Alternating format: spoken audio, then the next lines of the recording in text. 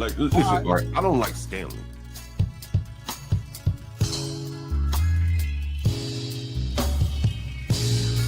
I think the only person I had banned was Stanley. And Nate, Stanley doesn't state the obvious, like what the up. He spews talking points. Yes, he does. Yes, he does.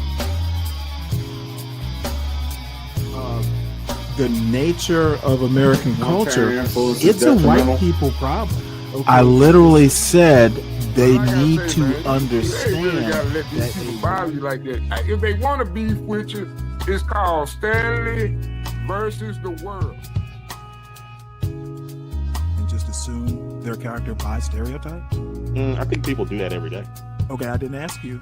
What Do I think it's okay?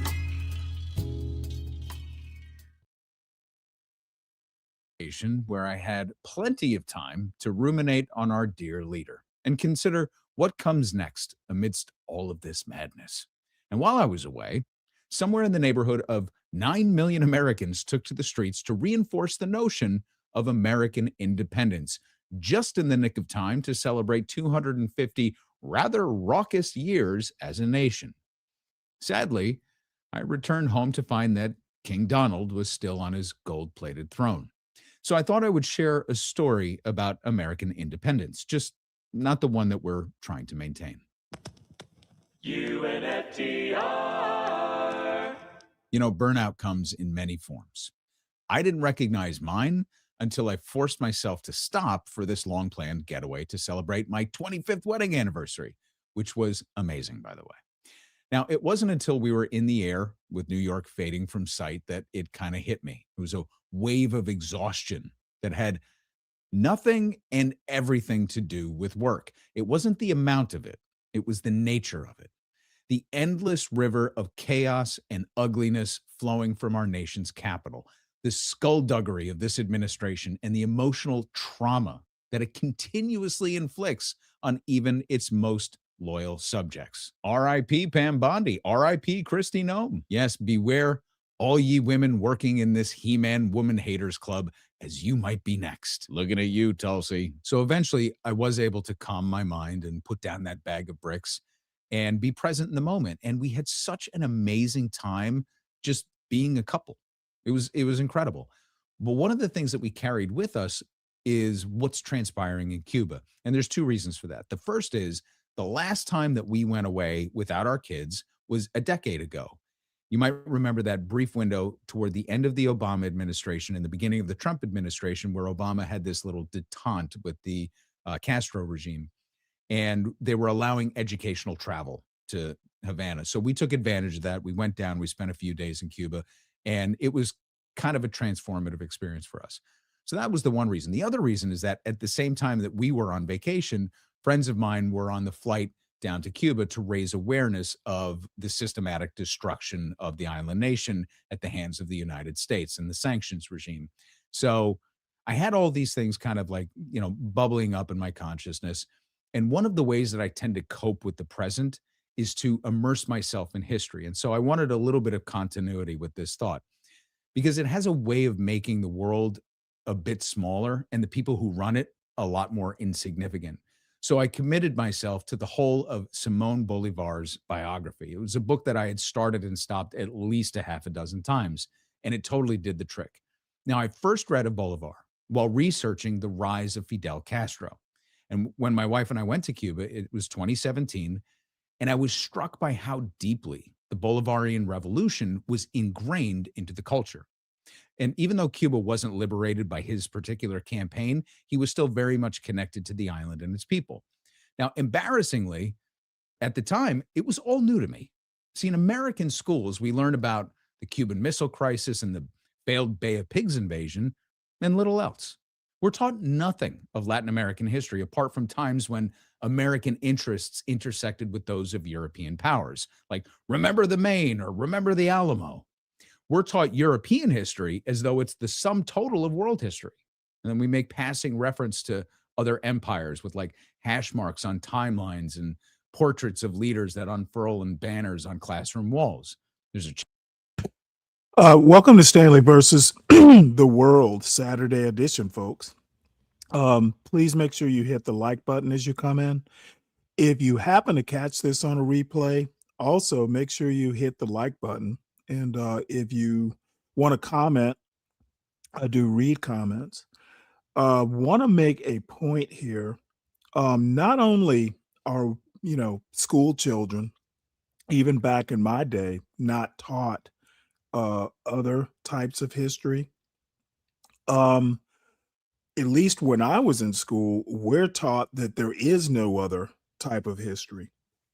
And every now and again, you'll hear a CT or an Imperius or, someone of that ilk basically saying, well, hey, the architecture um, of the West is far superior than, say, a mud hut, in Africa. I've literally heard people say, well, gee, had it not been for slavery in America, you'd still be living in Africa in a mud hut.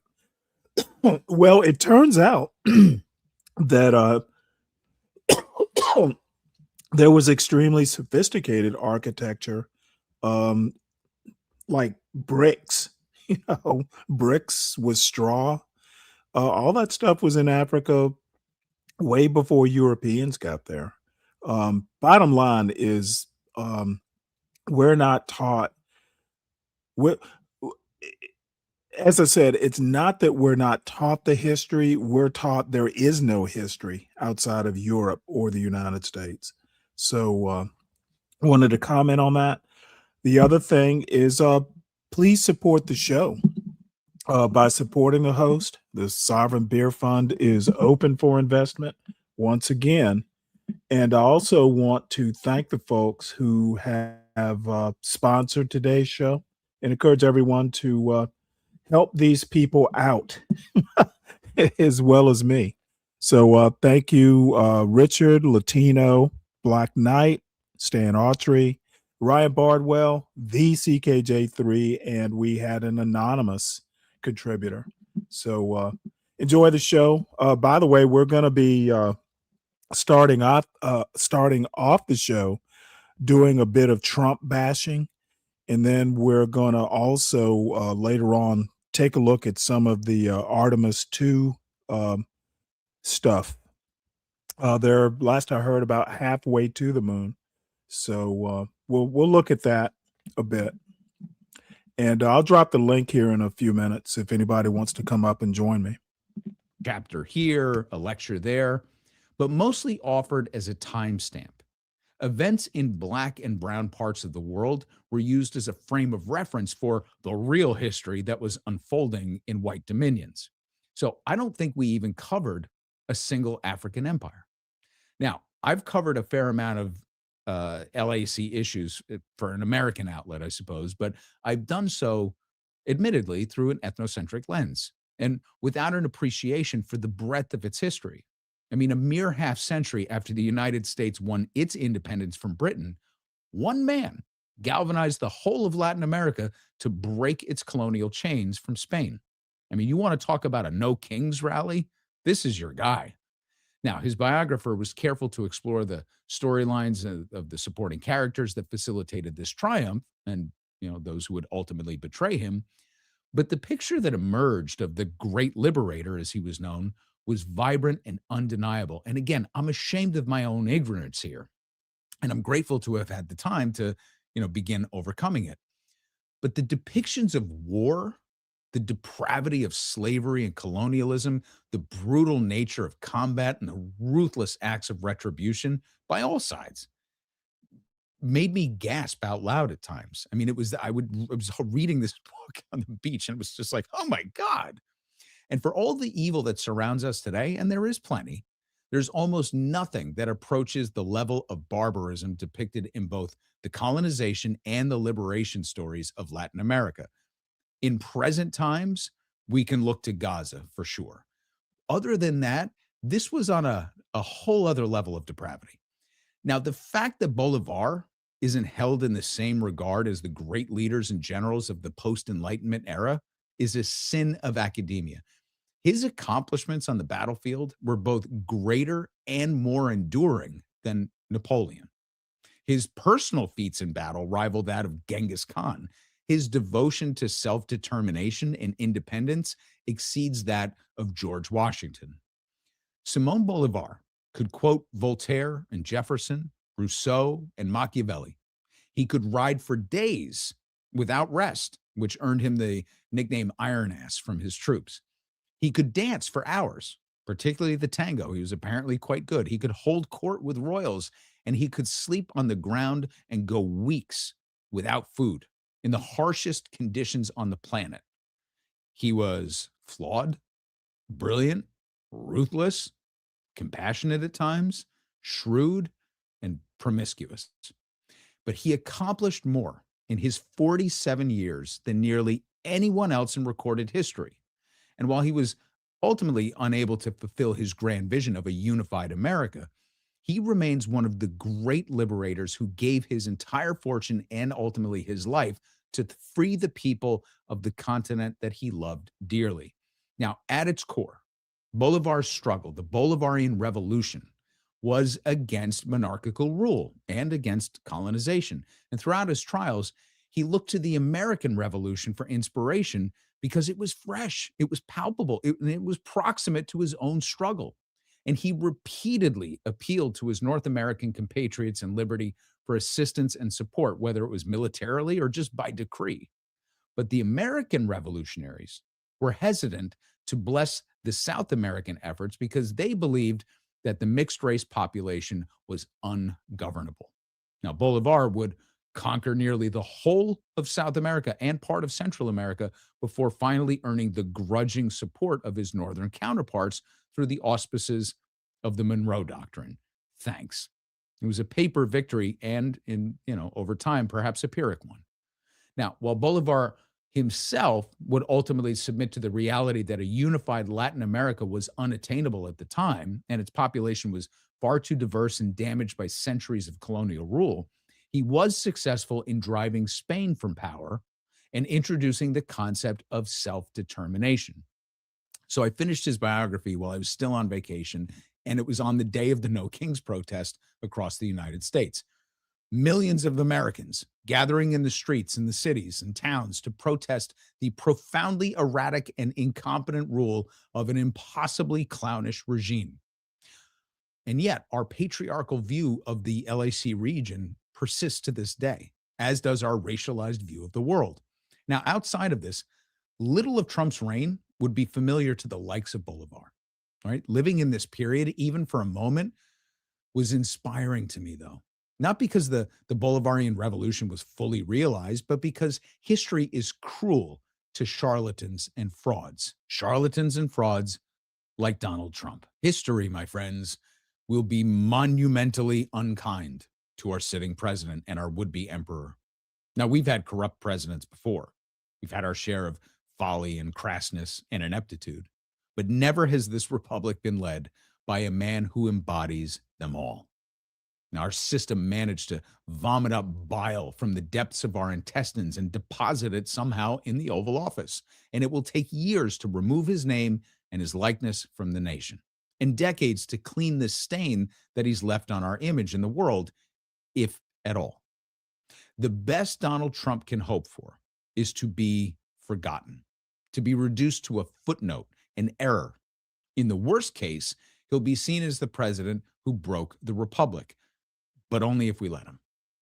What he will never be is great. He is no emperor. He's no ruler. He is the temporary commander of a military with the world's biggest arsenal and little else. He has a small mind, a limited vocabulary, no sense of history. He has no vision and no plan, no ideology, and no belief system.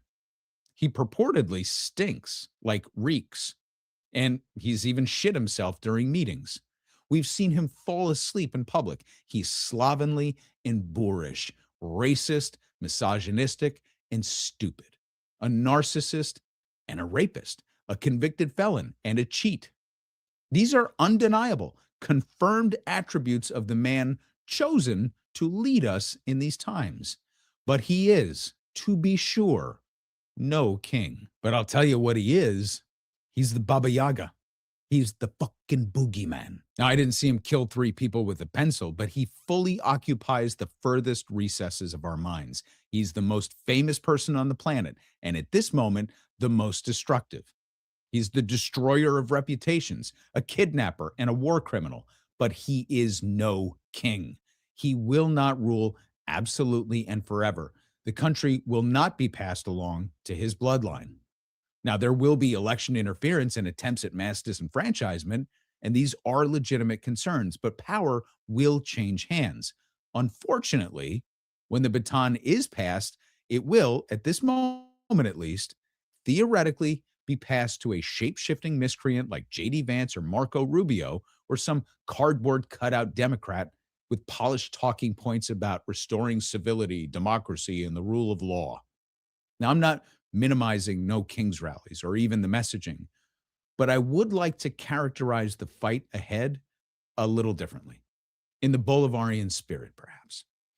When we rally against no kings, we're really taking a shot at Trump, right? And we're stamping out every seed that he plants about remaining in office. Fine. But in the same way that the Democrats continue to run a not Trump playbook, our protests are rooted in this very same concept. They are negatively situated in our minds. See, he's painted such a clear picture of what we don't want that we're almost unable to envision what it is that we do want. I hope that makes sense. See, at its core, the Bolivarian Revolution wasn't against monarchical rule or slavery. Those were things to be dispatched once in power. What he was fighting for was self-determination. The longer and louder we yell about Trump and say no kings, the more we keep his name alive, the more he dominates the news cycle. If we're to continue with the theme of monarchy here, then Trump can be considered maybe more of an autocrat or a czar ruling over our conscious minds and our systems. And this falls more into place when you realize that the ruling roadmap at this moment is Russell Vogt's white Christian nationalist design, as written in Project 2025 by his own hand. He is the Rasputin to Trump's court, or Rasputin, as we've nicknamed him. It's on Vogt's project that the most nefarious gains have already been made, and it's his designs that have the potential to live on long after the czar has been deposed. As Bolivar discovered, it was ultimately easier to liberate than to govern effectively and cohesively. So Russell Vogt, through the auspices of Trump's reign, has begun to dismantle the pillars of our increasingly fragile democracy, and it is his program that has to be eradicated. Now, to accomplish this, we have to first root out the cancer and then head down the path to recovery. Now, the Democrats only have a plan for the former, kind of proposing radiation and chemotherapy to focus on excising the tumor, but leaving the body politic weak and susceptible to further decay. That's what consultants like James Carville and organizations like the DNC and the Third Way Democrats have in their medicine bag. What's required to nurse our democracy back to health is to marry holistic and traditional therapies to deal with the tumor, yes, but then to bolster the immune system of our democracy. And this can only happen by developing a long-term recovery plan. That's why when we developed our 5 non-negotiables of the left, we built it around the hierarchy of needs, Democracy Edition: shelter, jobs, healthcare, election integrity, and climate resilience.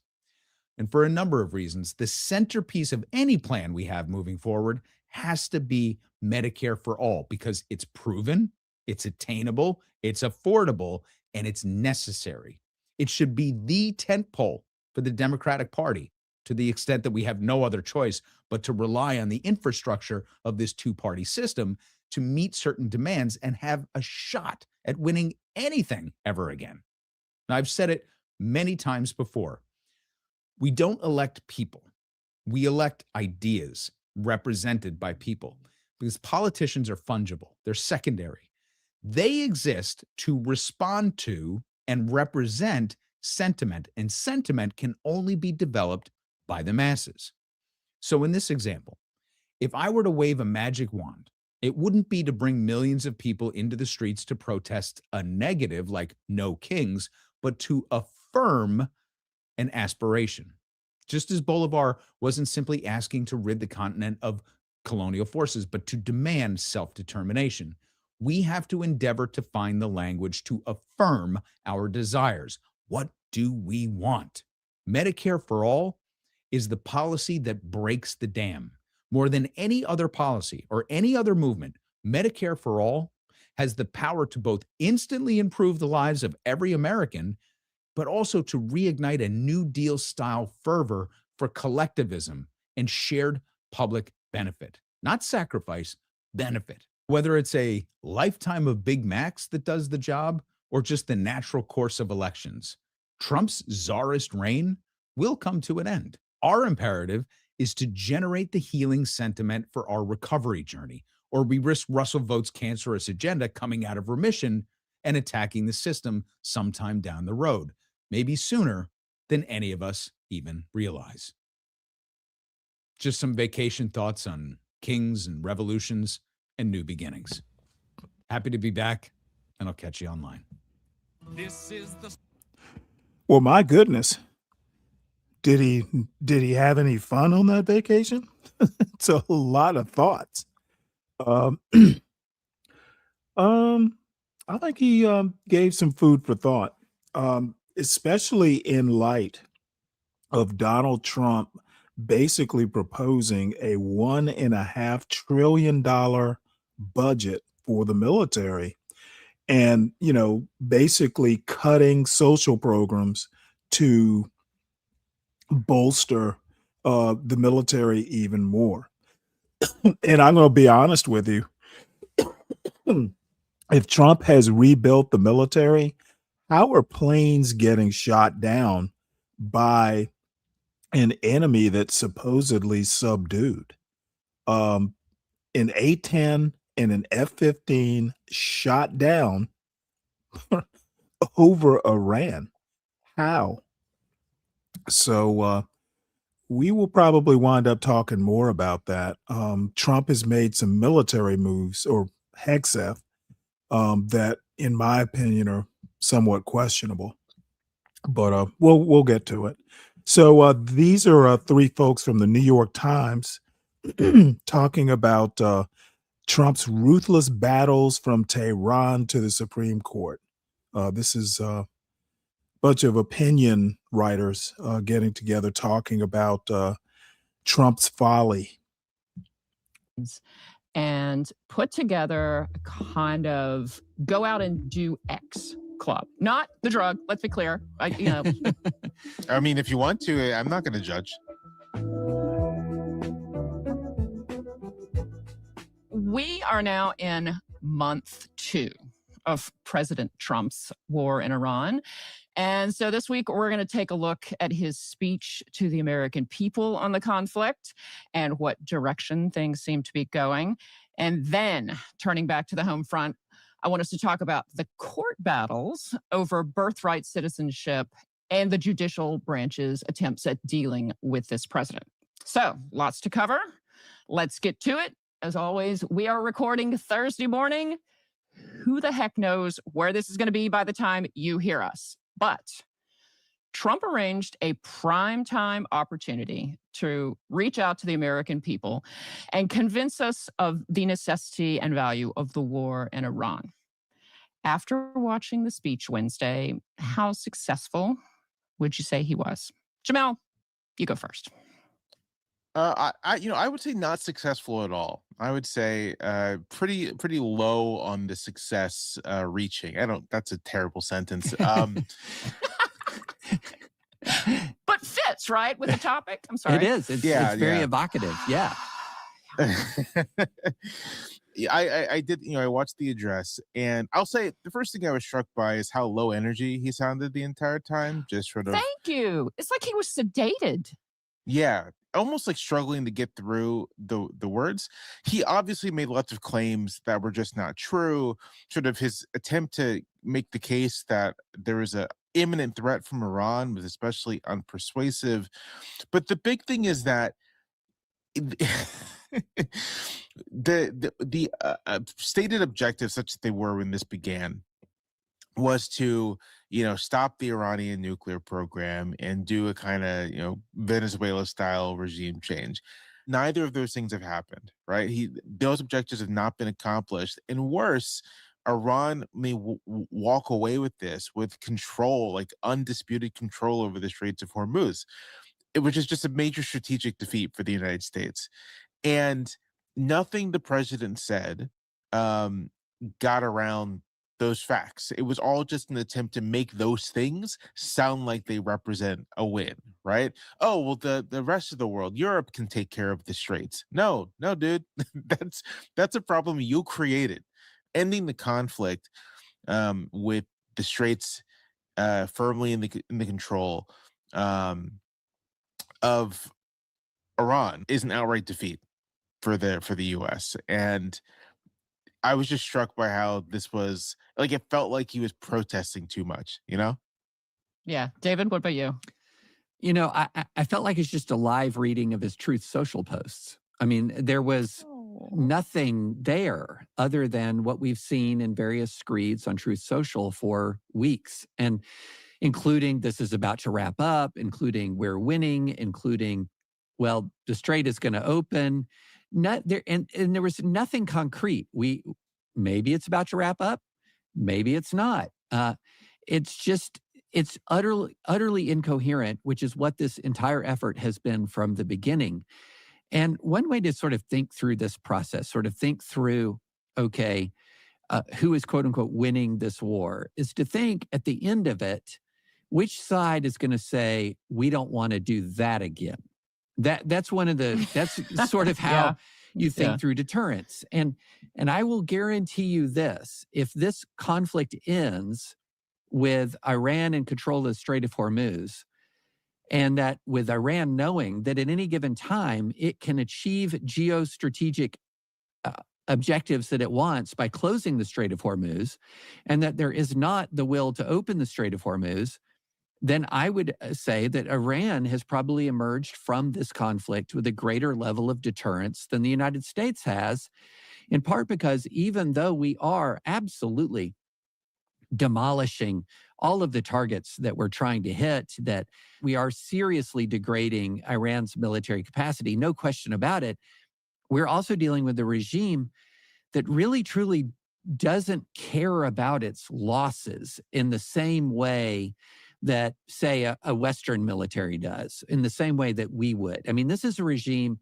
that in the Iran-Iraq War sent teenagers running across minefields to clear the minefields. They do not care about the suffering of their people if they can achieve certain effects.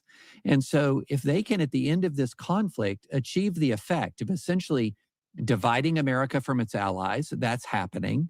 If they can achieve the effect of controlling the Strait of Hormuz, that's happening. If they can achieve a even worse, guys, a sort of tolling effect, where in exchange for vast sums of money, they will let some people through and not others, then, we may have just created a system that helps enrich this regime, like literally enrich it, so that even if their factories are demolished, if their missile stocks are depleted, they can go buy more missiles. They can go use their, the windfall from controlling the Strait of Hormuz to buy more weapons and to reconstitute the force. So, this is, and I hate to keep harping on this, but it just really matters. The original sin here of not articulating a coherent plan, not going to Congress, not rallying the American people. Democracies who go into war without public support do not fight those wars well, effectively, etc. And that's what he did, is he just yanked all of us in. And it is... I'm actually beginning to think that the Ayatollah actually has something on Trump. They are literally going to make Iran rich. What the fuck? What the hell were they thinking? Costing us every day. It is costing us every day. Well, the one thing that struck me, I think most of all, as I watched this, besides the fact, as Jamel pointed out, he looked like he was about to doze off, this was just a series of distractions so that he could get people to look at the things that he wanted them to think were fantastic while skipping some of the bigger points. So he came back again and again to the destruction, the kind of physical destruction, the degrading of Iran's military capabilities. He started off by going through the Venezuela escapade as though that has any bearing on this situation and what we're looking at now. It's clear that his strategy with the speech was, I'm just going to throw all these facts at you that I want you to think mean we've achieved our goal. Mission accomplished, everybody. I think we all enjoy a good mission accomplished speech without addressing things like, what is victory? You know, Iran still has its nuclear stockpiles. It was not reassuring at all for me. And so I wanted you, Jamal, to talk about how can he claim victory if he is indeed planning to wind this down while the regime is still intact and unlikely to stop being a threat. What is Trump going to claim as a real victory that is going to look remotely like what's actually happening in the real world? Oh, I have no idea. I mean, I can't speculate about this. I have no idea what the president will claim as a real victory, because it gets to I think one of the fundamental issues, not just with this war, but with this administration, and it's somewhat connected to David's point about not. Let me pause this right quick to show you something, a news alert that I got about an hour or so ago. So Trump says Iran has 48 hours to make deal or U.S. will unleash hell. Okay, what have we been doing for the past month? Has Trump got a fresh hell? How do you? This dude is shooting blanks, and Iran. I'm waiting. I guess it'll be till Monday to see if Iran capitulates. Iran has done nothing so far that the United States has asked for. Man, this is truly embarrassing to the United States. This man has embarrassed this country.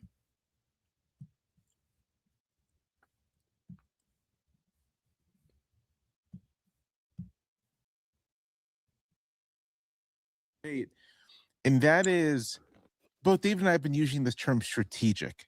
I'm not sure that anyone in the White House understands what strategic thinking is.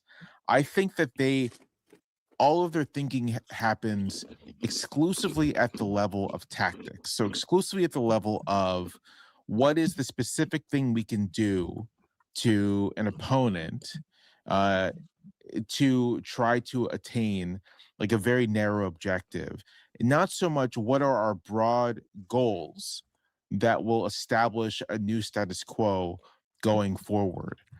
Like that's war. You fight wars to attain specific strategic goals. And if you do not attain those goals, then it does not matter how much stuff you blew up, how many battles you won, how much valor you displayed. None of that matters. You can still lose. And I do not think that they understand that in the least, or at least they're not expressing any understanding of that publicly. But I'm not sure. I mean, when I watch Hegseth in particular, I don't think he understands that. Here's the problem. Because of this understanding that blowing stuff up and killing people is the objective of war, not the things you have to do to attain your larger strategic goal, it seems to me that whatever victory they're going to declare is going to be after just blowing stuff up. They might look for some even more dramatic way to blow stuff up. And then they can say, oh, well, we've done so much destruction that we can say that the war is over. And that to me is the only conceivable exit ramp for them, given their own mindset. And I'll conclude this by just noting the reason I say this doesn't just extend to the war is because you see this way of thinking all over their actions with regard to domestic politics. That's especially true with the use of ICE and Customs and Border Protection. They seem to think that if you can just sort of like hit people hard enough, that they'll stop. And they don't seem to get that the people you're hitting have their own designs, their own things they're trying to accomplish, but B, you have to have some larger goal, some larger aim beyond just hitting really hard. And if you don't have that, then someone who can take a punch will just keep taking the punch.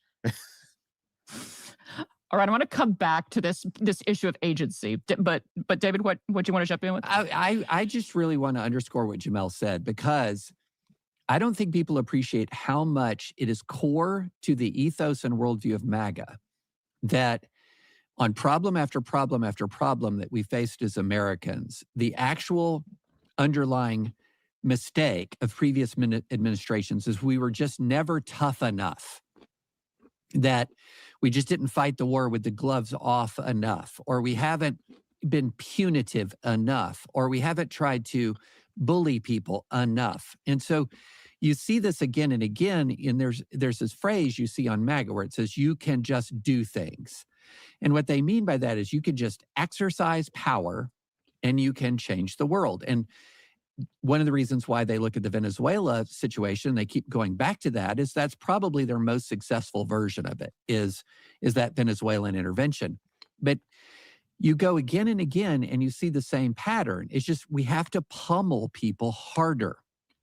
And that works with Republican members of Congress, for example, but it doesn't tend to work with other sovereign nations. Other sovereign nations don't like to be pummeled. And so what they'll do is they'll find a way to stop or prevent the pummeling, and it's not always the way you want. So, for example, if you're trying to torment Canada, well, you can't go crying if Canada says, well, we're going to forge a closer economic relationship with China and Europe than the US because we have self-preservation interests. No, they keep thinking if we pummel, then we'll achieve the results that we want, when sometimes pummeling has the exact opposite effect. What it typically does is alienate people at scale. It's not as if nobody thought of, well, why not use force? I mean, that's the oldest story in the book. I mean, that's Putin to the core. Again, sometimes that is appropriate, sometimes. But as a universal way of dealing with the world, it is extraordinarily dangerous and counterproductive.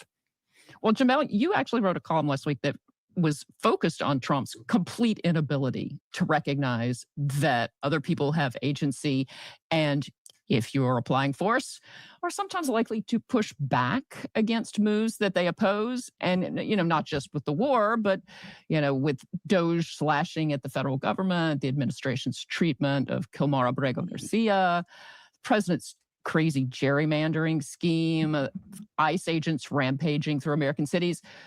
What opportunity does this blind spot with this president provide opponents, do you think?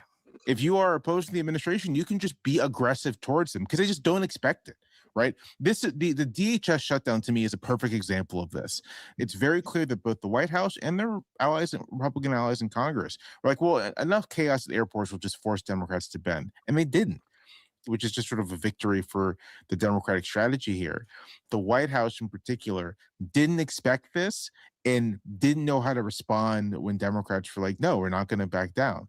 And that inability to deal with what to me are very obvious moves to make if you are on the other side, that's an opportunity. Just like make these moves, because you have a pretty decent chance of encountering an opponent that has not thought one lick about what you might do just of your own accord, because they don't imagine that you can do anything of your own accord. It's very strange. It's like a very strange. I've never really seen anything like it in American politics. Just an administration, a set of people who have no real ability to just conceptualize what their political opponents or their foreign enemies might want to do of their own accord. It's like they really do not believe that other people have independent action. Then all action is simply a reaction to them. And as per David, this might just be a function of the fact that everyone's there so used to sort of like stunting on Republicans that like Mike Johnson doesn't seem like he does anything independently of the president. So yeah, sure, I get it. If that's how your mental model for everyone. But it's I don't know. If I sound sort of baffled, because I am, because as much as I can sort of like describe this analytically, I cannot get in the headspace of someone who just like does not, or a group of people who do not appear to think that other people actually exist. I can't emphasize enough how much they think of everyone else that came before them as a collection of idiots.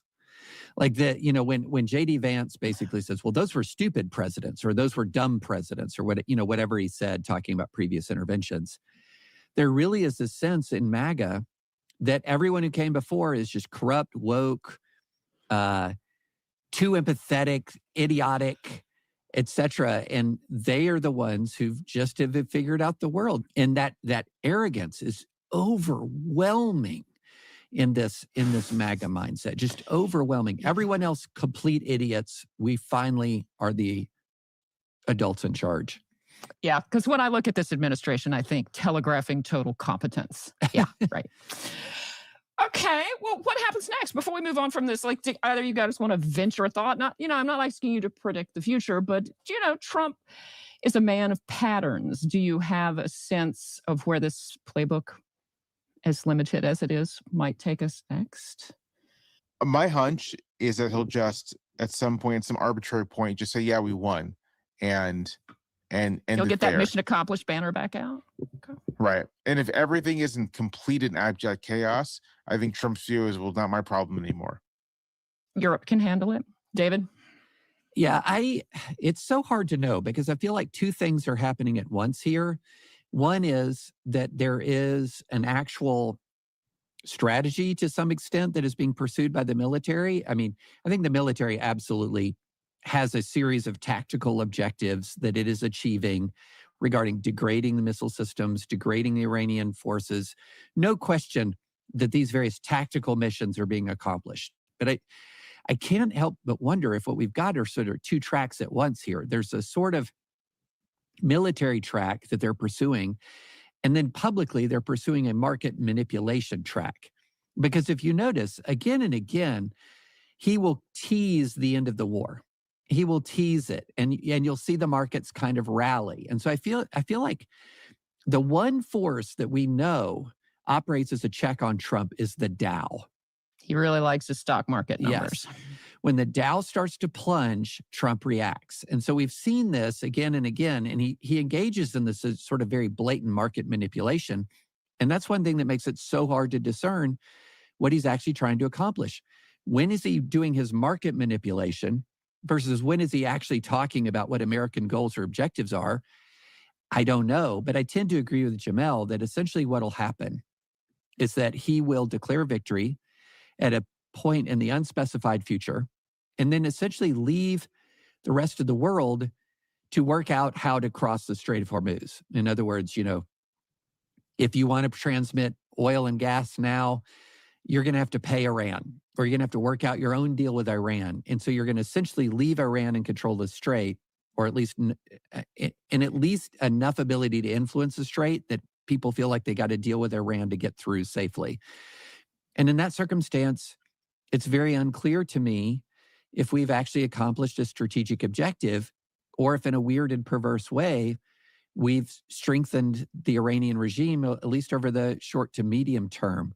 But I'm with Jamel. I think we'll see, in the absence of a military miracle, opening the strait fully with low cost, in the absence of the military miracle, I see a declaration of victory and a lot of chaos unwinding this war. Okay. Well, that's certainly something to look forward to, I guess. All right. So let's pivot to the courts now. On Wednesday, Trump became the... We'll listen to a little bit of this. I don't want to go back over the courts. first sitting president to actually attend oral arguments in person at the Supreme Court. The case is Trump versus Barbara on the question of birthright citizenship. Jamel, you want to give us a quick overview of this case and why it's a big deal that Trump decided to show up? I'm going to answer that in reverse. It's a big deal that Trump decided to show up just because presidents don't do this. I mean, first, presidents don't often have this many cases before the Supreme Court. That itself is very unusual.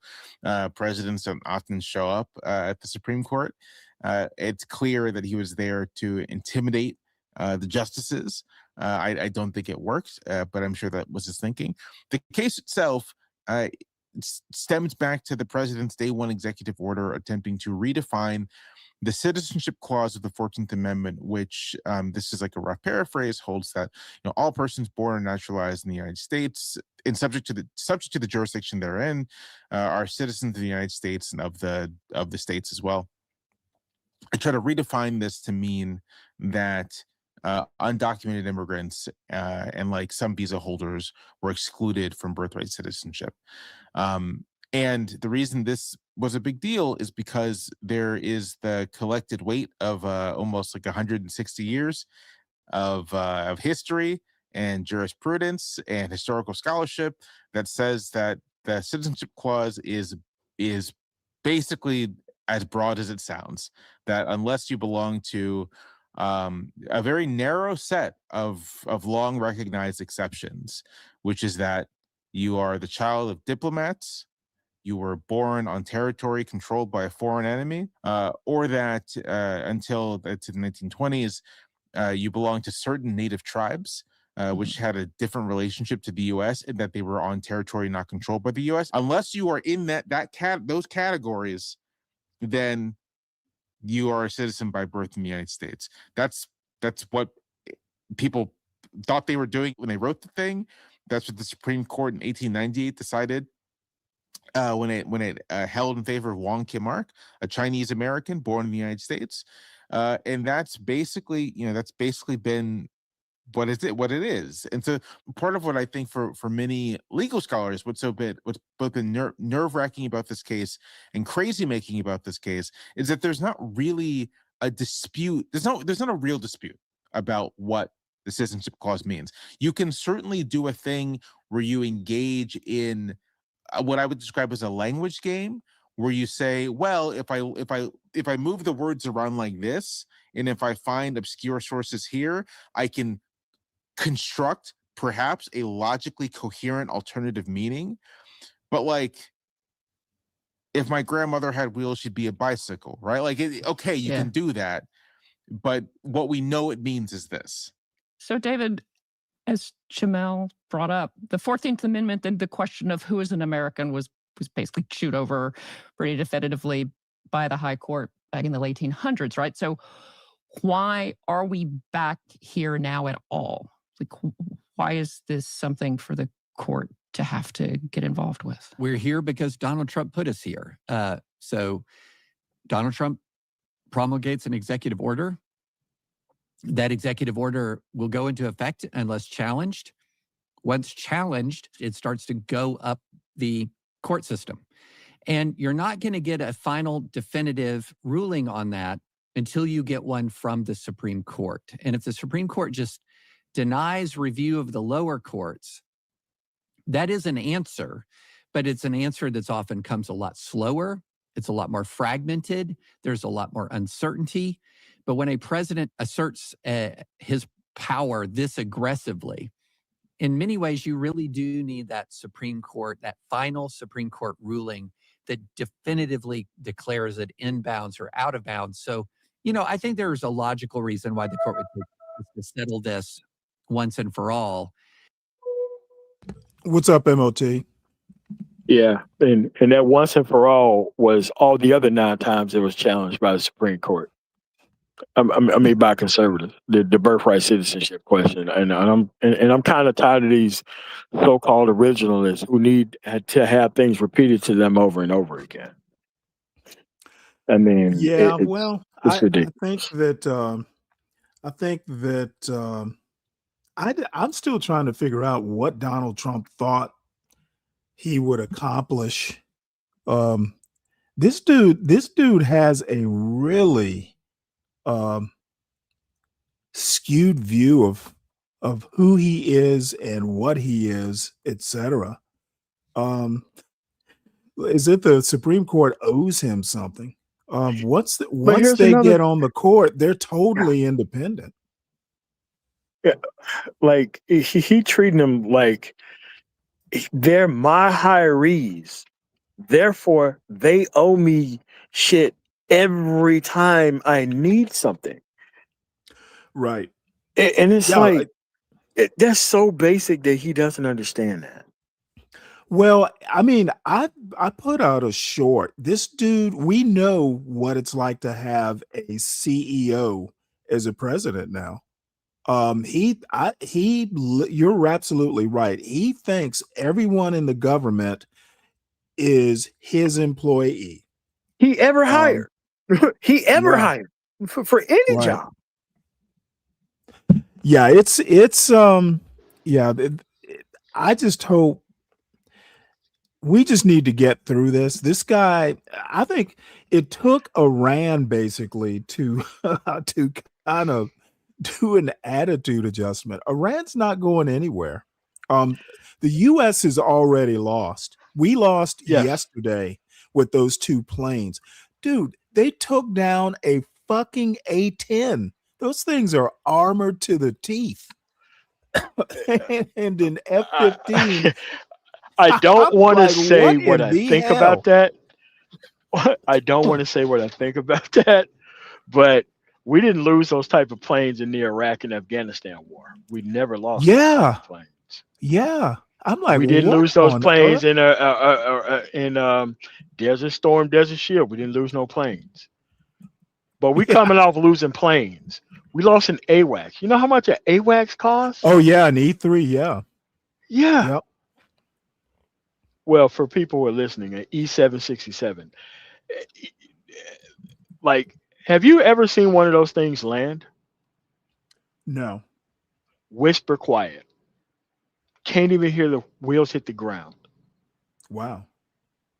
That Yeah, stealth E3s plane. E3s didn't exist when I was in the military. There were E2s. Yeah, them things are very and they're only useful in the sky anyway. But that's a lot of money gone. A lot of it gone. And I mean, our job, in the Air Force is actually protecting those assets when they're on the ground. Right. So if they could just fly a remote control car into an actual plane and do that type of damage, and you have millions and billions of dollars worth of stuff everywhere, again, all those assets we have on the ground, we don't have enough security for, and we don't have an Iron Dome for our stuff, right? And they're just shooting planes out the sky, and it's like all this stuff would be grounds for impeachment if it was anybody else in office except Donald Trump. Well, I also mentioned yesterday that they shot up the fucking rescue helicopters. There were troops injured trying to rescue the pilots. I'm like, what on earth? Yeah. Because when they call a rescue party out there, they normally drop the combat controllers a lot of distance from the pilot and the pararescue people right on the actual last location. That's how that actually works. And they are surrounded by Army and all that kind of other stuff. They're very good at their job, but we don't know where the pilot's at and whether they've been captured or whether they all been captured, and we just don't know. I guess we're going to see them be paraded through the streets, Vietnam style. And the thing is that, these supposedly we've taken out all kinds of military capability, but they're shooting down like air assets. That's wow. You know what? What's up, the JB? Chow Hall is a military capability, but if they have the ability to shoot our stuff down with relative ease, because they didn't shoot a whole bunch of things out there, like when you saw like the videos of the planes flying through Desert Storm, there was a lot of firepower out there, and they couldn't touch our planes. And this is broad daylight, and they're doing this stuff, so it's like, yeah. JB, what's up? Hey man, how you doing? Pretty good. Any That's good. comments before we move on? No, I'm just listening, man. Okay. How's your Well, day this going, is man? so far so good. Hell yeah. This is our defense secretary firing 3 top generals Whiskey as Pete Iran at it war again. continues. Whiskey These guys, Pete at it again. yeah, these guys have no clue. Why would you be firing these people Hey during Stanley, a I don't war? mean to cut you off. It's a What's your bad cash look. app, man? What's your cash app, What's the Stanley, so I what? can send you some money? Oh well, my goodness, how I feel generous of you! good today, man. Right, it's right there in the banner on the screen. All right, I'm gonna try to See it? see. How much did you make All right. today, Stanley? I just started an hour ago. Well, I'm gonna bless your game today with 2,000, man. I doubt it. Awesome, awesome. Yeah, Stanley, I'm a man of my word. I got my income Okay. tax today, Stanley. Well, yesterday. Wow, nice. Well, Yeah, you're so generous. yeah, I don't mind. I was gonna say, man, why is he firing top brass I can tell during you. well, tell me. Well, because they refused to fire other people for nonsensical reasons. Like they wanted to get rid of black dudes and stop women from getting promoted. They don't understand Yeah, I that saw those that. promotions are years in the making. Those promotions are probably 5, 6, 7, 8, 9 years in the making. And you just can't skip over people because they lose their spot. And then that's Right. bad when you don't get promoted on time. Oh Then yeah. when it's Well, time for yeah. promotion, it goes to somebody else. Like I don't think especially for somebody who's a reservist, like those National Guard and reservists, like you can be there forever, 15 years in one rank. You're never gonna get fired. But it's just that the level of disrespect to the military that's happening right now is something that is on conservatives. I don't want to ever hear them talk about disrespecting the troops and all that kind of other stuff. I mean, those are just fighting words. The next administration, Democratic administration, like they lost all of their tropes. Like I think they're out of tropes that they can hide behind. I think they lost Right. access to all of them by now. Fiscal responsibility, that's out the Yes. window. Yeah. Donald Trump, not only has Donald Trump has literally pretty much taking out the Republican Party. Yes. You know how he could be a Democrat. He could be like a Democratic mole. But Stanley, how does it make sense for two people with obviously foreign wives to be trying to have the birthright citizenship conversation? What kind I of world are we living in? Not one person, but two people with foreign wives is trying to have the birthright citizenship conversation, and nobody's talking about that.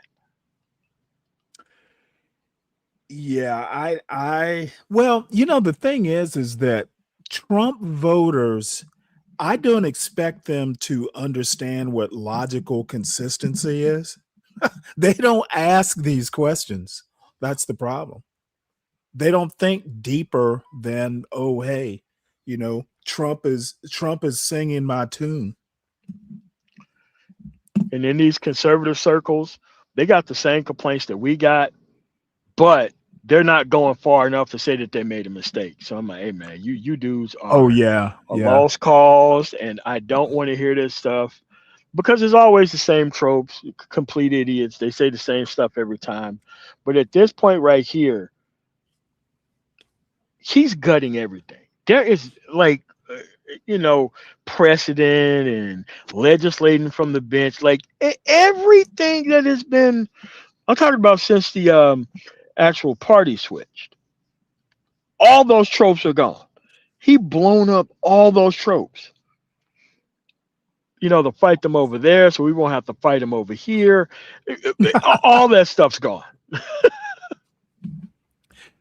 Yeah, I I just don't know. This is a CNN thing. Well, we'll just listen to this. This is just this dude is just fucking he's gonna be the Mid-Iran next to war. go.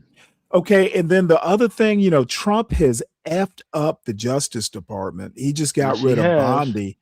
It's Yes, he like, did. man, there's like been a mass exodus. Like the Justice Department used to be a place, if you've got these top-notch young lawyers wanting to go in and serve the country, they're all leaving. So let's hear this. This is just so sad. He's fucking up the military too. No. They want to do long-term damage to the government, period. It doesn't matter what part of the government. Well, yeah. You're at, basically, we can't get smaller government. We're just gonna make it ineffective. Yes. Fired the U.S. Army Chief of Staff, General Randy George, and 2 other top Army generals on Thursday. Dismissals that come as the U.S. appears poised to intensify strikes, and the Pentagon is weighing a potential ground invasion in Iran. In a post, Chief Pentagon spokesman Sean Parnell framed General George's firing as a retirement, effective immediately. A U.S. official told CNN that senior Army leadership had been caught off guard. Quote, "It doesn't feel like a very thought-out decision," unquote. Now, I have been personally covering General Randy George's career for about 15 years. I wrote a book in 2012 about the ill-fated combat outpost Keating, which had been, in 2006, placed in a dangerous position in Afghanistan. Then Colonel Randy George and his Lieutenant Colonel Brad Brown tried to shut down that outpost in 2008 because of the precarious position it was in, although their warnings were not heeded with any urgency. And then Cop Keating was devastatingly attacked in 2009. Those who know General Randy George consider him to be well-respected, smart, strategic, someone who acts with the best interests of his service members and the United States at the top of his mind. His dismissal, along with that of Chief of Chaplains Major General William Green Jr. and Commander of Army Transformation and Training Command General David Hodney, are just the latest in a string of abrupt firings that Hegseth has carried out inside the Pentagon since he took office. Hegseth has fired more than a dozen senior military officers over the last year. In fact, he's almost completely remade the Joint Chiefs of Staff. Just 2 officials remain from before President Trump took office. Marine Corps Commandant General Eric Smith and Chief of Space Operations General B. Chan Saltzman. Now, you might have noticed if you look at that photo, Hegseth's version of the Joint Chiefs, those are entirely white men, despite the fact that as of 2024, nearly 33% of active duty service members are of color and nearly 18% are women. And let me put it to you this way.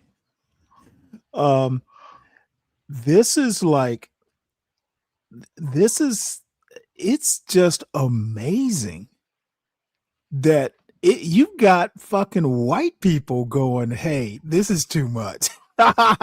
It's like, wait, the Joint Chiefs is too white. White people are saying this is too much. So, it's amazing. Oh, let me bring this up right quick. I just got this news alert. These guys are really despicable. So, U.S. agents arrest relatives of Iran's Qasem Soleimani after revoking their green cards. So on Friday, U.S. immigration agents arrested Hamida Soleimani Afshar and her daughter in Los Angeles after Secretary of State Marco Rubio revoked their green cards. They did nothing wrong. He just fucking went in and revoked them, targeting relatives of former Iranian Revolutionary Guard Corps Chief Qasem Soleimani. So apparently assassinating him wasn't enough. Now we're going to harass his family members who have green cards. Rubio determined that they went through the process, which is not inexpensive. They went through and it's like, listen to this. Rubio determined the individuals were ineligible for residency, citing their lavish lifestyle in Los Angeles while publicly supporting the Iranian government in anti-American attacks. The Trump administration stated it will not harbor foreign nationals supporting such regimes. Oh man. So all of a sudden they don't get free speech? Okay. So anybody who comes here can't live lavishly and disagree with what the government's doing. Is that what we're saying now? That's Okay. pretty much it. Now, So I guess it killing the wasn't. dude, killing the dude wasn't enough. No. Yeah, these guys. This is what happens when your president gets petty. Oh man, they hey, no crime committed. It's like, hey, you're living large and we don't like it. Damn.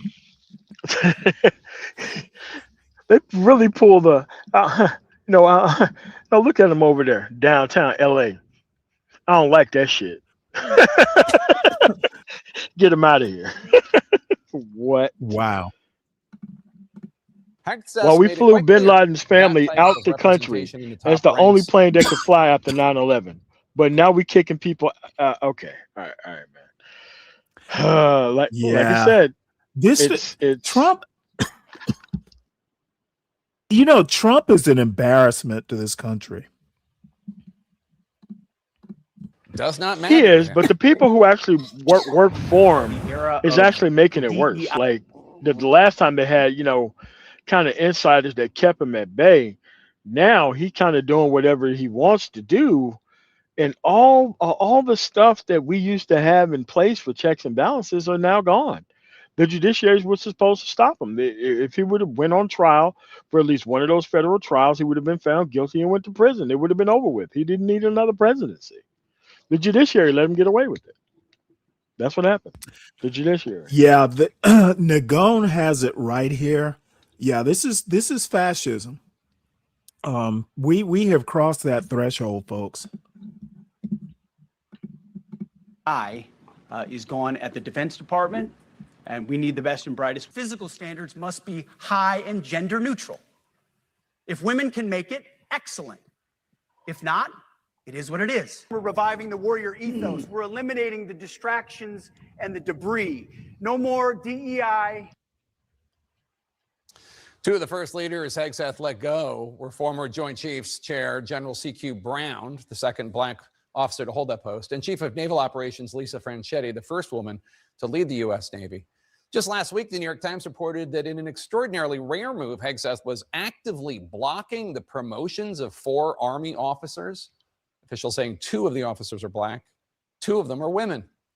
Parnell defended the promotion process to the New York Times as apolitical and unbiased, unquote.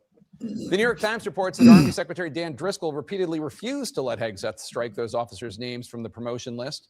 Officials told the Times that Driscoll took heat from Hegseth's chief of staff, the controversial Ricky Berea, for promoting Major General Antoinette Gant to command the military district of Washington. The Times reporting, quote, Mr. Berea told Mr. Driscoll that President Trump would not want to stand next to a Black female officer at military events.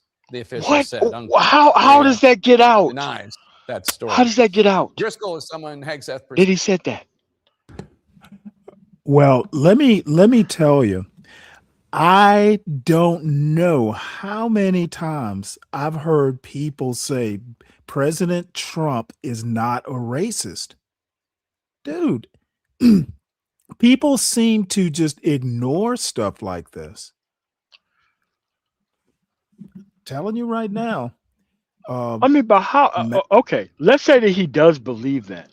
How are you so lack of situational awareness to where you're just saying this shit out loud so people can hear you? Well, maybe he's senile. Maybe he actually is kind of approaching the Biden territory where he's just saying shit.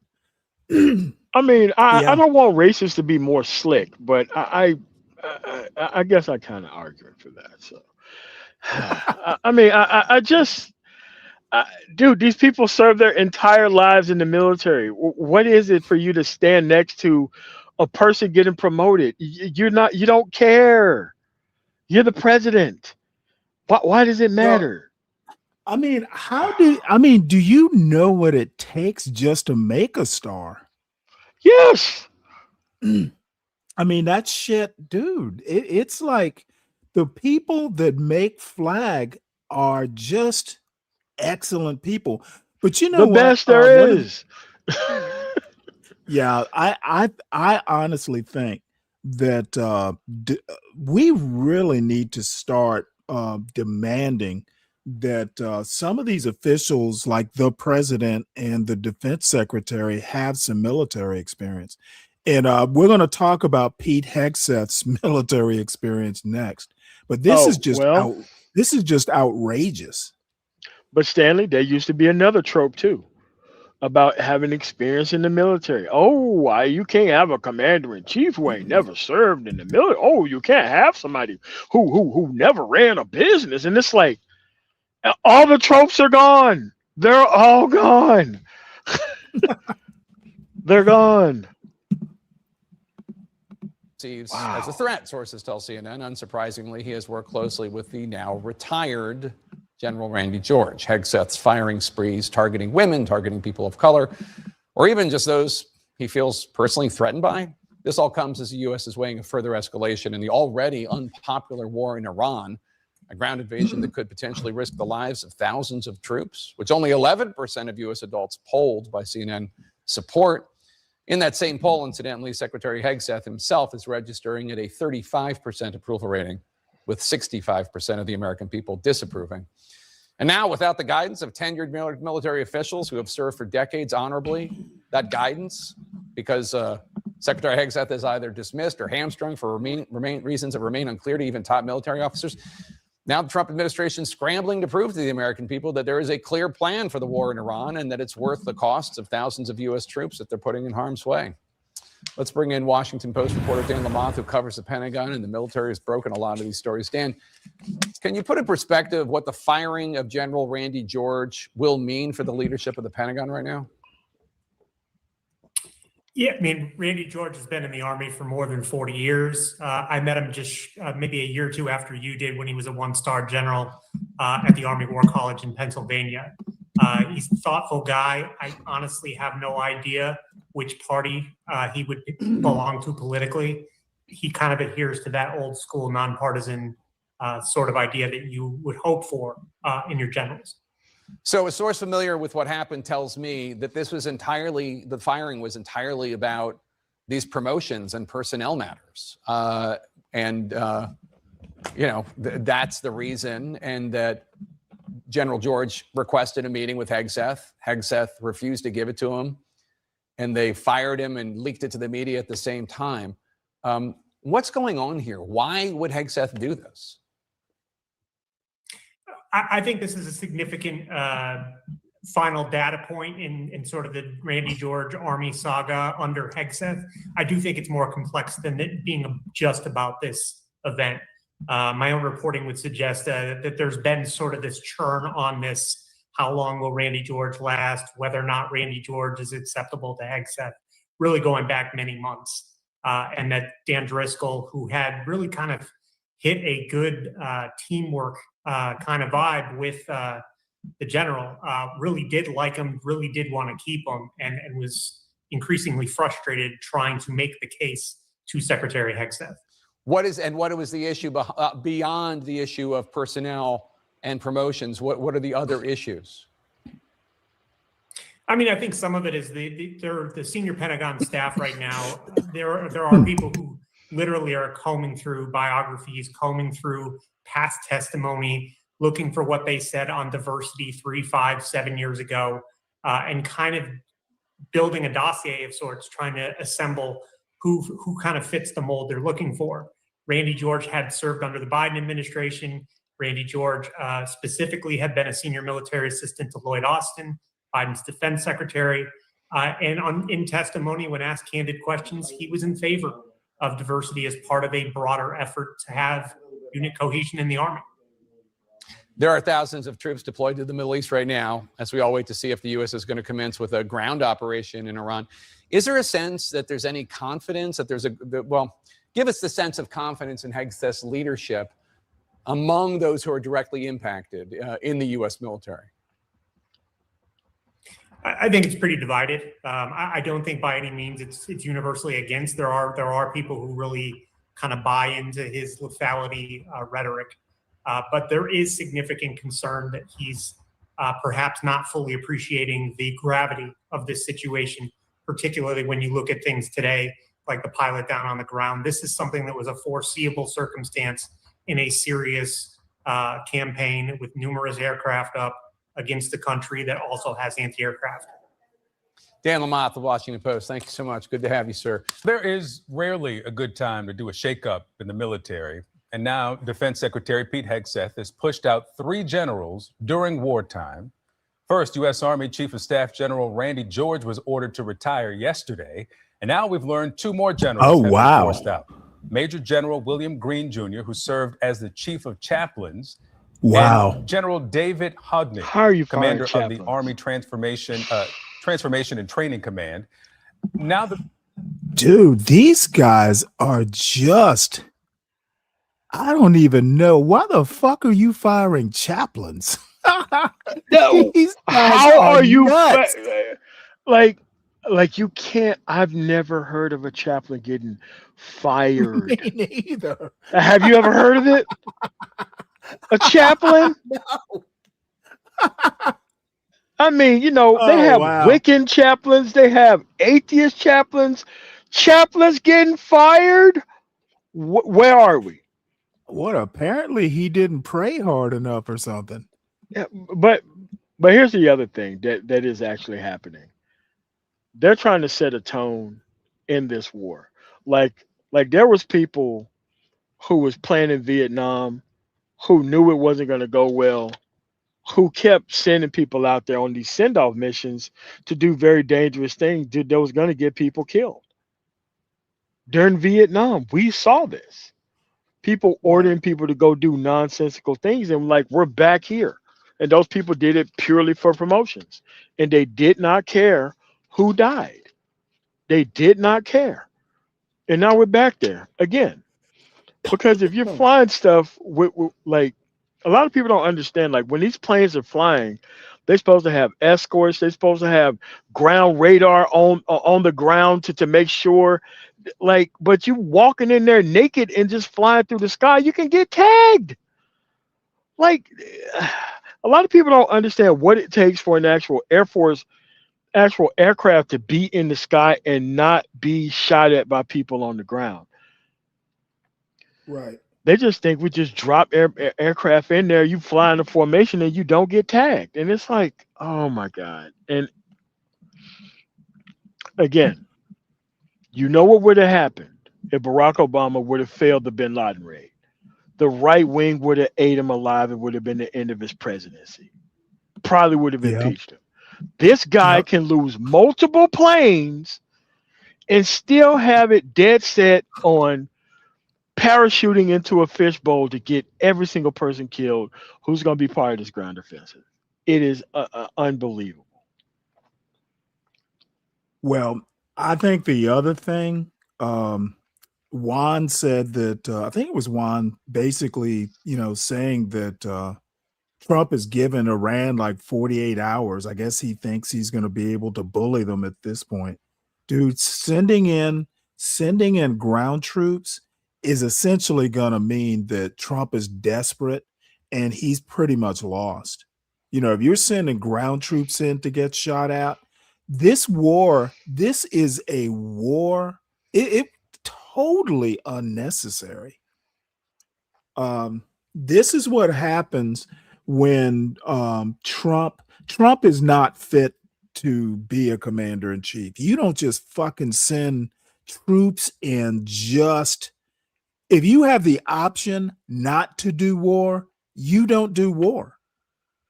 War should be like the last resort. And Trump is just using these people, well, essentially like cannon fodder. So this is Sherry Jacobus talking about Trump and Hegseth are dangerous and insane. And then she talks about something about Hegseth's military career. Everybody, welcome back to my YouTube channel, Politics with Sherry Jacobus. Thank you for subscribing. If you're not subscribed yet, I hope you'll take care of that. Hit that button, help us out, tell your friends. So I know we've talked about how insane Trump is before, but he is certifiably insane, and he's a dangerous madman. It's not insane like, oh, it's funny, it's kind of cute, or laughing at him. He is dangerous. He has the nukes, all right? The people around him are dangerous and insane and evil, including Hegseth, maybe especially Hegseth. When you look at some of the things Trump has said in the past and how he's changed his mind, you know, we had a fighter pilot shot down and captured in Iran yesterday. Yeah, I think it was yesterday, maybe the day before. And we all have to remember what Trump famously said in 2015. John McCain isn't a hero. He's a hero because he was captured. And I don't like people who get captured. This is our commander in chief. I feel very, very sorry for the families of anybody who becomes a prisoner of war or who goes to their death or is injured because of Trump as commander in chief. He does not care about the lives of our servicemen and women. We know that he has called them losers and suckers. All right. He had 5 deterrents. He's a draft dodger. Deferments, those alleged bone spurs. Yeah. So we've talked about that enough. Everybody knows what he is. Boots on the ground. He doesn't care. He just loosely talks about the draft. Maybe that's why in that draft age group of 18 to 34 voters, his disapproval is 80%. His approval is 20%. Wow. Yeah. We are in seriously dangerous times here. Let's see. This is from October 9th, 2019. He tweeted, the United States has spent $8 trillion fighting and policing in the Middle East. Thousands of our great soldiers have died or been badly wounded. Millions of people have died on the other side. Going into the Middle East is the worst decision ever made. But now it's his war for oil and to avoid the Epstein file to distract from them. And because this is what Putin and Netanyahu want. So here's how scary and irresponsible he is about his war, which then he says isn't a war, but it is. But he knows it's illegal if you call it a war. I mean, he knows that he's a criminal, a traitor, an international war criminal. He's known what he is his entire life, a rapist, a pedophile. I mean, he knows this. He likes it. And he actually now openly talks about how he skates around having to adhere to rules and laws. So just by saying, well, if we can't call it a war because then it would be illegal because I don't have congressional approval. I mean, he's admitting it right out loud. He's so used to getting away with his crimes, and MAGA is too. But as we've discussed, MAGA is shrinking. So when people say, oh, but that MAGA base is still strong. Yeah, but the people who identify as MAGA, there are non-MAGA Republicans who you can't count them in that base. So the base is shrinking, but you can say, yeah, it's still strong. Well, yeah, chicken or egg thing there. So here he's on his speech the other night. Trump at 9 o'clock. Regime change was not our goal. We don't want that. Trump at 9:07. Regime change is what we want. Wait, what? It is needed. These statements were made 7 minutes apart. These statements were made 7 minutes apart in the same speech. Imagine being the parent of someone being sent off to war under this dangerous, evil moron. Then we have Marco Rubio 2 days ago, I guess. He says, imagine if Iran funded the well-being of its people rather than its military. And then Trump that same night says, we can't fund daycare or Medicaid. We need more money for our military. Yeah. So it's not just the crazy of him and Hegseth, it's their failures too. Now remember that Pete Hegseth, the Secretary of War, he was blocked from working at Biden's inauguration as part of the National Guard because he was considered a security risk.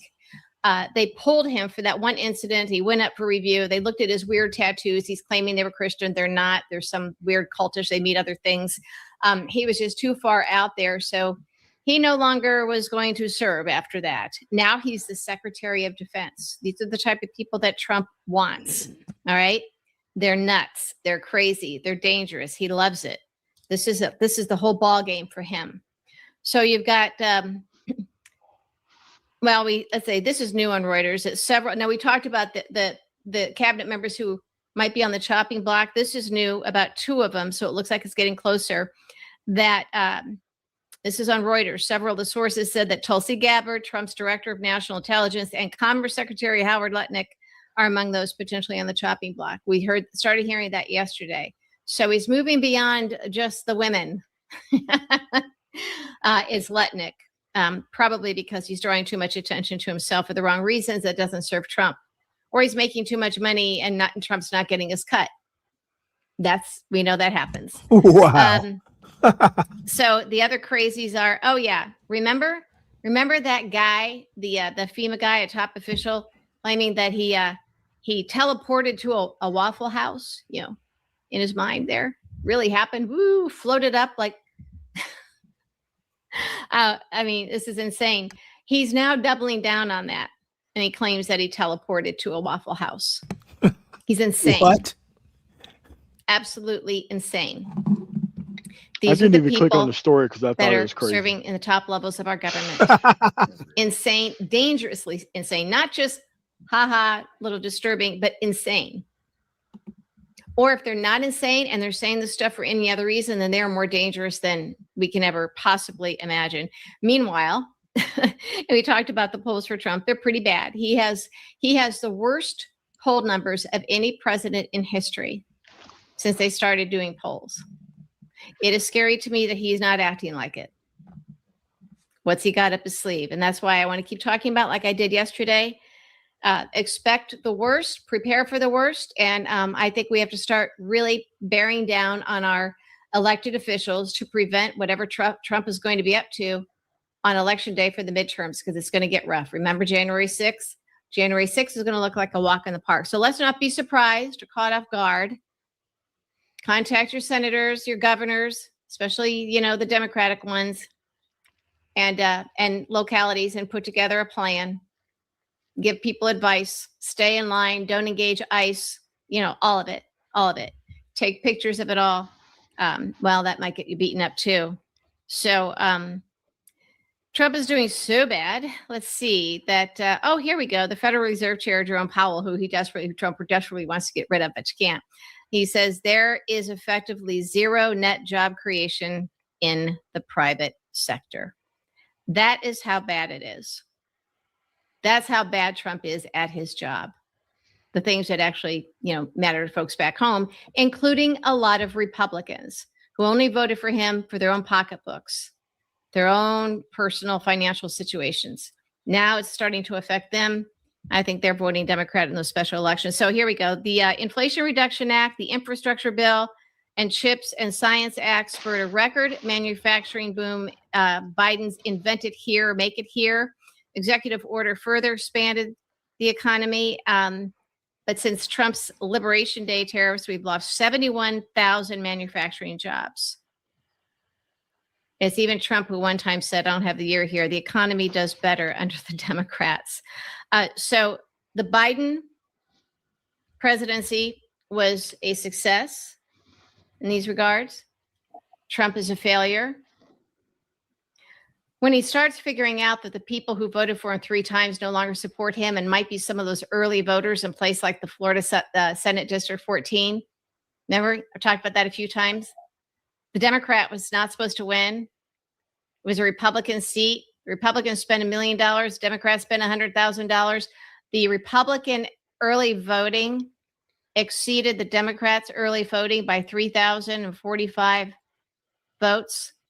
More Republicans showed up for early voting. I think they're voting for the Democrats. Can't say that enough. Every once in a while, this midterm year, I want to make that point. I want to make that point. So that's why we have fewer and fewer Republicans identifying as MAGA. The war, the economy, filling up your gas tank, seeing how crazy Trump is. And yeah, I think he's dying, but it's happening very, very slowly. They do a whole lot to keep old people alive these days, no matter what. They might keep your heart beating, but your brain goes, that sort of thing. It's probably a discussion for another day. But we can be old and infirmed for a very long time. It's not in the old days, like when it's a year and a half, a couple of years. So Unfortunately, is Trump dying? Yes, fortunately, he's dying. Unfortunately, it might be happening too slowly for to save the country. Midterms are everything. He knows it.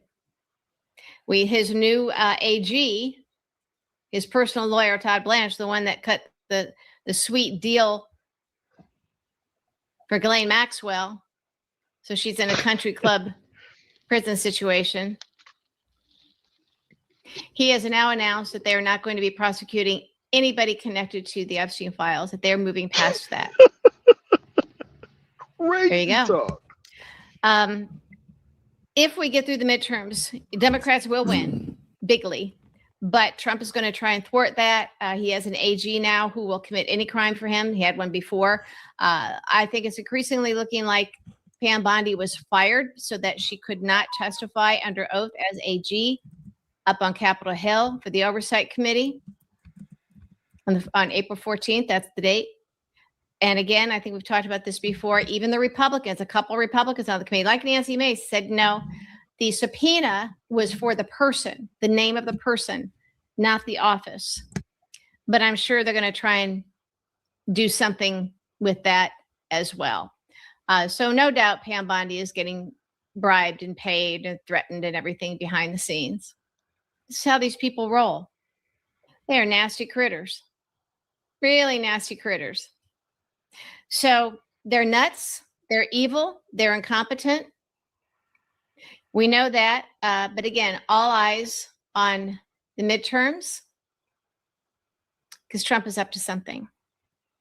And he might be getting reinforcements from Putin. I mean, look at the Mueller report. It was not a Russian hoax. It's all real. Look at the Mueller report. Look at what Trump tried to do in 2020, but the pandemic kept him from it. Remember, he just was shutting down mailboxes and mail sorting machines to try and keep the mail and voting from happening. He's doing everything he can to screw around with our midterms. And I think he's got surprises up his sleeve. Just remember January 6th, just as a starting point. And I don't have the answer. I really don't. I mean, I have a few answers. I'd love to hear yours in the comments, but I think we need to start really pressuring our elected officials to be prepared. You know that he's likely doing this. Again, if you want to know what someone's going to do in the future, look at what they've always done. January 6th, a lot of people even before Trump was president mysteriously died just in time to save him. He'll do whatever it takes.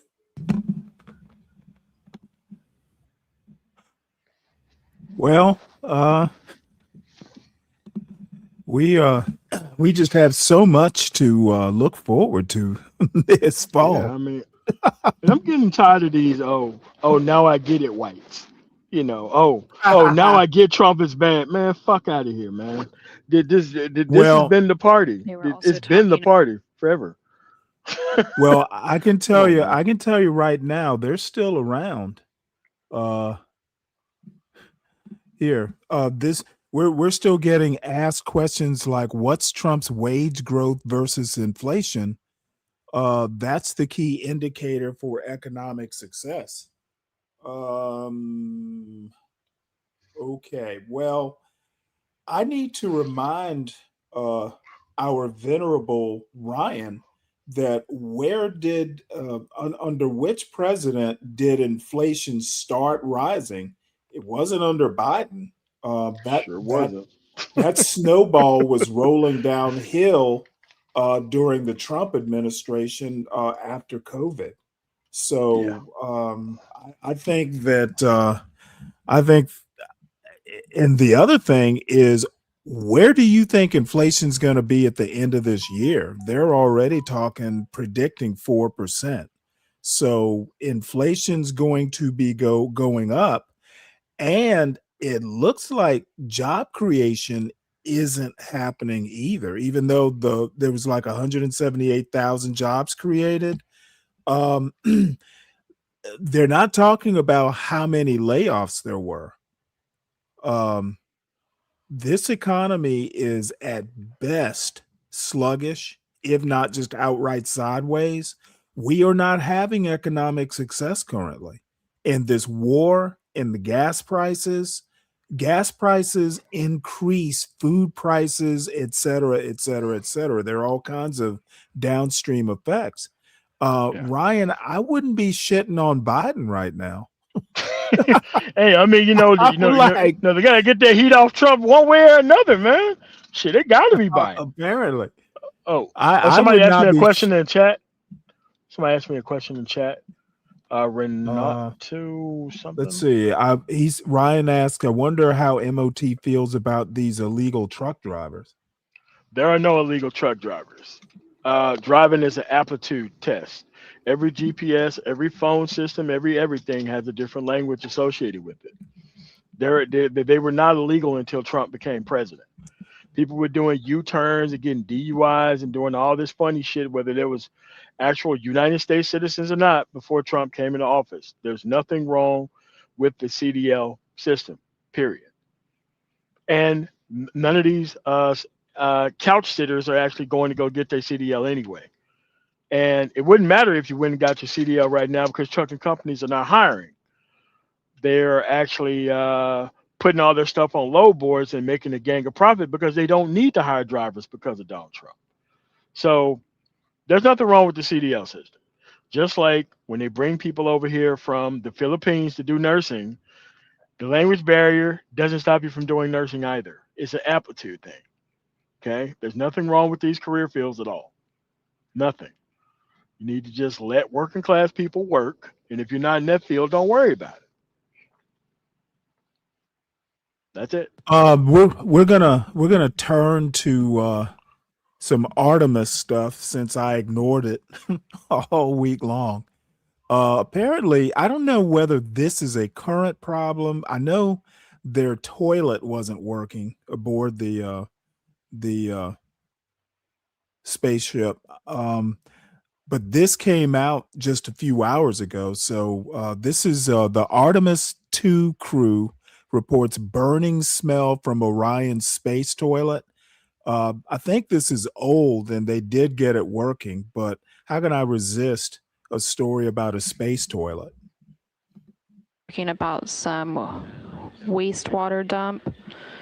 The Universal Waste Management System, or basically the space toilet on the Orion spacecraft, typically dumps that wastewater every day overboard. It's vented overboard, much like what happened during the space shuttle era. And we're currently about 2 days, 4 hours, and 51 minutes into the Artemis 2 mission. Oh, okay. So it is recent. The Orion spacecraft carrying the 4 crew members who you currently see on your screen are about 134,000 miles away from Earth, and they have about 137,000 miles between them and the moon. Jackie for the EMERCOM DFTO. I am ready for your go in instruction 76. I understand we might be pausing to address this issue. And regarding the smell, I just wanted to be sure you all were tracking the EGS notes of the kind of burning heater smell that was coming from toilet several times. It was never identified as a source, what it exactly was, but it was identified as a known smell. So that's one reason why when I smelled it earlier, I didn't report it. It was kind of a lighter odor than this time, though.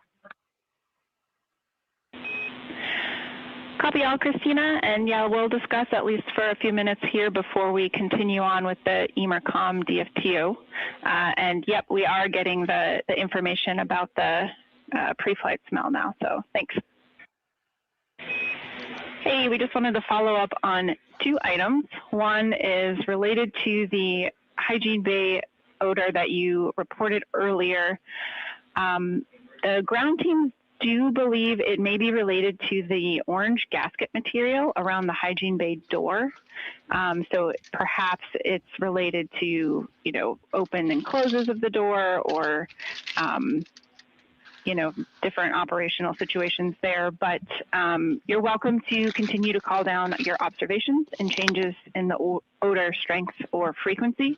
But overall, we don't have any major concerns. I'm sure some folks will continue to talk about it, but I just wanted to kind of close that topic out. Okay, we got both of those. And just about the orange insulation around the door of the hygiene bay, we're pretty convinced that's not what we smelled today.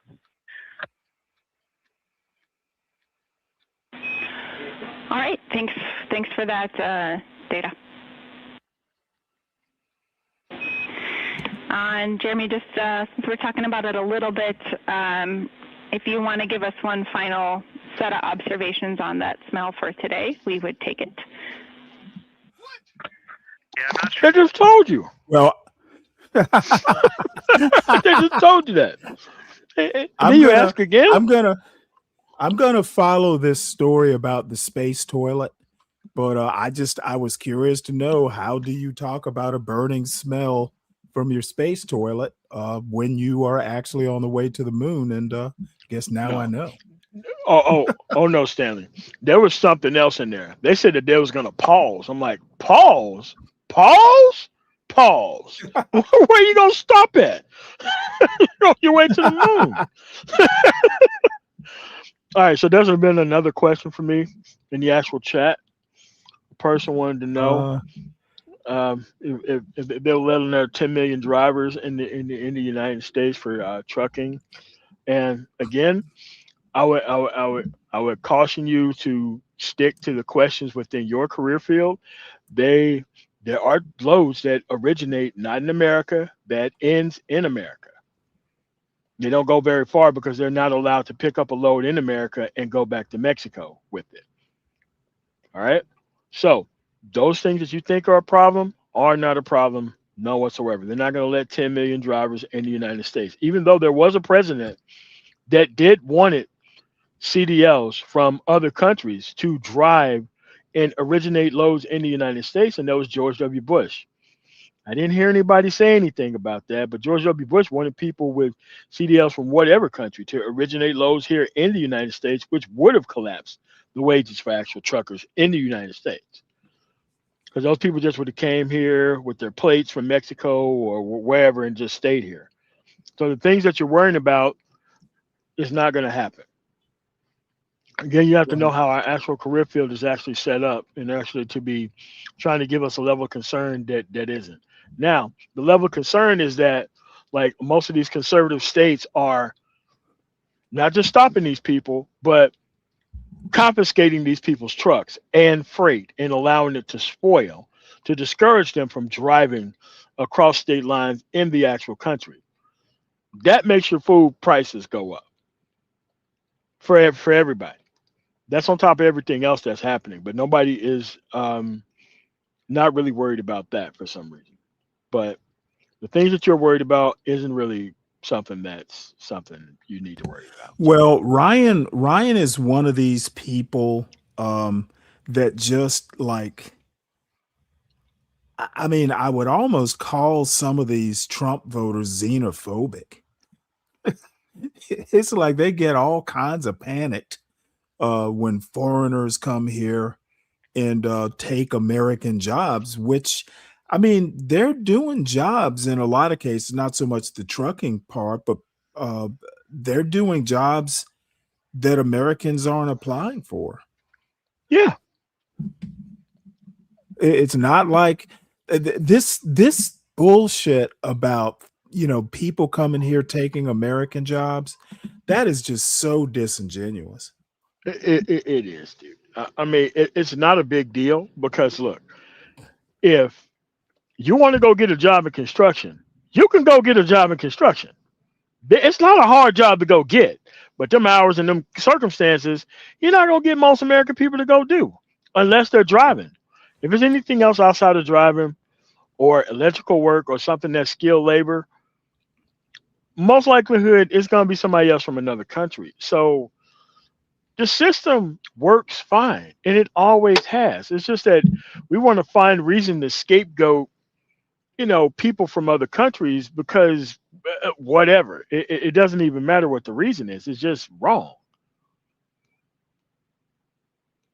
And look, Well, I don't see the any of these people volunteering to go get these jobs either. Like I don't see a whole bunch of people, but like, you know what? I went over to such and such construction company and I couldn't get on. I don't hear that. well, I've never my seen it. father, I think I mentioned this a while ago. My father had a roof put on, the old homestead, and it was a crew of Mexican roofers came in, did it in a day. And I went down there the weekend after, and me and my son mowed the front lawn, mostly my son. And my father was like, well, we just got the roof done. Be careful. They might have dropped nails, a nail or two. Dude, we mowed that whole fucking lawn, not one nail. They didn't even fucking drop a nail. And they did it in a day. The other thing Americans don't like doing is working hard, efficiently, and without a whole bunch of, generating a whole bunch of other problems when they do the Yeah. work. Tape and BS and oh, Exactly. we got to inspect this, we got to inspect that. There's only one other group of people that gives that level of service, and that is the Amish. They will go peel your ass, Yes. whatever, in a couple of days. Yeah. Love the Amish. Yeah. So this video, this is Neil deGrasse Tyson, and I forget his partner's name here, Star Talk. They're talking about the missions bringing us back to the moon. So these two are a pretty entertaining pair. Oh I yeah, didn't know I'd Star been in the Talk. first place. NASA. All right, NASA's Going going back to the moon. Yes. Let's back up a little. All right, Okay. The first and only other time we went to the moon was the Apollo program. correct. As you know, we went to the moon 9 times. So we faked it 9 times. Not even in my marriage has that much faking taken place. Apollo 8 Okay. went to the moon, orbited, and came back. Okay. Took that famous picture of Earthrise over the Earthrise, landscape. that's right. Apollo 10 Okay. went to the moon, orbited the moon, deployed the lander, Mm-hmm. and then came back up. Right. So that's Apollo 10. Right. Apollo 11, everyone remembers Buzz Aldrin, Neil Armstrong, walk on the moon. Right. They leave Michael Collins up in the capsule. Just left him up there. Didn't even give him the opportunity to go down later and check it out for himself. You know what It's I in mean? the plan. These are professionals. That is rough. Yeah, I mean, you're gonna make me the chauffeur? Go to the moon. You're gonna make and me the come back and moon don't even chauffeur? land. I didn't even get the to- moon chauffeur. I'm the moon chauffeur. Then there's Apollo 12, Apollo 13, the ill-fated one. Right. Whole Hollywood movie Yes. on that, directed by Ron Howard. Mm-hmm. And then Apollo 14, 15, 16, and 17. Okay. All right. Why did we go? We're Americans. We're explorers. It's in our DNA, is what we are told. Right. That's not why we propaganda. went. That's not why we went. No, why do we go? You could want to go for those reasons, but that's not what That's not makes what everybody write a we're- check. Yeah, exactly. Who writes the checks? Congress writes the checks. Right. You got to spook Congress somehow into writing the check. Mm-hmm. So Kennedy says, We go to the moon and do this, that, and the other thing because it is hard. so Yuri Gagarin comes out of orbit. Okay. Okay. Right. First man in space. Yeah. To orbit the Earth. Right. 6 weeks later, we have a joint session of Congress. President Kennedy says stirring words, put a man on the moon, return him safely to Earth before the decade is out. Go earlier, a couple of paragraphs in that same speech. If the events of recent weeks couldn't even utter the man's name, Right. the events of recent weeks are any indication of the impact of this adventure on the minds of men everywhere, then we need to show the world the path of freedom over the path of tyranny. Voldemort is back. Dumbledore, I tell you, Voldemort is back.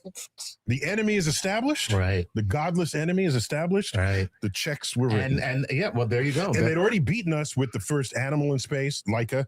They did already beat us at all of that. We needed something to beat them. So we said, let's go to the moon. We're going to land on the moon. And walk around. And walk around. Even though they beat us in all these other categories. Right. And we did. So what happens? We get to the moon, look over our shoulder, no Ruskies. We're done here. So did we really go to explore? No. Or did we go to just beat the Russians? Right. We have not been back to the moon in 50 years. So you know how many scientists went to the moon? 0? No. One. Do you know which mission? No. The last mission. 17. So we had the astronauts do science experiments. It's not that no science happened. No. But don't fool yourself into thinking This was all for exploration. Right. It was muscle flexing on the geopolitical sphere during a Cold War when we're fighting a hot war in Southeast Asia against that enemy. We don't go back to the moon. Not in the 70s, not in the 80s, not in the 90s. Oh, wait a minute. In the 20-teens, let's go back to the moon. What a great idea. We're long overdue. It's been half a century. Yeah. I wonder how the moon's doing.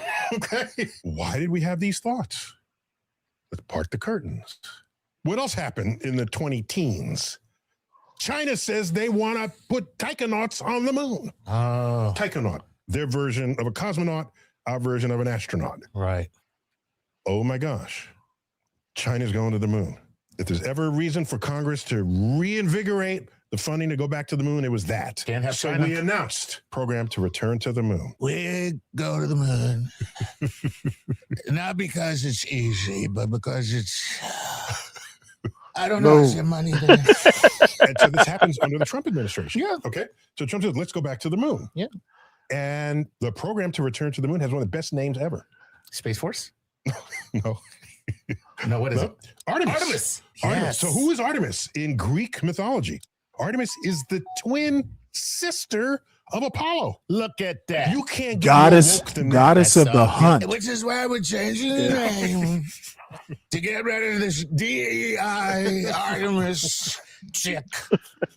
And so right now, there are like 3, 4, 5 such missions planned. Okay. But each one, just as the original Apollo mission, each mission was a little more ambitious than the next. Okay. Right? As you heard, Apollo 10, they went halfway down, came back up. I love the incremental approach. It's incremental. I love and it. the press can talk about each increment because Exactly. each increment is more than what happened before. Yeah, no. Each thing is a progress wheel. Absolutely. Okay. So remember the Saturn V? Yeah. I got it right here. That's I it. got it right here. It's all rocket. It's all rocket. It's just all it's all rocket. rocket. Right on up to here, and then right up to here, and then you get the astronauts. Right. There's 3 of them. We had Mercury had 1 astronaut. Gemini, how many did they have? Maybe 2. Yeah. Apollo 3, all increment up to landing on the moon. So they're up here in this little capsule right here. Little Exactly. capsule. And this is the Cape Tower. If something bad happens, this launches and carries the capsule and its residents away from this bomb that they're sitting on top exactly. of. Okay. So we got one of those as well, but it's specially designed for the future. It's called the Space Launch System, SLS. So it has not only a big old giant rocket, it's got what we're familiar with now with the space shuttle. It's got 2 solid rocket boosters on the side. The value of that is you use up their fuel, and when they're done, you just drop them away. There you go. You don't want to You don't carry have to carry empty tanks. Empty tanks. And then the main rocket will also have multiple stages as well. This was the brainchild of Werner von Braun. Mm-hmm. Multi-stage rockets. Right. Without him, we'd all have these bullet-shaped V2 looking rockets that are not multi-stage. It was his idea to do this. You drop away things you don't need anymore, and that way the remaining thrust is pushing on a lower mass object. Right. So the SLS with the capsule included is about the same size as the Saturn V. But here's a good way to think about how big it is. Let's compare it to the Statue of Liberty. Except that's not the right comparison. Let's make the Statue of Liberty its actual size relative to the SLS. What the So it's world? about the same size as the Saturn V. Okay. But it has the help from these solid Solid rocket rocket boosters on the boosters. side. Okay. All right. Point is, the capsule, which is containing and protecting the life forms, there are things like the original capsule was not expressly designed to protect you from radiation. Right. It might incidentally do so because it's made of metal and whatever, but this is radiation insulated. It has other life support systems to protect the occupants, as you would want. Okay. Okay. The original Apollo capsule could seat 3 astronauts. The Lockheed Martin one can seat 4. Okay. All right. We add another one to the mix. Okay. And of course, it is also once again connected to a rocket tower that will, if something goes wrong, in an instant, it'll rapidly take the capsule away from this rocket bomb that's detonating in ways that you don't want. Yes, exactly. So it's cool. It's good. It's nice to have a little ejector button. Ejector button. Exactly. Yeah. Exactly. In a way, the most important part of the whole rocket. Definitely. Because you in it. I was going to say, that's where the people are. That's where the people are. So Artemis 1 flew the entire kit and the caboodle to the moon, and it landed in the ocean just like the old days. Yeah. With splashdown with 3 parachutes, and there was the capsule, and landed right near there was an aircraft carrier, just one of the ships that would collect it out of the water, and it was great, uncrewed, just to test the system. Next, Artemis 2 goes with crew to the moon, but doesn't land, and then comes back. Okay. Okay? That's a very Apollo 80 of them. 8. Right. 8E. To go to the moon and then come back. That's the first time we've sent astronauts off of the Earth to a destination since 1972, since Apollo 17. Damn. 54 years. I'm going to say that's tragic. What year was 54 years before we landed on the moon? It was 1914. So you see how far we went from 1914 to 1969. That's terrible. That's how I think about where we should be in space. That's terrible. Okay. So Artemis 4, scheduled for the future, will take the crew and they will land on the moon targeting the South Pole. Okay. The South Pole, we have crater rims where the sun, which never gets very high in the sky, that happens when the sun is in the sky when you're near the poles. Right. And they're craters that are so deep with rims so high, the sun never reaches the bottom of the thing. So when comets hit and they deposit water molecules on the surface, if it's where the sun hits, it evaporates. If it goes in the middle of the crater, it's there. It's a cold trap. And we got it for water. It's forever. And so you can, quote, mine those molecules out for water. You can turn it into rocket fuel, separating the hydrogen and oxygen. I'm starting to see the motivation here. China is going to go. We like, that water's ours, China. So the South Pole is the object of affection these days. Yeah. Not only China has sent rovers there, Russia has sent a rover. One of them crashed, I think. We've sent a spacecraft to the South Pole. So that's where everybody's sort of gathering right now. And if it's going to be a turf war, it's going to be there. And we didn't want to be left out. There it is. Well, there it is. Once again, it comes down to the fact that we don't want to get beat. We have a real or perceived threat from an adversary that we are reacting to. But that's not going to be in the top cover. What does our treaty say about like water? You know, it amazes me how unaware a lot of these far right people are. They literally have no sophistication when it comes to language. They say woman when they mean female. It's just, these people are just so fucking sad, and then they get pissed off when you mock them for it. What is a woman? What is a man? Well, a woman isn't necessarily an adult human female. It's really a gender. Woman is a gender. You can say female gender, but these people just, they have no fucking clue. Woman is not a biological term, is my point. Is now a commodity on the moon. So what does our treaty There's say? the Outer Space Treaty, which was modified, updated to become the Artemis Treaty. Oh. Signed by 50, 60 countries. Okay. Not China, not Russia. Oh. They came up with their own treaty that they signed among themselves. Okay, so they got a treaty. We got a treaty. The treaty means you help each other in need. You don't hide secrets. What a perfect opportunity to showcase cooperation To amongst reinvent nations. ourselves as a cooperative as species. a cooperative species. Like we're not on Earth anymore. Like we can't even go to the damn moon and work together.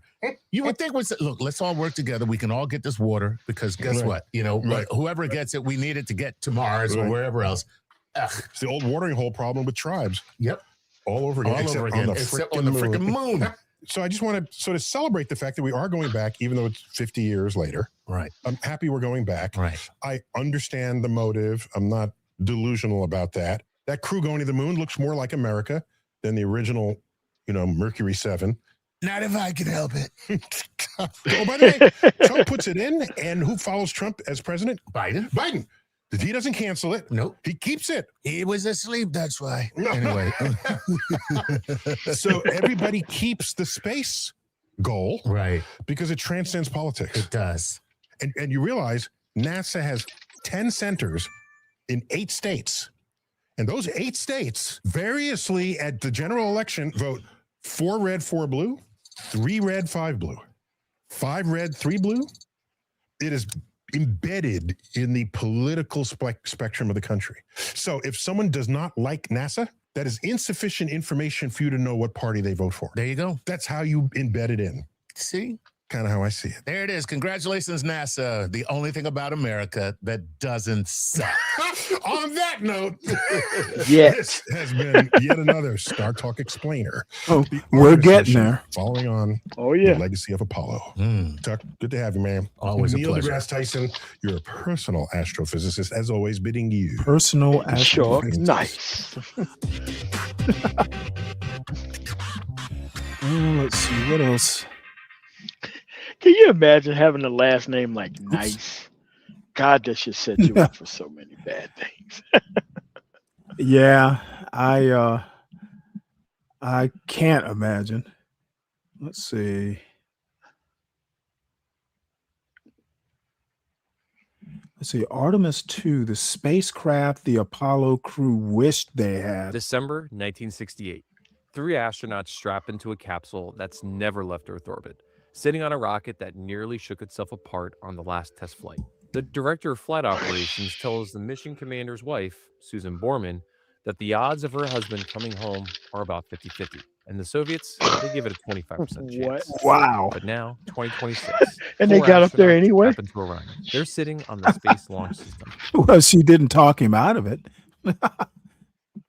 A rocket with more liftoff thrust than even the mighty Saturn V, built on decades of spaceflight victories and devastating losses. Critics call this Apollo 8 all over again, a safe, redundant loop around a rock we've already visited. They're wrong, and here's why that comparison misses what makes Artemis 2 both better and harder than anyone realizes. The Apollo 8 comparison seems obvious. Both missions send a crew around the moon. Both prove out systems before landing. So why bother going again? Well, before you go and buy a brand new car to take on a road trip across the country, you probably give it a test drive around the block. And also, Orion isn't just some nostalgic capsule with better graphics. It's the spacecraft Apollo 8 wished it could be. Apollo 8 lasted 6 days. Artemis 2 runs 10. Apollo could support a crew of 3 on its own for about 2 weeks. Orion can support a crew of 4 for 21 days with an actual bathroom, hot food, 60% more space, an exercise machine to maintain muscle and bone mass, and even a shelter to protect the crew from solar storms. When Orion docks with the Lunar Gateway, it could technically be parked there for years. Or you could even leave it on its own to orbit the moon for 6 months while you scamp around the lunar surface. And I know I mentioned the bathroom in passing earlier, but that's actually like a huge deal. It'll allow Orion to reclaim fluids to use for drinking water later. And it'll improve the hygiene of the crew, keeping them healthier for a long duration flight. Not something you could do easily on Apollo when you had to place a bag on your rear while floating around with your friends.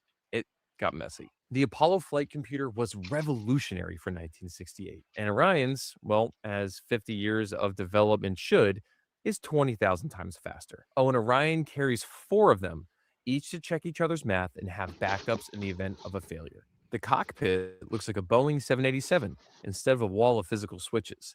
The control panel even takes up much less room compared to Apollo. Orion is over-engineered for lunar missions. It was designed from the beginning to go to asteroids, Mars, and beyond. Apollo was purpose-built to win a race to one destination. Orion is built for the long game and is arguably the most sophisticated human-rated spacecraft ever built.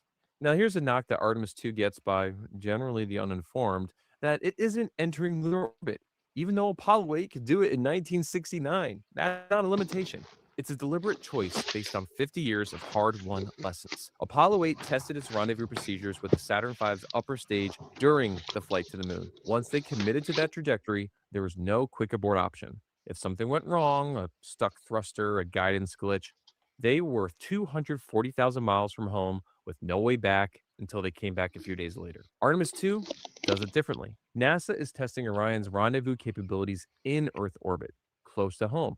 If something goes wrong during those tests, the crew can abort and be back in a few hours. Not days, hours. The trade-off is that Orion's European service module uses this propellant for the trans-lunar injection burn, which means it won't have enough delta V left to break into lunar orbit and then do a burn to come home. Versus on Apollo 8, the third stage of the Saturn V did the trans-lunar injection burn. So when Apollo 8 arrived at the moon, it had most of its propellant stores intact. So Artemis 2 loops around the far side, traveling 5,000 miles past the moon, flying people further than ever before, and comes straight back. That's not less capable, it's just smarter. Apollo 8 was planned under immense pressure. The CIA reported the Soviets might beat them to a crude lunar flyby. NASA had 4 months from the decision to launch, 4 months to test a mission profile nobody had ever attempted on a rocket with a violent oscillation problem, with a spacecraft that never left Earth orbit. They had to roll the dice around the moon. Artemis today, they have the time to do it right. Test the critical stuff close to home. Go deep only when you're confident the system works. Every lesson from Apollo 1, Challenger, and Columbia refined how NASA thinks about risk today. And Artemis 2's mission profile shows it. Artemis, and NASA for that matter, can't afford another disaster.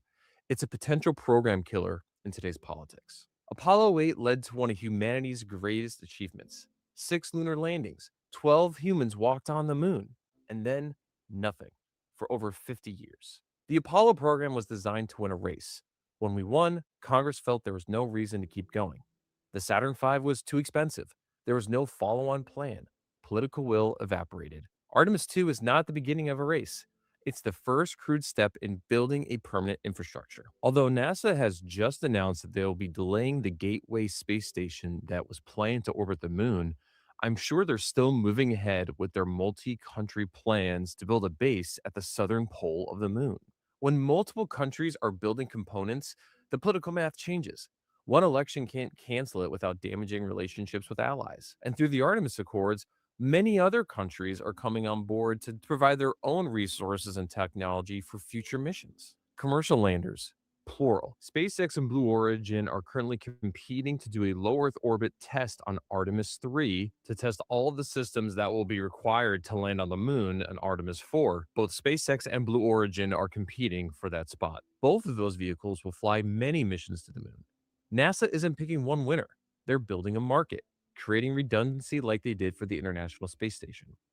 CLPS, or CLIPS, the Commercial Lunar Payload Services Program, is already landing hardware on the moon.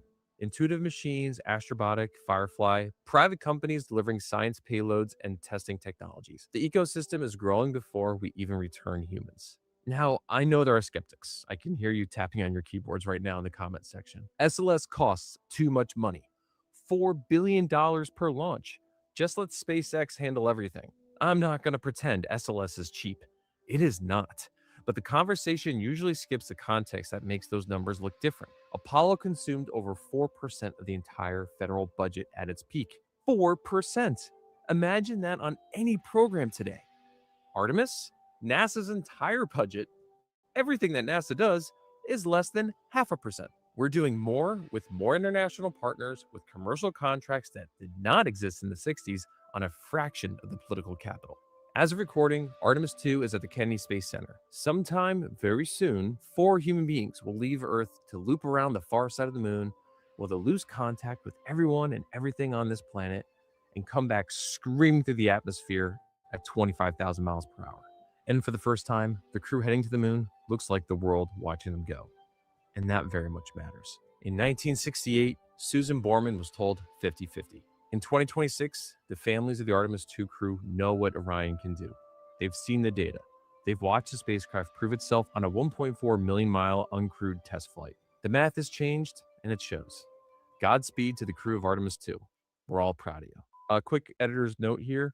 This video essay covered a lot, but not all of the details between Artemis 2 and Apollo 8. I felt that it was important that people had a better understanding of the bigger picture. Some of the comparisons that that have been made over the last year, or the critiques of NASA, I don't think are entirely fair.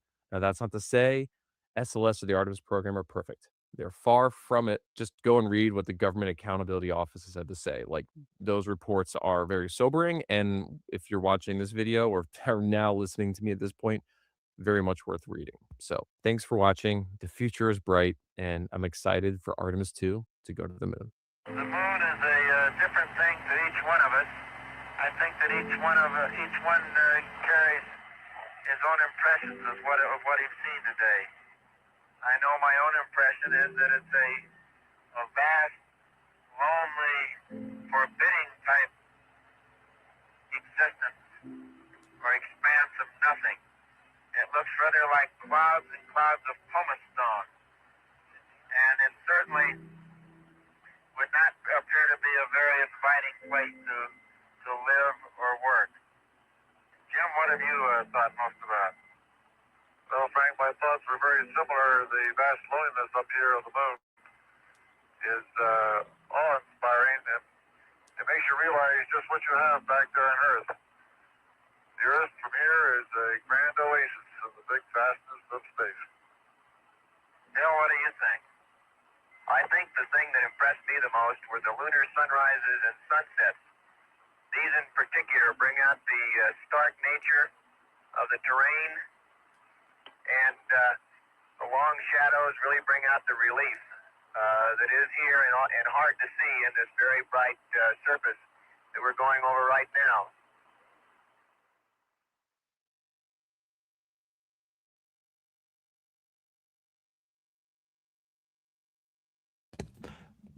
Had let's see here. There were a couple news conferences. I think we'll look at this one.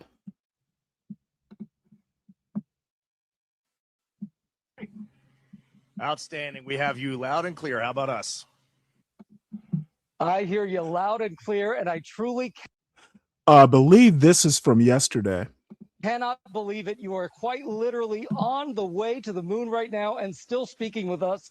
Tell me, how do you feel? What's going through your mind? I mean, this must be so incredible because have you allowed the weight of the moment to really fit in here? Have you allowed that to happen? Well, first and foremost, we all wanted to give a shout out to our families first because we are pretty far from Earth and we have not gotten to say hi to them yet. But there was a moment about an hour ago where Mission Control Houston reoriented our spacecraft as the sun was setting behind the Earth. And I don't know what we all expected to see in that moment, but you could see the entire globe from pole to pole. You could see Africa, Europe, and if you looked really close, you could see the Northern Lights. It was the most spectacular moment, and it paused all Yeah, I four of saw us in our that picture. tracks. What has been most surprising to you about this so far?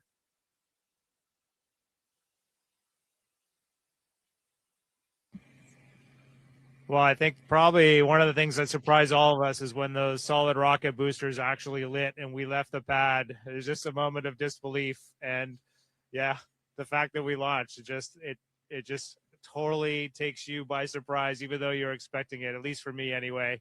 And I just had a huge smile across my face. Did it feel different? Because I can imagine that's such a powerful rocket that must have felt different for you.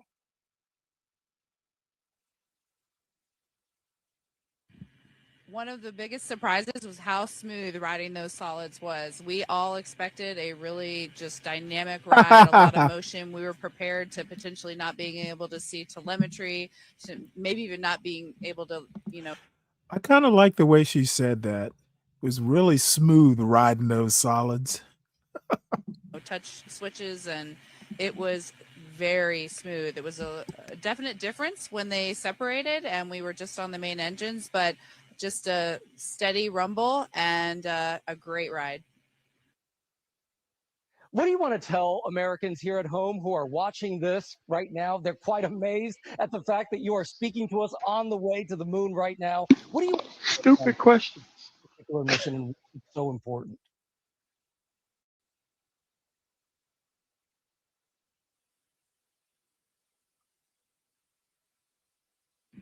First and foremost, I would just like to say thank you. Your support and trust in us has enabled this, and so many people that have worked for so long to make this possible. But also, we're just getting started. We've worked really hard, and even though we were a little surprised to actually launch yesterday, we have a lot of mission left ahead of us. And so I really want to tell them, stay tuned and keep tabs on what's going on. NASA's doing a great job of communicating all the things to come. I can't even tell you how many cheers were there. I have to comment that the man or the boy who just asked what was a woman is now talking about a woman spaceman. How about you tell us what a woman is? You seem to be more confused than anybody I've heard in quite a while, Kelvin. And Ryan in space? Oh, that would be a hoot. On the ground. I was there watching you all lift off from the Kennedy Space Center, and everyone was so excited, so happy, and that was just incredible. Jeremy, I know this is your first time in space, and you're surrounded by all of these space vets. What's it been like for you that this is your first mission there?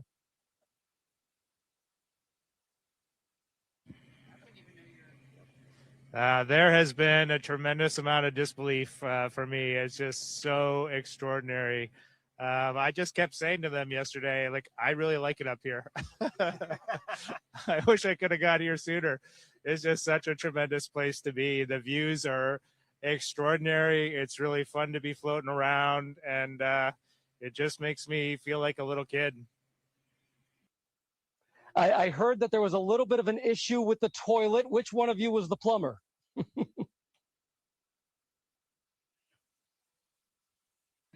I'll take that one. I'm the space plumber. I'm proud to call myself the space plumber.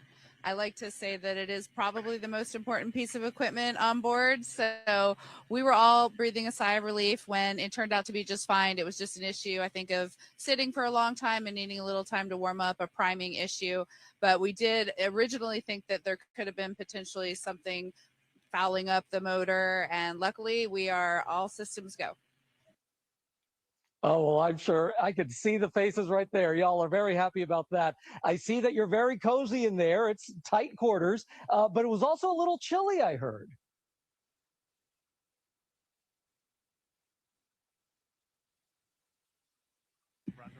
It is quite cold, and yeah, we're wishing we had the lower temperature sleeping bags with us. But right before this PAO event started, I pulled my knit cap off, and I'm ready to put it back on. But Houston's been working with us to change fan speeds and temperature set points, and we've actually been able to warm it up a lot better in the last half a day or so. Our last nap before TLI, we got a lot more comfortable. Well, that's a really interesting question. How is it that you take a nap in there? What does sleeping even look like?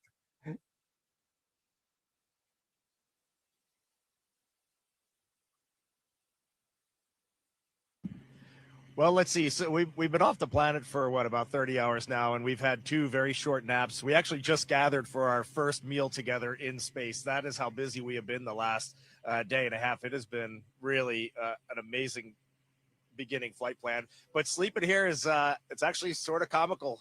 Christina has been sleeping heads down in the middle of the vehicle, kind of like a bat suspended from our docking tunnel.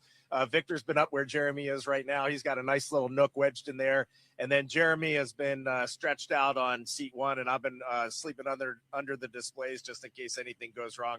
It's more comfortable than you would think, and it's nice. It's nice to sleep in weightlessness again. Every time I was dozing off last night, I had that image that I was tripping off a curb and I was waking myself up. So my body's getting reacclimated. It's been a few years since I've been up here.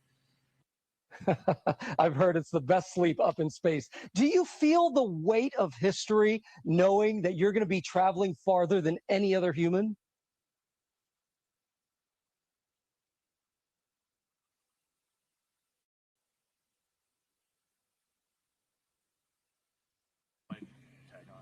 You know, it's a remarkable thing. It's you would think it would be weighty, but we just feel like we're lifted up by the team that supports us, and you just sort of execute the plan. A lot of people telling us how to work this and manage this vehicle, and a lot of great training, and you just kind of go step by step, which I think is pretty remarkable what this team can do, and it really highlights their excellence.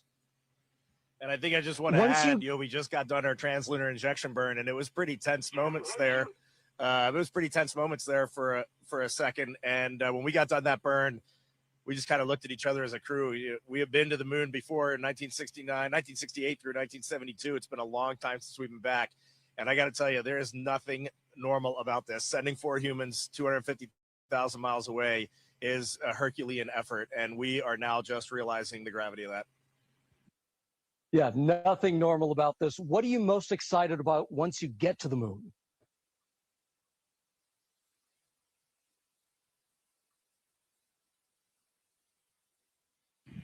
having just experienced incredible views of planet Earth and seeing the entire planet out the window in one pane, knowing that we're about to have some similar views of the moon in that same way is definitely getting me more excited for it. I knew that that is what we would see, but there's nothing that prepares you for the breathtaking aspect of seeing your home planet both lit up bright as day and also the moon glow on it at night with the beautiful beam of the sunset, and knowing that we're going to get similar views of the moon. I'm really excited for that. And then of course heading home. Right now we're in our cruise phase outbound, but we'll be turning our sights back on our home planet shortly. Shorter probably, it's going to fly by, but we're just excited for both of those milestones. As you all know, there is so much division at home right now. What is it that you're feeling, and what message do you want to send to the American people about what you're seeing out that window? I'm hoping she'll say fuck Trump.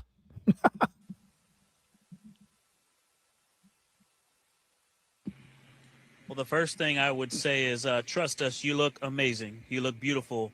And from up here, you also look like one thing. You know, Homo sapiens is all of us, no matter where you're from or you know, what you look like. We're all one people. And so, you know, this mission, one of the things that's amazing about being around and just being in an astronaut, you know, serving our countries at this time is that we get to give ourselves a mission that we can hold on to say, hey, look at what we did for the rest of our lives. You know, we call amazing things that humans do moonshots for a reason, because this brought us together and showed us what we can do when we put, not just putting our differences aside, when we bring our differences together and use all the strengths to accomplish something great. And so this mission will give us one of those that we all can remember and hold on to for the rest of our days. And I hope people will tune in and give us a chance. Integrity, what an honor to speak with you. Thank you so much.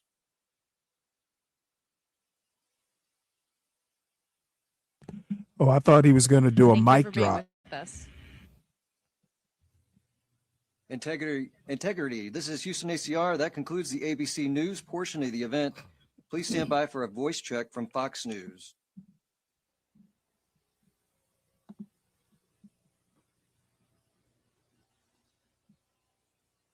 910 ready. Integrity, this is Trace Gallagher with Fox News. How do you hear me? Hey, Trace, we got you loud and clear. How about us? I've got you loud and clear. I want to explain to the audience that there is a 4-second delay, so there'll be some pause between the questions and the answers. Congratulations.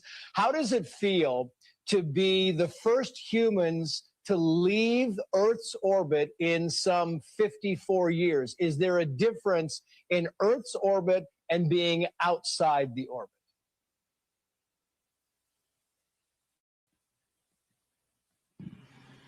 Well, we are still technically in Earth's orbit, although we did just do our translunar injection burn, and so we are definitely 100% on our way to the moon.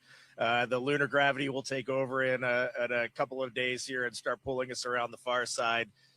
At the end of our translunar injection here about an hour and a half ago, we just really looked at each other, and I know the United States has done this 1968 through 1972, but this is unbelievable that we can put our minds to something and pull it off. This is an unbelievable technical accomplishment.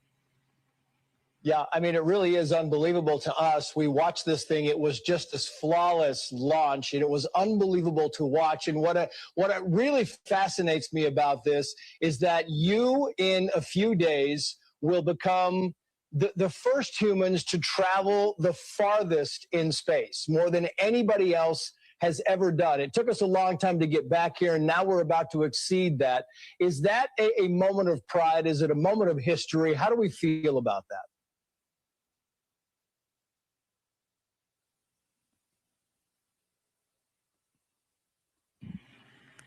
It's great you brought that up. We were aware that we would pass that milestone if we happened to launch on this date. There were other days where we wouldn't have necessarily. So we are not necessarily a crew that lives on superlatives, but it is a milestone that's important. It's important that people can understand and wrap their heads around what is the latest in what we're doing. What does this mean relative to what we've done in the past? What are we going to be pushing for into the future?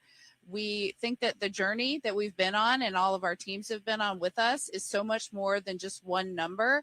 But we also hope that that number just keeps being exceeded and exceeded by the future crews. That's why we're here, to build a legacy for the future. You know, it's interesting because yesterday, I mean, this thing went off almost perfectly, right? It was on time. Was that surprising? Because, you know, you look back just in recent history and missions tend to be delayed, sometimes hours, sometimes days. This thing went pretty much according to what everybody was hoping it would do. Was that somewhat surprising when they said we are a go for launch?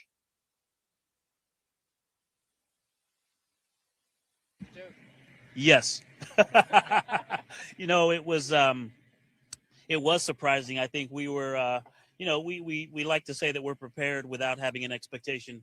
But, you know, in the back of your mind, you kind of hope you launch. And then when we got really close, it was like, wait, we're getting ready to go to space. And when those solids lit, you know, it was a ride where you're trying to be professional, but the kid inside of you wants to break out and just hoot and holler. But what I wanted to say about that was, our exploration ground systems team, our launch control team, they have had some time to practice since February and March and really dial in their procedures and learn and grow. And so I just want to give them some credit. It was an example of how hard they've been working lately that we launched. And it even though we didn't get to really watch, but it felt beautiful. Yeah, they should give themselves a big round of applause because it really, I know it felt beautiful. It certainly looked beautiful. Very quickly, Victor Glover, while I have you on the microphone, we are broadcasting across the nation, but we're focused. We're based in Los Angeles. And I thought since you were from Southern California, maybe you'd like to give a shout out to your friends and family here. Oh, well, of course. My mom lives there, my grandparents, all the cousins, aunts, and uncles, and just everybody in California. Thank you for all of the support and the love for all of these years. So many of my career milestones happened in that special place that will always be home, no matter where the government sends me. You're going with us. How has it been? Yeah, how has it been on board now for your first night? I know you haven't gotten much sleep. They keep waking you up. They kind of send out the songs they are doing. And I hear, Christina, that you are somehow sleeping upside down or face down. Maybe you can explain that to us.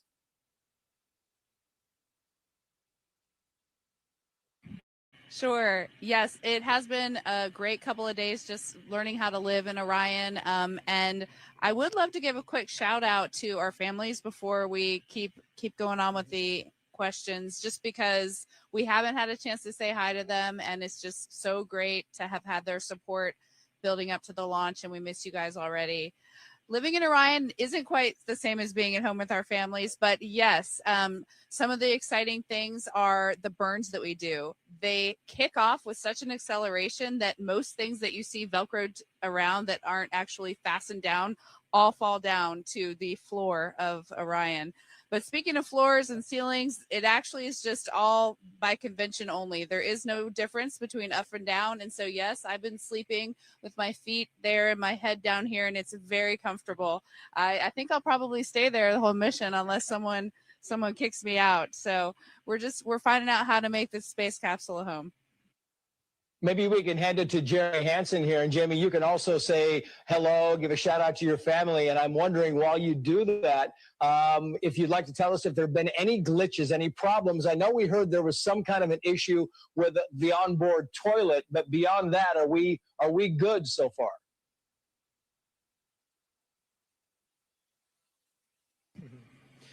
Yeah, great to have a chance just to say thanks to my family and missing them, and for the support from Canadians back home. Really appreciate the opportunity to be here and do this. We did have another little surprise today. I mean, the vehicle is in great shape, and we feel like everything's going really smoothly. But on our way to the translunar injection burn inside of 20 minutes, we did get a warning message that emergency message for cabin leak suspected, which grabs your attention because this is right when you're coming through some of the higher density orbits and you might run into something. And, you go from 20 minutes to doing this burn where you're going to head to the moon to thinking about, are we going to cancel this burn, start getting in our spacesuits, and then trying to figure out how to get home in a day or less. And luckily, that was just a little anomaly. And Houston helped us out. They confirmed they were seeing good cabin pressure, as were we on board. And we did the burn. And now we're on our way to the moon, feeling good about Integrity. She's a good ship. It's going to be fantastic. Reed Weissman, you are the commander of this mission. Maybe you'd like to give a shout out to your family as well. And I'm wondering, the responsibility, does it weigh heavy on you? Do you feel like, I'm just not going to go to sleep. I'm going to make sure that we do everything we need to do. What is it like to be the commander of something so historic and something that people have been waiting for so long?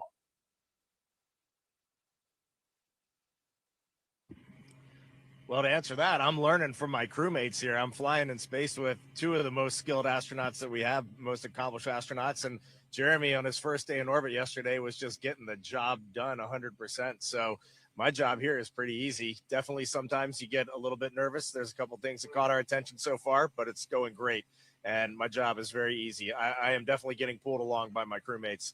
And then you gave me the opportunity. I'm taking it. Say hi to my family, my parent, my dad back in Maryland, and my brother probably heading home to Washington. And then everybody back in Houston, my daughters, my girlfriend, everybody's doing great back there. Thank you. I guess really, lastly, what we really need to know is, are you happy so far with the food? Are you happy so far with the wake-up songs and the music? Any kind of request that we can make on your behalf while we get a chance to talk to Mission Control a little bit later? We get a chance to talk to a little bit later. We just had our first meal together. That's how busy it's been. And this morning, our lead public affairs, Courtney Beasley, we heard her voice come on the radio first, and she introduced the songs and some amazing messages from the teams across this international program that has put this vehicle together. And we all agreed we would wake up slow and get into the day easy and quiet. And this morning we all got up cheering and rocking and getting everything ready to go. It was the perfect way to start our day. Yeah, well, you are making history. Reed Weissman, Christina Koch, Jeremy Hansen, Victor Glover. Congratulations to all of you. America, the world is with you. We are watching every moment of this journey, and we will cheer you when you get back and along the way. Thank you for joining us. Best of luck to you, and safe travels.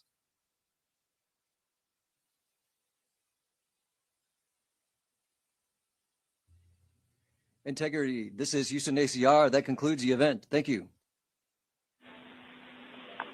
And thank you to all participants. Integrity, we're now resuming operational audio comm.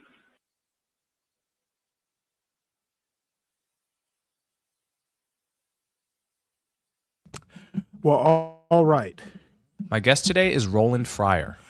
I was actually hoping that MOT would stay for this particular video. This is Coleman Hughes talking with Roland Fryer. Talked a little bit about Roland Fryer yesterday. He's more or less a conservative economist. I think he might have been the actual, the new youngest tenured economics professor at Harvard.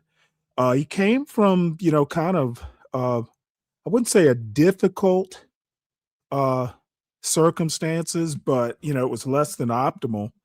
But he's had a little bit of a bumpy ride at Harvard, but he seems to have weathered it. So he is famous for basically looking at policing and disproving the argument that black males or black people have the highest murder rate by police. That got disproven. However, in the meantime, and a lot of people seem to ignore this, police brutality is actually the percentage is the highest of any other demographic. So, we'll hear what he and Coleman Hughes have to say. It's about a 2-hour interview. And John Galt strikes again. What did John do?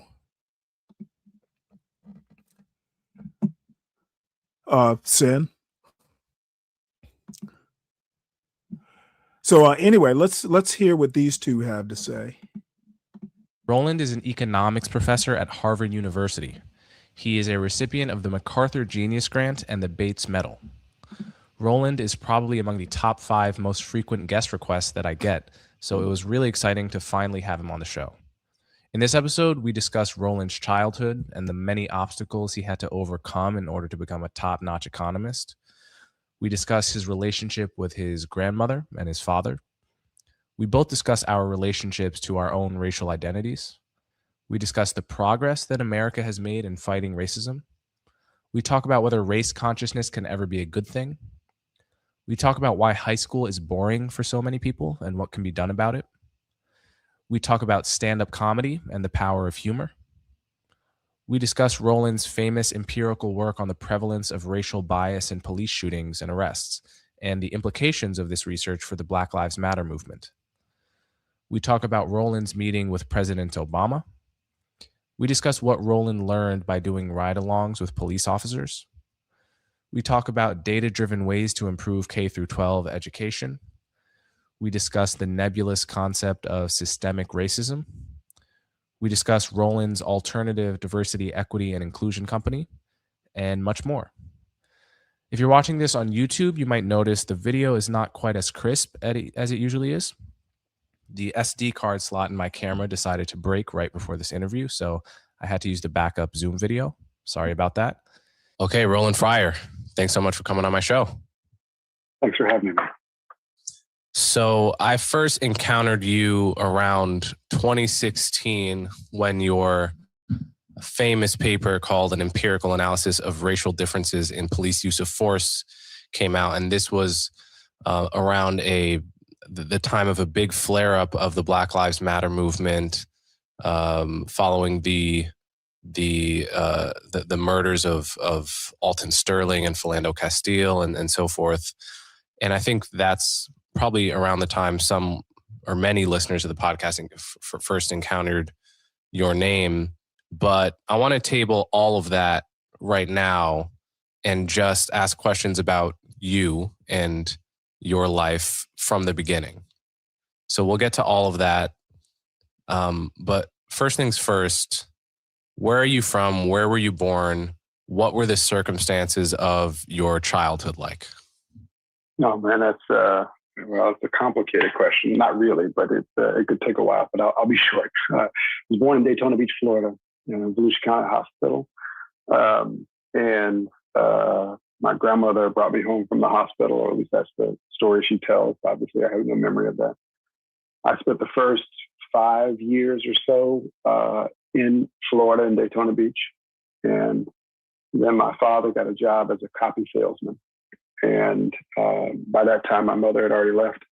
And my father and I moved to North Texas, right outside of Dallas. And I spent as much time with my grandmother as I could. So literally every break from school, every holiday, I was back in Daytona Beach. So, whatever the percentages are, I spent a third of my time or more in Daytona, in my grandmother's neighborhood, and 2/3 of my time with my father.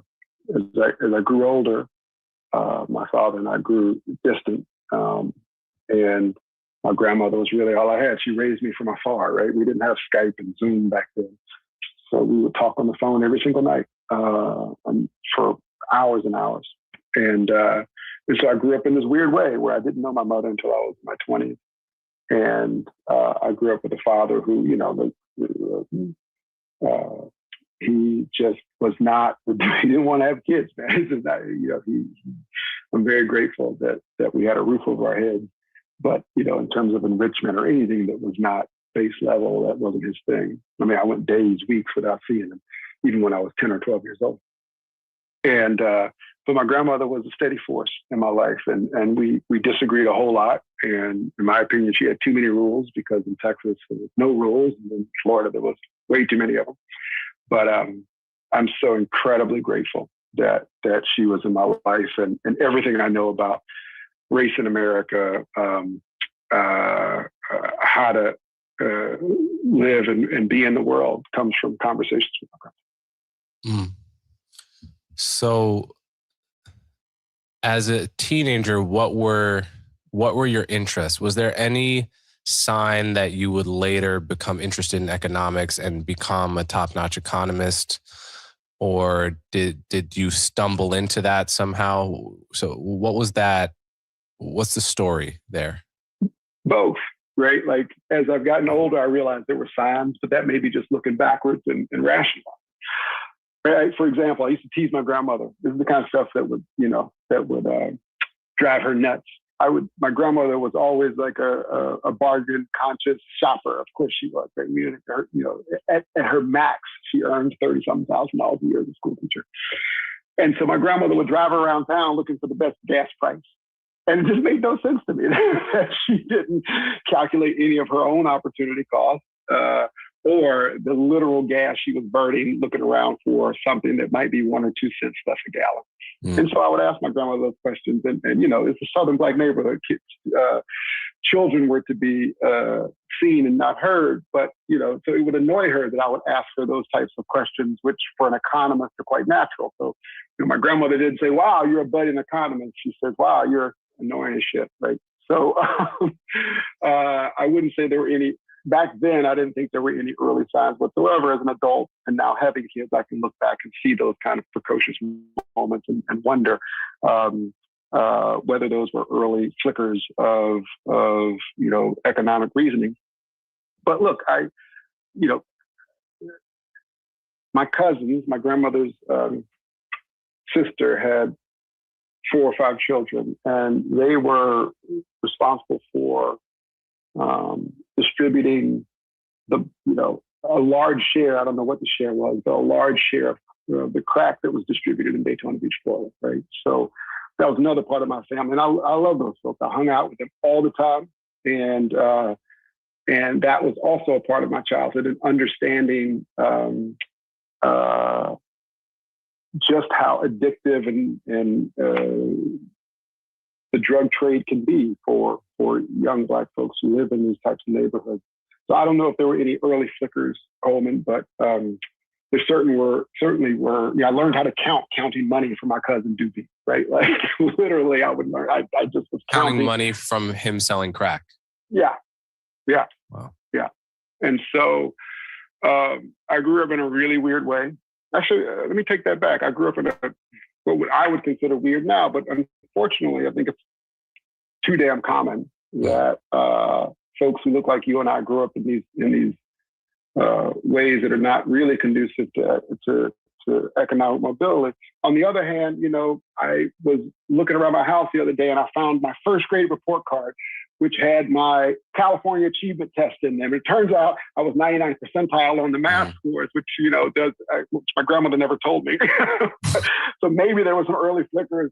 They weren't celebrated in a way that I would do, for my own daughters. I mean, my own daughters get a smiley face, like we bake them cakes around here, like it's a big deal. We all focus on achievement. It just wasn't that way in the 80s in the South, at least in the network that I inhabited.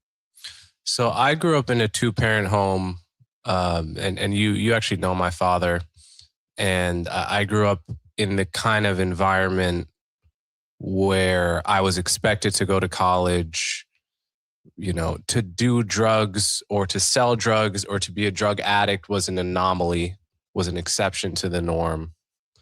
I grew up with my mother, who was from the hood, she was from the South Bronx and had gotten out of it through education and had a really extreme stance towards all of the sort of pathology she had grown up around.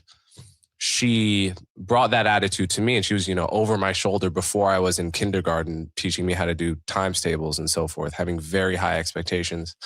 So on one level, when someone sees that a person like me ended up going to Columbia and doing very well and having a podcast, having a career as a writer intellectual, it is less surprising coming from the kind of nurturing, safe and privileged environment that I came from. When somebody looks at the environment you came from and sees everything you've accomplished, there's more of a sense of surprise and a sense of what was it about you that you were able to negotiate having cousins that were dealing crack, whom you were presumably pretty close to, but yet to not get so fully sucked into that world that you were able to have this career as, like a Bates Medal winning, I think that's what it's called, right? A top-notch economist. What is it? So how are you able to negotiate that environment, which so many people get sucked into, and come out of it with this illustrious career? I don't know, Coleman. By not reading sociology books that say stuff like disadvantage, I don't know. We never thought of ourselves as disadvantaged. I mean, I never thought of myself as Let lesser me than anyone. let me make a quick point and here. in terms of the navigation, it turns out These fucking MAGA blacks, two things. Number one, Roland Fryer saying in the South, there weren't opportunities. I fucking grew up in the 80s, okay? Grew up in the 70s, and I'm from the Deep South. Making that broad kind of generalization basically gives ammunition to these be brave level whites and MAGA blacks. Okay, there were plenty of opportunities in the South. It just so happened that he grew up in difficult circumstances, but these MAGA blacks have this irritating habit of acting like what happened to them happens to all blacks. It's a bullshit thing, and nobody ever holds these people accountable. Okay, and Coleman Hughes grew up in New Jersey, so I'm not gonna hop on him too hard because he didn't grow up in the South. He's not making these broad generalizations. It just annoys the fuck out of me to hear someone like a Roland Fryer act like there were no opportunities in the South in the 80s. It's a bullshit. It's a bullshit statement, and not enough people hold these MAGA blacks accountable. that having cousins who cook up a lot of rocks and distribute them gives you some air cover when it comes to other things. For What do you me, mean by really, that? What do you mean by that? Yeah, I mean, there was no matter what choices I made, there was very little questioning of my blackness. Right? You know what I mean? And so I wasn't interested in Shakespeare whatsoever, but if I had been, right, like my sense is people would have been like, oh, he ain't black, he likes Shakespeare. I mean, it's kind of hard not to say that given the conditions I was being raised in. And so for me, as I look back, I don't know. I get this question a lot, and the true answer is I don't know. But if I wanted to pontificate about it a little bit, I would say first, sports is really important to me. I played football from 5 years old all the way up through high school, and that was really very important for me on a number of dimensions. One, there were times of life I was really angry, and that allowed my anger to get out. Number two, it taught me grit and resilience like nobody's business, right? Like there's just something about laying it all out on the line and losing that will humble you and make you strive for more. No one who plays sports, if they want to win, ask the other team to take it light on them. They just try to get better. So it is the relentless pursuit of trying to get better. And so I was really competitive as a kid, and sports was my outlet for that. And then I think also, like, my grandmother was a great role model for me. And again, we disagreed. Our relationship was complicated. All relationships are complicated. But I love that woman. Every part about our relationship, the ups and the downs, all of it, I love. And there was some singular person that I could call no matter how hard it got. She might not give me the answer I wanted, but I could call on her, and I felt like she had my back.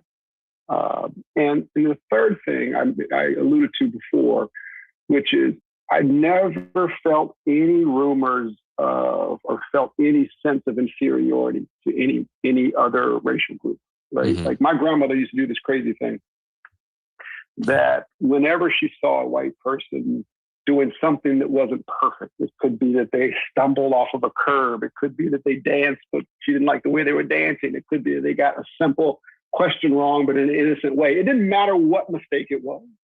She would look at me and she would roll her eyes and she would say, that's that superior race. And so I grew up like not feeling sorry for white people, but like just thinking that they weren't quite fast enough on the football field. They couldn't really dance that well. They weren't that interesting. They weren't funny. And so even though we grew up in a very kind of blue collar, you said your mom's from the hood in Brooklyn. There's not really hoods like that in the South. It's not really the way it works, but in a blue collar Black neighborhood where my grandmother lived, there was just no sense that I thought we could do anything, right? I never in my entire childhood did I say we're poor, right? Like I just grew up because of success in the football field, feeling like I could do anything. And yes, I sucked in class and didn't really take school very seriously. Maybe I had a 2.2 in high school or something, but that was because I didn't try in my own head. It was because I didn't try, not because I was inferior and couldn't. Does that make sense? Yeah, it does. I mean, I feel the same way in that I never remember a moment at any point as a kid where I felt less than because I was Black. I always felt I could be as smart or as good as anyone. And so much so that it felt like the rhetoric of Black is beautiful and Black excellence and all of that, it all felt actually unnecessary to me because I took it so much for granted. Which is ultimately where, and I saw when people would say those things, a little part of me thought maybe they're saying it because at some level they're afraid it's not true. They don't always believe it. They're saying it. It's an aspirational truth. But for me, it was a lived truth my whole childhood. Again, morons like this boy, just no fucking idea. He's just fucking talking shit. Okay. Apparently he hasn't heard about the 1960s and before. God damn these dudes. Yeah, I feel the same way you do. I would say that I didn't quite get to that last piece of the aspirational. You're a deeper brother than me, I guess, but I didn't get to that piece. But I just always felt like it was unnecessary. But lots of things people said that were unnecessary, right? Like, and so I just felt like whatever. It's just clutter in the world.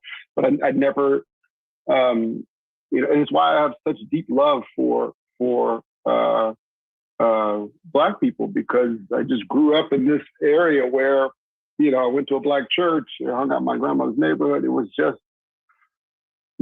deep love for folks and their potential and obviously their outcomes from people who grew up in Daytona Beach, Florida, don't look good, right? The data don't look good. But at that area, at that time of life, I wasn't looking at the data. I was just interacting with people in my neighborhood. What were the disagreements with your grandmother that you're mentioning? Oh my gosh. My grandmother, let me just give a little bit of context to be fair to her. My grandmother was born in 1925. So she must have been in her formidable, early and late 20s and early 30s during Jim Crow.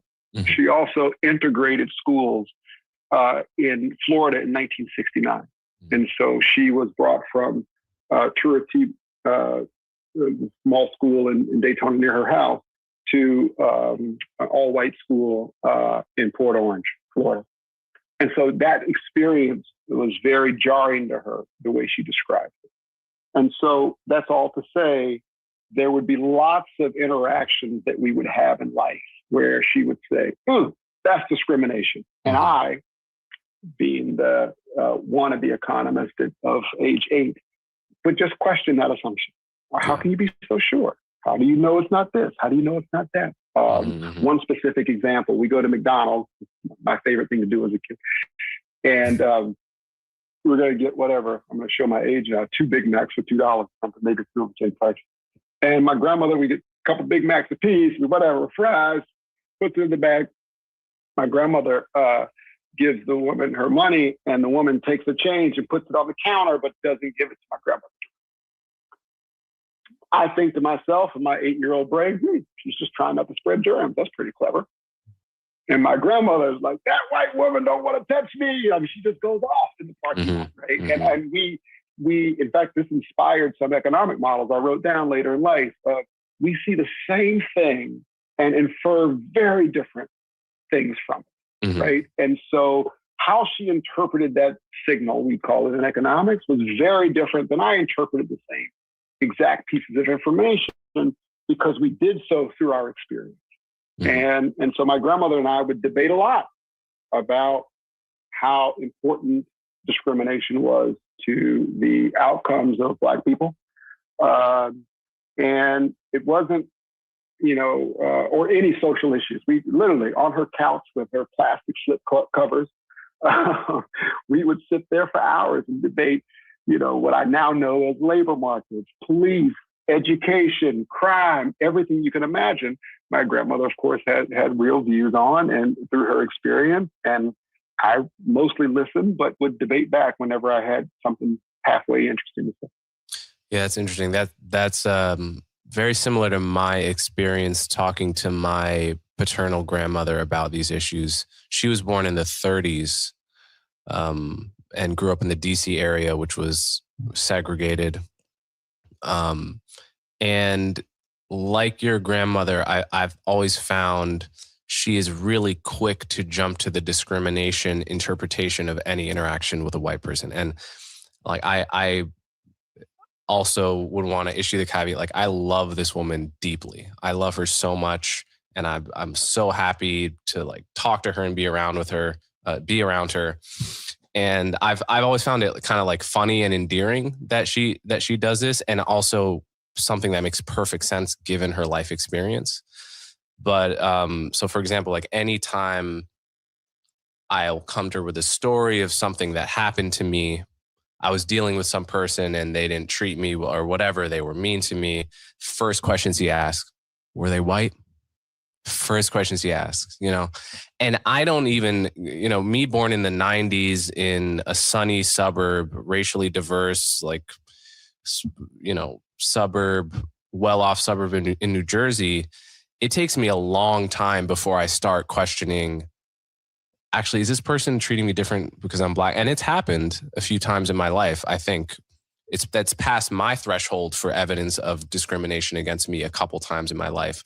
But her threshold is like way down here. And it's interesting, this point about lived experience, because people talk about lived experience a lot today like, you can't talk about this issue unless you have the lived experience. You can't know about this issue unless you have the lived experience. And on the one hand, there are things you can only learn by living it. But on the other hand, I think lived experience can blind you as much as it can help you see. So like my friend used to use this example. My friend Noam used this example of people who grew up during the Great Depression learned to just put all their money in their mattress, which made sense at that time. And they kept that attitude on into the 50s and 60s when it no longer made sense. And this seems. See, this is something, and I find it a lot in younger people like Coleman Hughes. I believe he's still in his 20s, probably by now in his upper 20s. The deal is I think, that old saying, be not the first by whom the new are tried, nor yet the last to lay the old aside. I mean, he's right in that things have changed, but I think sometimes these young people are too quick to dismiss the experience of older people. America is a fundamentally racist culture. Okay. And yeah, there's not a whole lot of overt racism, but I'm telling you right now, this tendency to roll, young people's tendency to roll their eyes. Sometimes it is A, annoying, and B, um, this is how you get Fernando Castiles, to be honest. Okay, nobody in their fucking right mind should be going into a glove box if you are a black man and it's a traffic stop at night. Um, the problem is the odds are against something like that happening until it happens to you. To me, like an example of that. I totally agree. And look, I have no doubt that there's bias in the world. I have no doubt that there's discrimination in the world. I just don't know what the hell we're supposed to do about it, right? So I, my grandmother and it's a pastime. We'd sit in the garage, we'd sit out on her carport and talk about these things and joke about them and laugh about them. But my grandmother, eventually, maybe in her 60s or 70s, probably 60s, got a master's degree from FAMU. Like, it wasn't like these things were holding her back from doing what she wanted to do, right? And so, look, if you and I want to sit around and have a drink and talk about how much discrimination there is in the world, and then get up at 5 o'clock in the morning and get our asses to work, I don't see anything wrong with it. Like, whatever, right? As long as it doesn't affect the effort that one puts in towards their goals, I don't have an issue with it.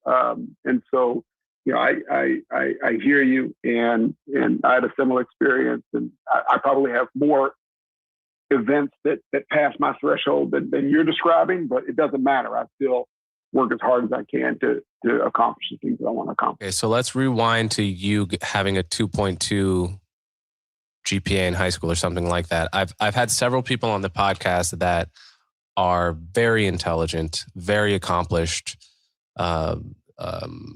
Ezra Klein was one. Another one was Scott Kaufman, who did horribly in high school and then later went on to become these brilliant people at some level that they always were. But what was it that made you feel so disengaged from high school? And then what changed to make you feel engaged with academic work? I had just a lot of distractions. Part of it was distraction, right? Like, I was coming of age. My father was on his way, or I didn't know the timing, what part of high school, but was on his way to prison. I didn't know my mother, and so I was just angry at the world, man, right? And thinking that the only thing I needed to do was survive, right? And so it wasn't like we had some family nest egg that was going to help out little Roland here. I had to figure it out. And I didn't understand how learning about American history was going to help that. And so there was a point in my life where literally all I thought I knew how to do was survive. And high school was one of those points, right? And I remember this. I remember when it became very clear that my father was going to prison, and I had my brain trust come over to my house and sit in my room, and we figure out how I was going to survive here. And so someone was like, "You got to sell drugs." I was like, "No, I have." My cousins, they all went to federal pen on that. I'm not doing that. Okay, well, you got to steal stuff. I don't know if I'm that great at stealing. So like, it was this whole thing, none of which was focus on education and get a scholarship and go off and be a great economist, right? It was all like, how can you figure it out today? And so I just didn't, like, the part of it was the distractions in life. The other part of it was high school is dumb, right? I mean, I don't mean that in a bad way. It's like, the high school I went to was not challenging, right? Like, I used to do things like the first week got graded in 6 weeks. And so the first 6 weeks, I'd like pay attention to make sure I could, and you get a grade, and I get an A in Algebra 1 or whatever. And then after that, I just paid no attention, didn't care, because I didn't think that it was useful for anything.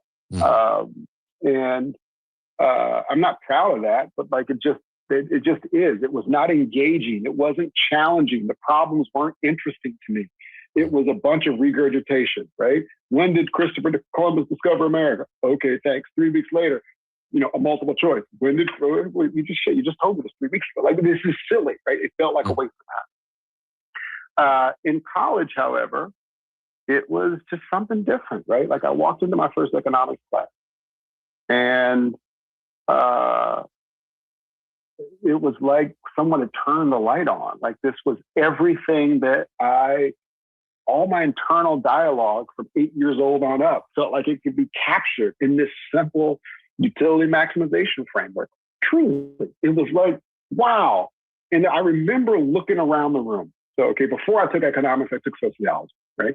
And so I walk into a sociology class, and they're using these really big words that I don't get, right? And I'm looking around, and everyone's just nodding.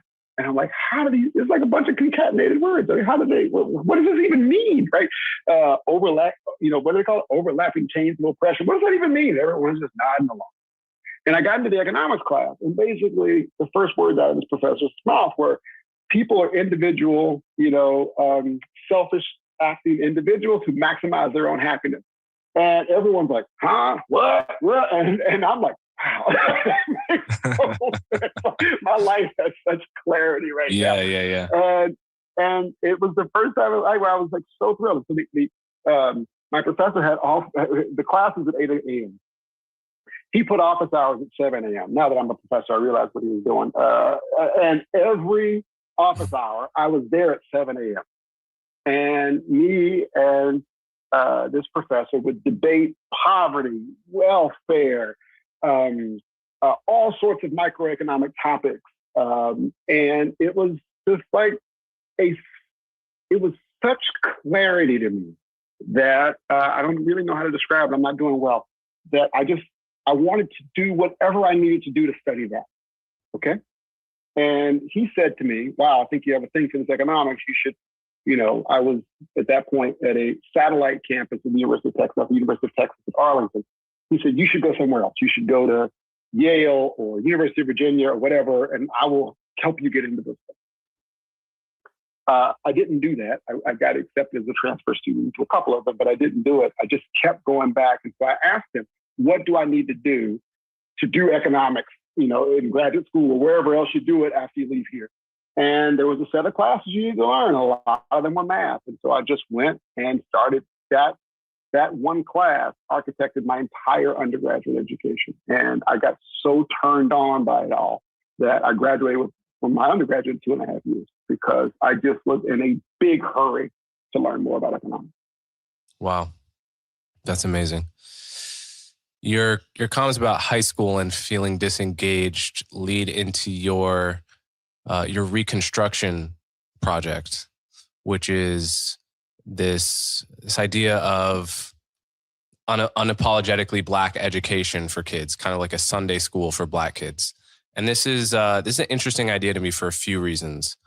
One is because I went to a Chinese Sunday school when I was a kid, because like I told you earlier, my parents were very focused on education and wanted me to be doing something on the weekends that was sort of, I'm talking young though, rigorous, healthy, engaging the mind in a community of people.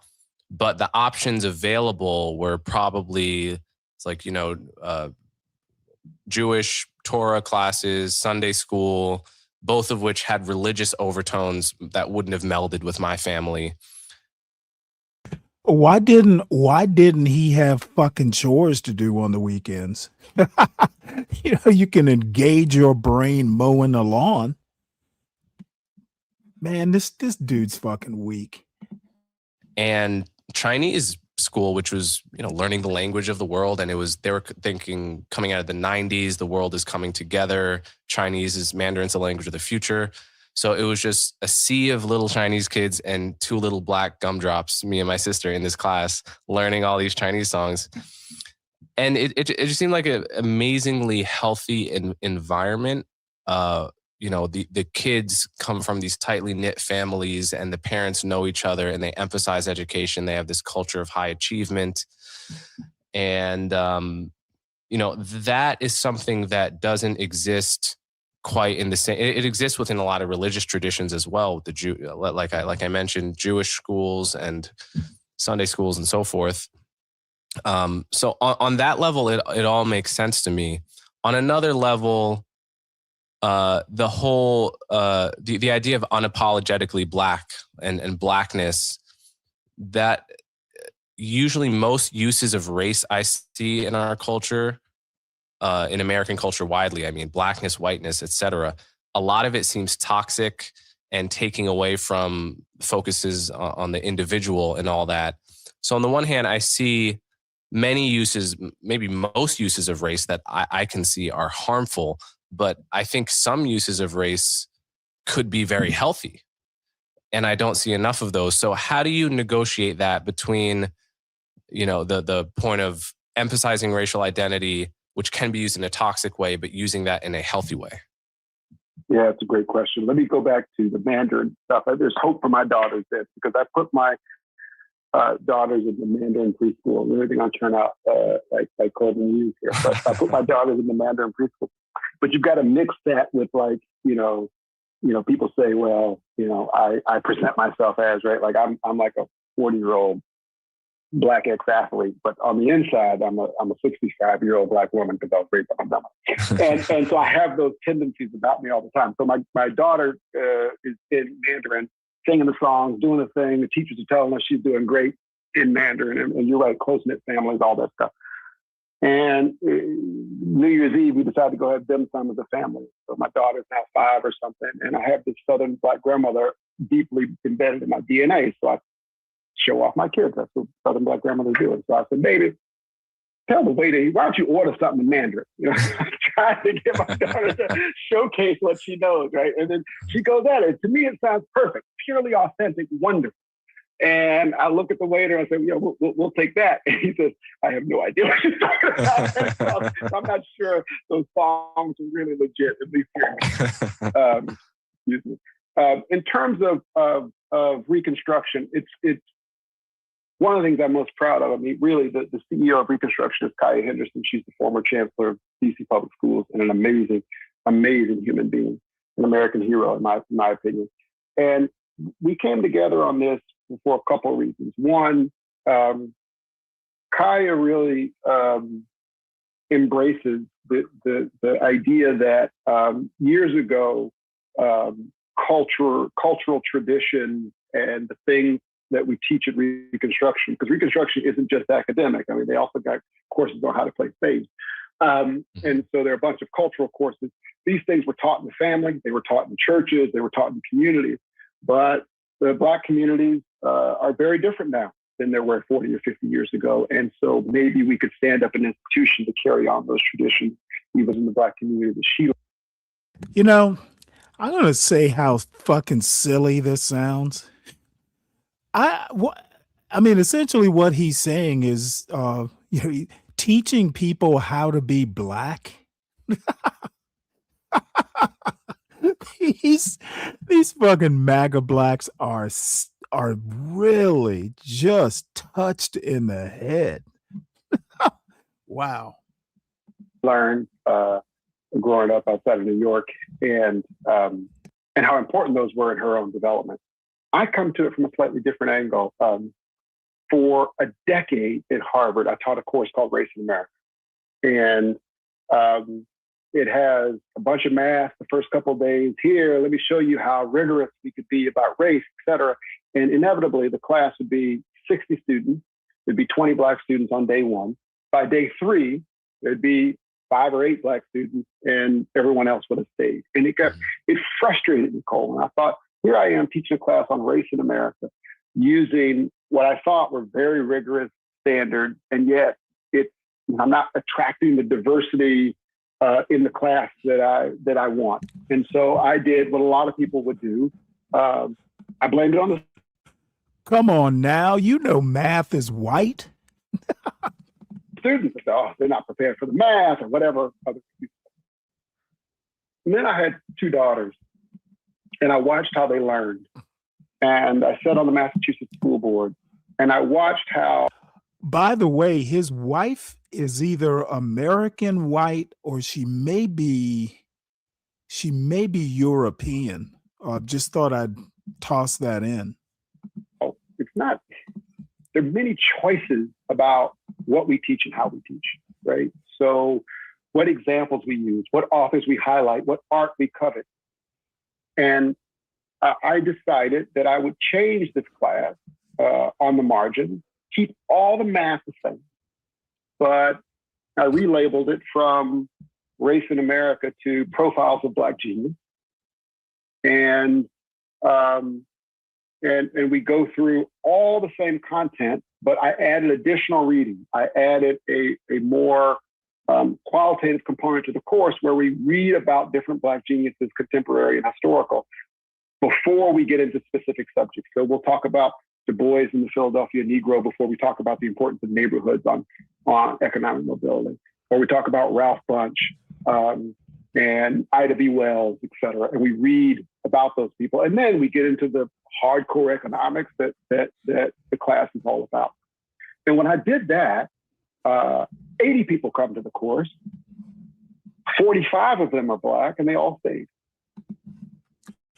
Well, let me address this interesting point. So Sin Seven Sin says she was just thinking of a future manosphere question, which is, would you let your wife take a work trip to the moon? Well, my response is, what kind of woman who's smart enough to be an astronaut would fucking marry a manosphere type guy? So I don't know how often that question would be asked. Most of the manosphere type, Black manosphere type people aren't smart enough to fucking land a female astronaut.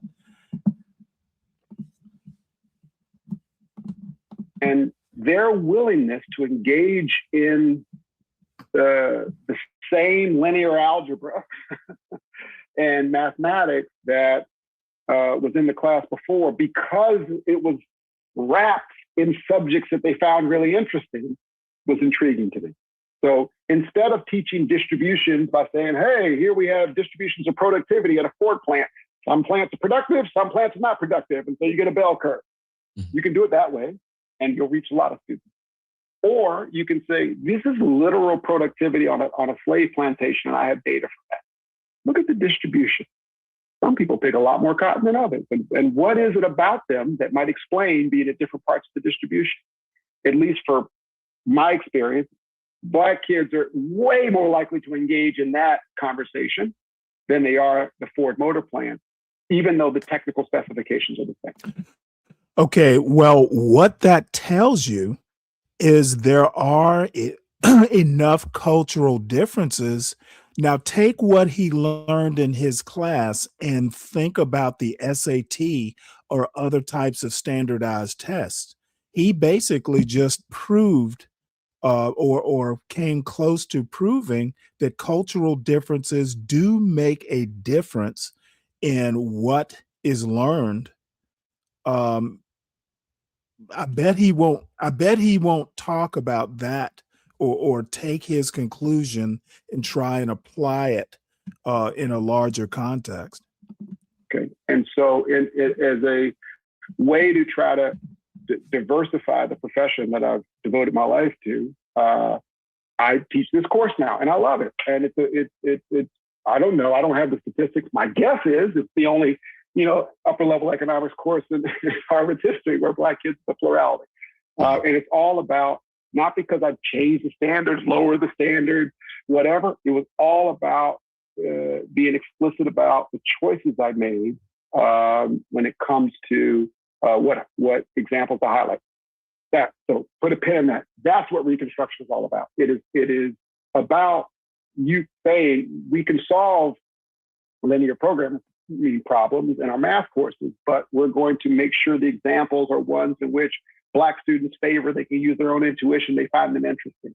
And so it is a way to have online education for all students, but unapologetically tailored towards Black students that covers some of the core core academic classes, but also a host of other cultural classes. Yeah, that's really interesting. I mean, I think that's a bigger blind spot in education in general, which is how do you hook kids in, right? Sometimes we present things without context.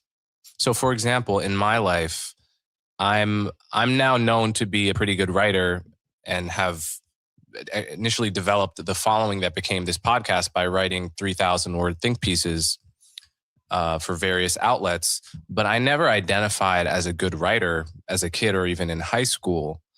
And in retrospect, what I realized is that I never cared at all about the subjects I was being asked to write about. So in English class, we read a novel that, you know, for whatever reason, I love movies a lot, but I've never resonated with 99% of novels that I've read. I'm just not a novel guy. So I would be asked to write an essay about this novel, which I didn't care about at all. And I would be asked to learn the skills of how to write a good essay by writing about something I didn't give a shit about. And once I started when I was maybe 18 or 19, I started really realizing I cared about certain issues in the world. I cared about philosophy. I cared about the intersection of philosophy and current events, what ideas are gaining traction and what to make of that. Once I first cared about a topic and then tried to write about it, suddenly I realized I cared and had an intuition for the nuances of good writing. Exactly. Right. And so we know that for all psychology, right? Grit, resilience, it's all domain specific. Right? And so I don't know why we wouldn't think, you know, not quite intelligence, I don't want to go there, but interest and engagement wouldn't be very domain specific. Oh, yeah. Yeah, totally. And I agree with you. So one thing I think many people don't know about you is that you have done a lot of stand-up comedy in the past 5 or 10 years. Is that right? That is true. Yeah. More 5 years than 10 years, but yeah. Who is your favorite comic? How did you get into comedy? How long have you loved comedy? Oh man, I've loved comedy since I can remember. We talked very early on about hanging out in Texas, no one being at home. So I would sit and listen to Richard Pryor albums constantly, right? I literally could memorize. He was like my Dr. Spock, right? Like all parenting came from listening to Richard Pryor. And so it almost like maybe tone deaf to language and things like that, because it was normal in my household because Richard Pryor was playing. So I would say for a very, very long time, and maybe just my all-time favorite is Richard Pryor. That was brilliant. Obviously, the man had many demons, but a brilliant comedian. Currently, I don't think there's anyone that approaches Dave Chappelle, in my opinion. He's just phenomenal. If I could have dinner with one person on the planet, it would be Dave Chappelle.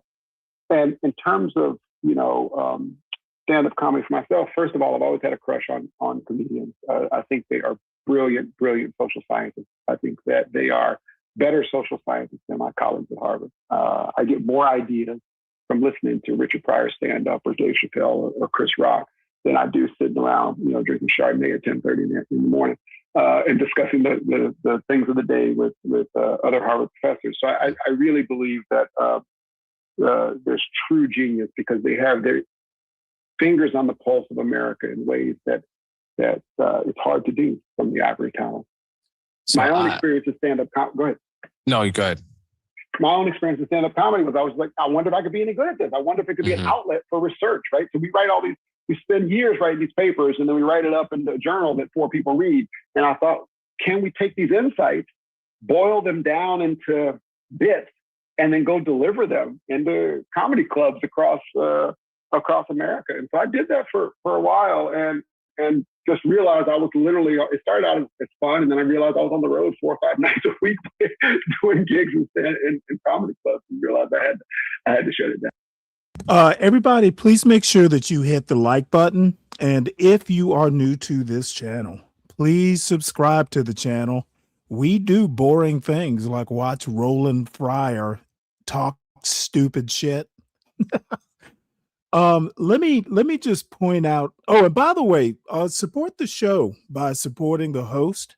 The Sovereign Beer Fund is open. I want to thank the people who supported this Saturday show. Richard, Latino for Trump, Black Knight, Stan Autry, Ryan Bardwell, VCKJ3, and Anonymous. A while back, a few years ago now, Roland Fryer was running an economics lab. I forget what they were researching. And he got basically kind of like Me Too'd. As will happen, young people in an economics lab, there was some sexual hijinks. There's innuendo and, just all kinds of, things like that. And somehow or another, he wound up in hot water and, had a couple female grad students basically say, hey, this guy's doing something like sexual harassment.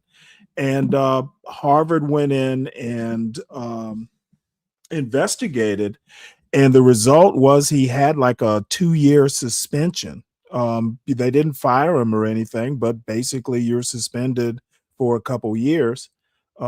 See you when you get back. And they shut down his lab. Well, here's the deal. Of course, he had 2 years to go and do stand up. He wasn't teaching. So that's how he got all the extra time. And by the way, his wife is a Harvard professor of something in biology, one of the life sciences. I can't remember what she teaches. And she's actually pretty good looking. So I wonder how she took all that. As near as I can tell, as far as I know, he's still married. But that's why he had all the extra time. Yeah, so you and I and Glenn Lowry did an event maybe a month ago, roughly, where we were on stage with a bunch of comics at the Comedy Cellar in New York with Andrew Schultz, Shane Gillis, Sam J, Judy Gold, and several others. And the jumping off point of that conversation was the observation you just made, which is that comedians can be very good social scientists. And you actually, at some point, I know this, you would have the researchers in your Harvard lab watch Richard Pryor and other comics in order to sort of jog them into thinking of different hypotheses outside of the norms of academia. Is that right? That's true. Yeah. Patrice O'Neill is another one of my big favorites. Mm-hmm. Great comic. So one interesting thing that came from that event was every time we tried to ask the comics that question, like, is your comedy getting at truths in the world that can't be spoken about in academic journals? Are you capturing true and important things, or are you just clowns, essentially trying to make us? Every time they would basically respond by saying, listen, man, we're just clowns. I'm just taking the piss out of you. I'm just trying to say funny shit. I'm not, you guys are the ones that say the true and important shit. We're just making jokes over here. We're just making dick jokes and fart jokes and whatever. And I think we talked afterwards, and that both struck us as clearly wrong.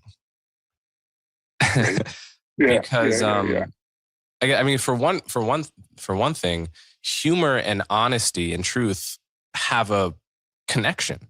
Right? Like not all, but much of the reason we laugh at many jokes, maybe even most jokes, is because they strike us as capturing something true about reality. And they're framed in such a way that, laughter is a kind of a mysterious thing, but that's clearly a big component of laughter. Yeah. Right. It's if not it had nothing random. to do with the truth, it wouldn't be funny. Right. Like, right. I mean, it even when it's bent and it's only 1% of the truth is in there because it's so absurd, it still hit on something that strikes the chord with folks. And And so, yeah, I think the comedians are not telling us the truth. I think there's a reason that reportedly Chris Rock reads, 8 newspapers a day, and they're trying to get a sense of what's going on. And then, of course, they do their magic to it, their art. But I think they're making points out there. I don't think they're clowns. And Chris Rock is not alone there. I could name names, but I know I know for a fact that several comedians, big comedians whose names the audience would know, are very deeply tapped into the kind of conversations that someone like myself would have on this podcast. As engaged as serious intellectuals are about it. And my theory is that, well, I'm pretty sure this is true actually, is that the reason that comics can't just be honest on this and say, yeah, actually, we really care deeply about ideas, and humor is related to truth. And the reason they can't say that and they pull the ripcord and just say, I'm just making jokes here, is because they are the most cancelable profession. And they have to have that shield of saying, listen, man, I'm just making jokes. Because or else they would get strung up. They would get destroyed. Right. Yeah. I think your observation got really good. There's this other point that I've made before on this show, which is it's much easier to be fake in an intellectual conversation than in a comedic context, right? It's like, say you make a good point about race and crime, right? And we're on MSNBC. Like, you make a logical, evidence-based point. I can pretend it's a bullshit point.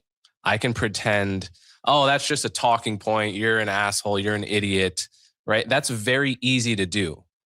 But if someone makes you laugh with a joke that makes that same point, laughter's involuntary. You just are laughing, right? It bypasses all of these blocks we have in our minds in a way that actually makes it easier to get. Like, you can make a feminist laugh at like a Bill Burr joke, and you can make a white conservative laugh at a joke that's really sort of a social justice inflected joke. And you can bypass all of those things that would normally make us angry and reject a certain truth, I found. Yeah, I think that's interesting. And I always wondered, and I tried to measure this at one point, if you're laughing and a comedian makes a really poignant point and you're laughing, does it resonate? Does it sink in? Does the next day, do you change your behavior? And I can imagine it could go either way, but I was never able to figure that out. So you tried to measure that empirically? Yeah. Try to understand. What was it? I'm curious. What was the study design?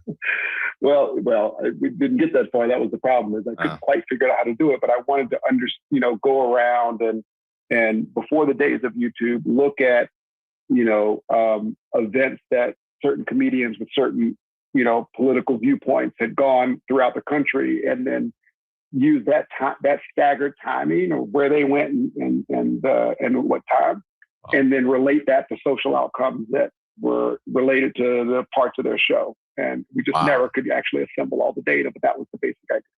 Like with YouTube and all this other stuff, and you get too much, everyone gets access to the same content.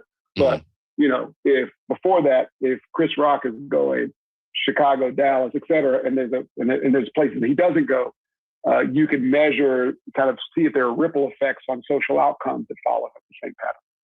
Wow. That's an incredible idea. I hope someone does that someday in some form. All right. So let's get into, I guess I have one more question before we get into the research that most people know you from. I'm curious about whether there were further obstacles to your success once you were in grad school. It's like your set of challenges at that point, I imagine, were no longer my cousin's deal crack and I have to negotiate whether to go into that world. I imagine by that time that ship had sailed. what were, if there were a new set of challenges at that time, what were they and how did you overcome them? Oh man, it's a great question. I think if I'm honest, a lot of it was unlearning some of the things that I didn't even realize I'd learned back home, right? So you're put in a different environment, right? I showed up at graduate school at Penn State University and State College. Let me make one point before he gets into his story. Both these guys basically have Glenn Lowry as kind of a mentor. As I said, at the time, back in the 80s, I guess, late 80s, early 90s. No, actually, it was earlier than that because I guess it would be the early 80s during the Reagan administration or before. Um, Glenn Lowry was at the time, back in the late 70s, actually, in 80s, was the youngest Black tenured economics professor in Harvard's history. This guy, Roland Fryer, I think he wound up becoming younger still, tenured economics professor at Harvard. But Glenn Lowry, he talks about it.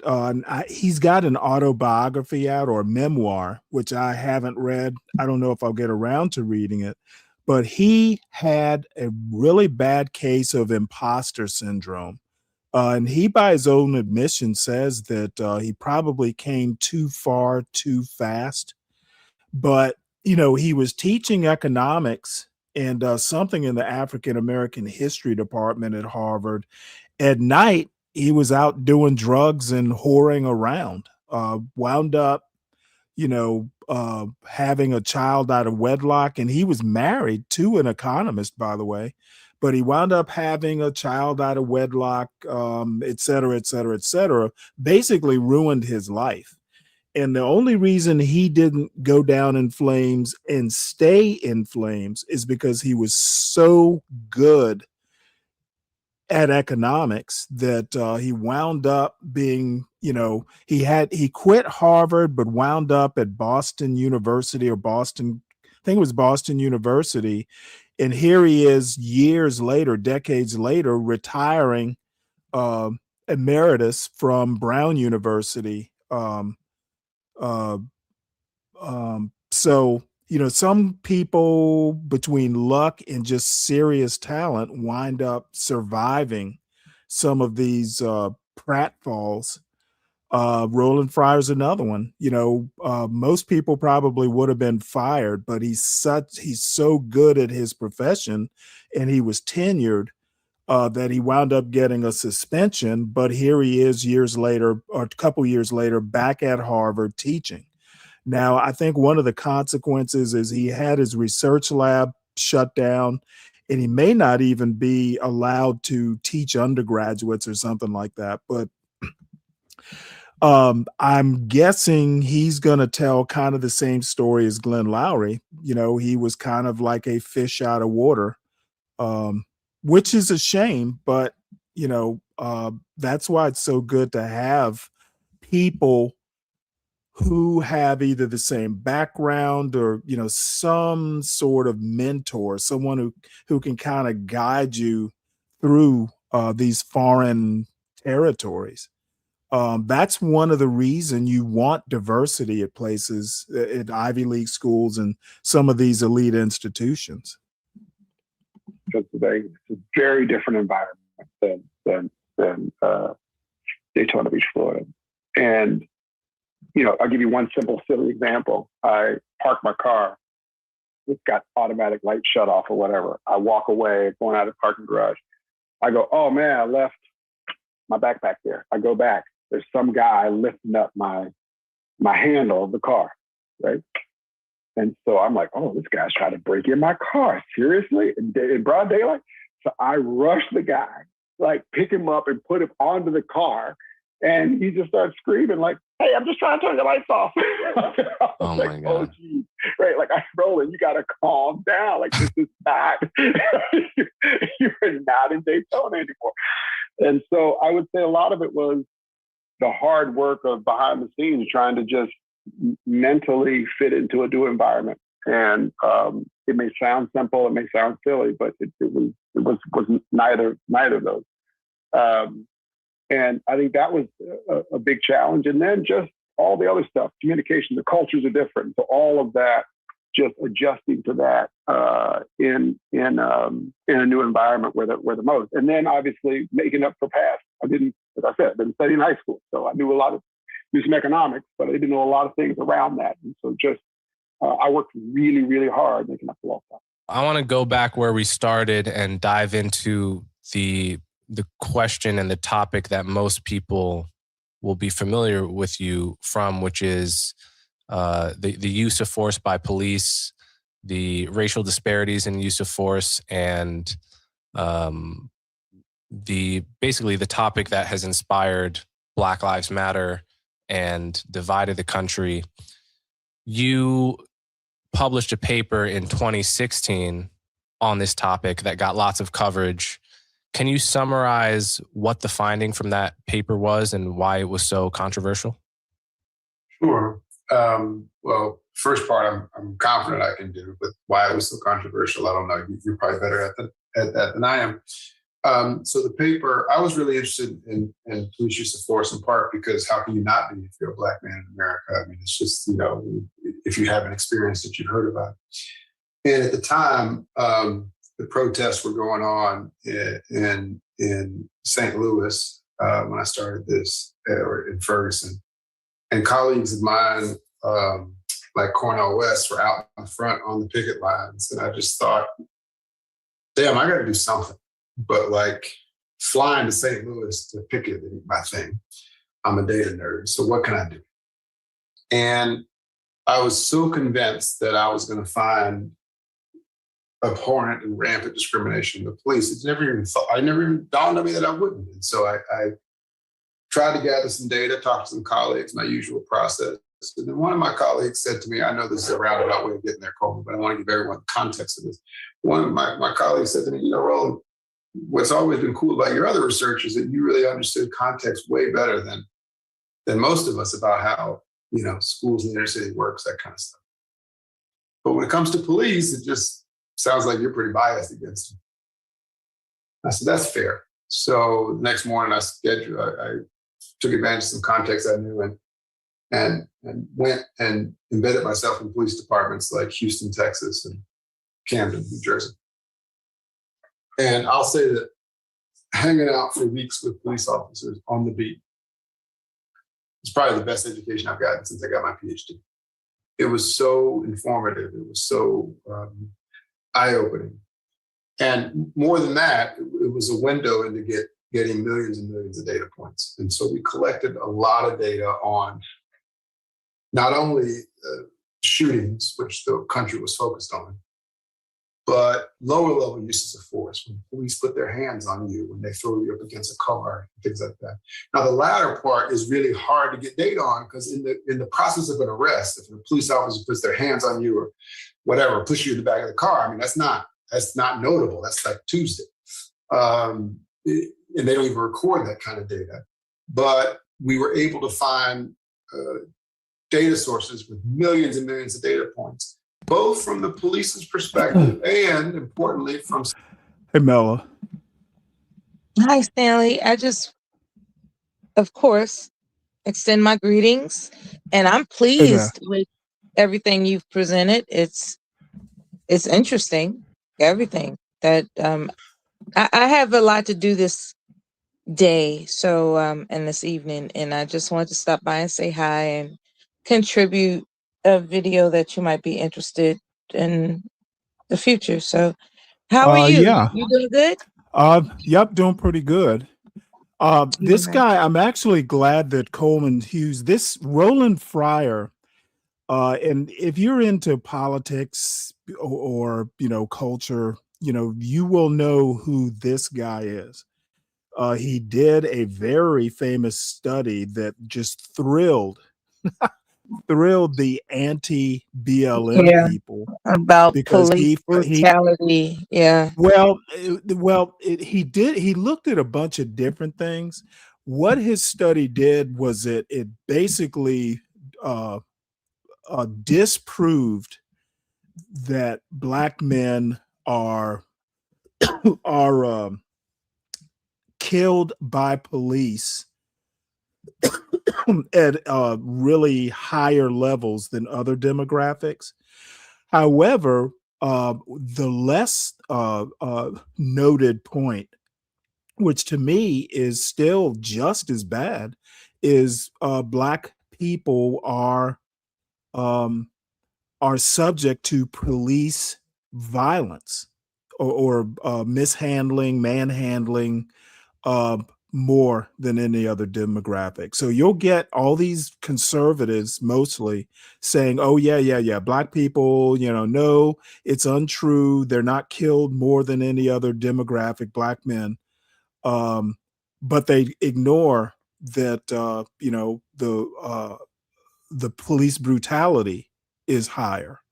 So that's what he's Right. famous for. Yeah. Yeah. And he would be learned enough to know what he's talking about. So Well, I I mean, he was did. interested. He's an economist. I mean, he basically took the data He took and the data. he took the data and he proved it, and it's beyond. Nobody's been able to basically say he's wrong because the That's data is the beyond data. dispute. Yeah. I was interested in hearing why he was suspended from Harvard. That part Uh, was intriguing, as well as the part where he said at a very young age he was very angry. And so mhm, football allowed him to get a lot of his frustrations out. So right. I pick up that you know there's some psychological compromise, even though he's achieved a lot. I'm not taking that away from him. But there comes a time that broken homes matter. Well, When people you're come from right about broken that. homes, you can see it. Unfortunately, exactly. He is a little bit of an odd bird. Yeah, You can he's cut. he's You holding can back cut. some really. He's holding back the Punisher vibe. Like there's something about him that has a Punisher vibe to me. Even though he's acclaimed and accomplished, is you can't change what influences your childhood. If you That is experience true. a childhood that's dissatisfying, where you become enraged, Mhm. it doesn't really leave you. That seed is always implanted. It's just that you learn by educating Right. yourself and becoming Well, self-actualized. you You grow basically out of it. learn to cope. Oh yeah, Yeah, you cope. develop That's what. coping mechanisms. Yeah, you learn coping very brilliant. Absolutely. That's what I should have said. You Right. learn coping mechanisms, but it doesn't ever leave you. And that's why it's important to have intact families. You mentioned something about how manosphere guys are stupid. Those are the ones that are wanting to uh justify abandoning their children by blaming the family court system that they have yet to change any laws. They have yet to change any because I will say that the family court system does give default custody usually to mothers, and it's up for a man to present the stick to itiveness to present whether or not she's unfit compared to the environment he would offer. But a lot of them, they just give up in frustration and walk away from their children, hoping that by the time the child is an adult, that they can explain their side of the story and develop a relationship with them as an adult, which is cowardice. Um, Well, you the know, thing I've never been able to quite get someone like, say, a hood conservative to focus on. Okay, for centuries, the United States has been a patriarchy. Okay, women do not have the the overt power that these guys seem to think. Who makes the laws? It's mostly white and male. Okay, the Right. majority of judges, people in the justice system, at least the judges and that sort of thing, overwhelmingly white and male. Okay, well, I don't understand why women get so much of the blame. They didn't write the laws. They didn't create the system. They think it's a conspiracy. That's how ignorant they are. Like, oh yeah, all these women convince these men who are legislatively powerful to go against a man's best interest. Get it, please. Miss me with that. It doesn't make sense logically or otherwise. Well, There was no yeah, conspiracy I've to just put never women I've in just charge never of heard anything. I've never heard a good reason why a system designed by men, why would they design it to be anti-man? Yeah, So it was about procreation. And if I had to guess, I don't have facts to back this up. I had to guess. You're If a woman is not going to procreate, that the population declines, and the strength, since there's strength in numbers, you know that oppressing women stuff was no longer going to work. It was not. It There was a time when it was, there were horrific circumstances and situations that women were placed in that's foreign to me. And when I heard about the stuff and the dates connected with, I was like, oh my God, I had no idea, that Right. women were just basically cornered and with a leash. And that's not conducive to economic prosperity. You have an able-bodied workforce that's leashed up in a corner somewhere that could otherwise be utilized to further develop economic prosperity for this country. Right. I think that's what promoted it, as opposed to women whining and crying and like people feeling sorry for their daughters and all these other social assumptions. I think it all boiled down to economics.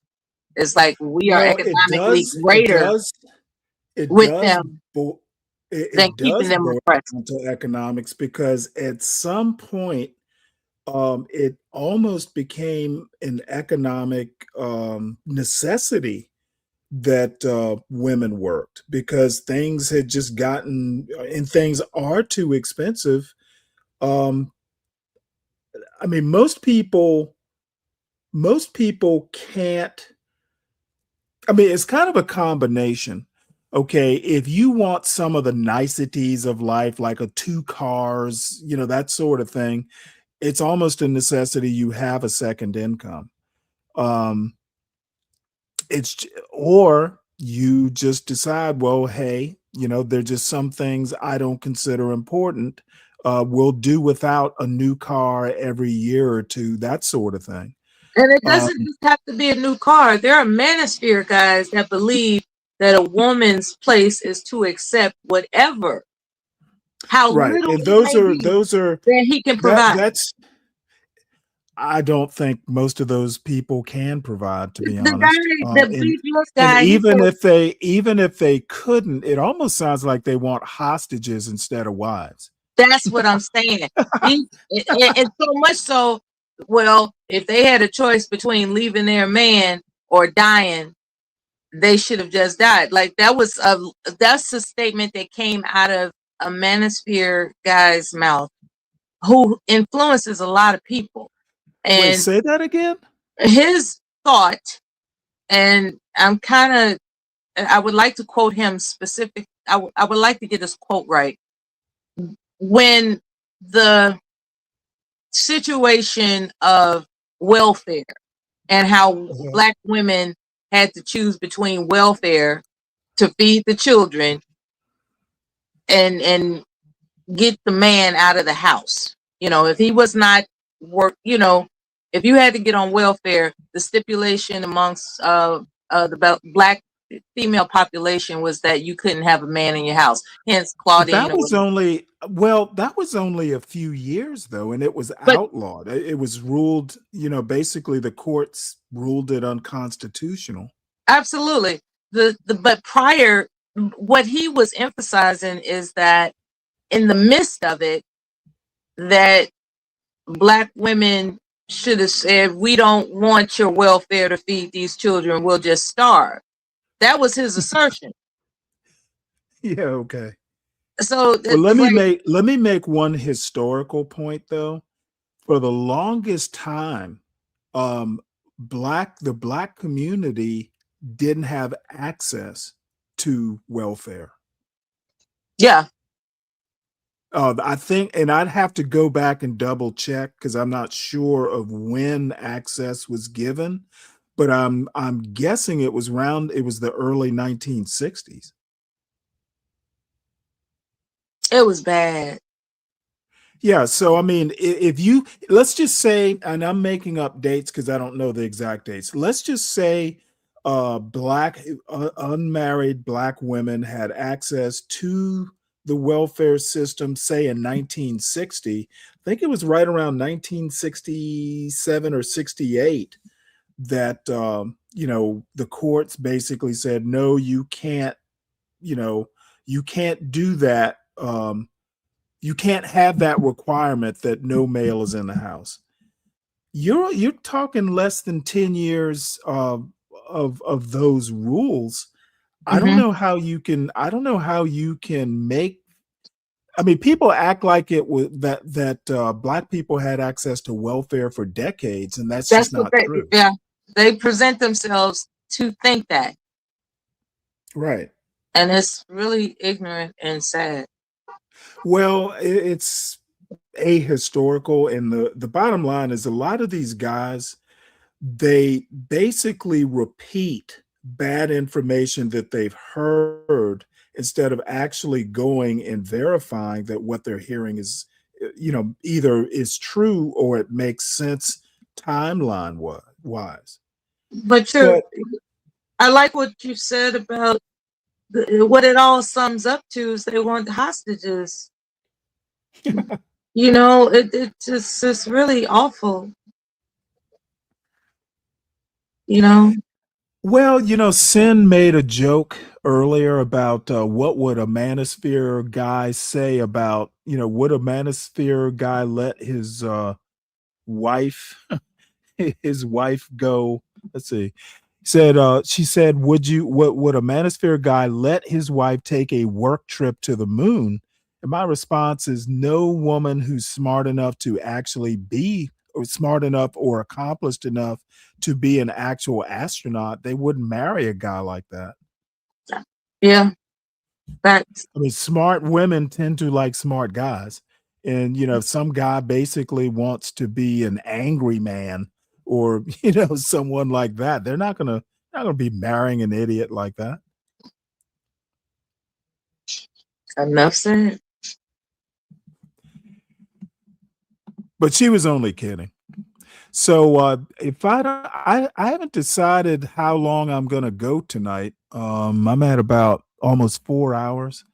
And we're not gonna watch this whole interview because this is like either there's a time cut, and then at the end of this interview the topic changes and there's another guy that Coleman interviews. So I think we've got probably 129. We've only got about 45 minutes of Roland Fryer left, and then we'll go to the Henry Louis Gates stuff. Today 'Cause or another time? I think there'll be enough time today. Okay, I'll be happy to continue to listen, of course. Okay. And I guess I could stay on the panel in case you have any questions, but I can't guarantee that I'll be around this device. I'm actually doing Well, something. that's fine. That's fine. Either way is fine with me. Yeah, I heard MOT's opinions about the black folks getting fired and how Trump had mentioned, I can't see myself standing next to a black the military officer or some crap, you know. It's like I like Oh what he yeah, said. He said, yeah. He "What kind of idiot says that out fired. loud?" He Hegseth fired like the army chief of staff and Yeah, like the head chaplain, who's a major general, I think. yeah. Who fired the chaplain? I remember MOT. He said, "Who the heck is firing chaplains?" It's just, yeah, the moronic racism is prevalent. Like, it's in your face at this point. Remember when racism was hidden? Remember? That's no longer Right, the case. The highest right. levels of government are telling you to your face, we don't want to see black people doing anything other than serving us. Period. Okay, We don't. I'm not. I guess I need to go and look up the man in the house rules and the details because Sin is telling me I got something wrong. The thing I'm not exactly sure that I guess I have my timeline wrong. Oh, I didn't know what it applied to. I just knew that that was what the manosphere complained about. Of course, they didn't indicate fathers or boyfriends. They, Oh, I see what she's saying. Okay, yeah, so they had to actually be like boyfriends who were unattached to the kids. Well, bottom line is I'm getting something wrong. I probably need at some point to go and fill in the details. yeah. I'm not sure how that went, but it. And then So I what? also need to go and research because I think Sin is right. It was after World War II that blacks got access to welfare. I do know Oh, that during they didn't get half. there were a lot of parts of the New Deal that blacks could not take advantage of. I know one of the Absolutely, things after World War II, the GI Bill basically wasn't available to blacks after World War II. it was not. Um, so I'm gonna have to go back and figure out what I'm getting wrong here because I've never actually gone and researched, when blacks were eligible for welfare. So I'll figure it out. What's up, Lord ADS?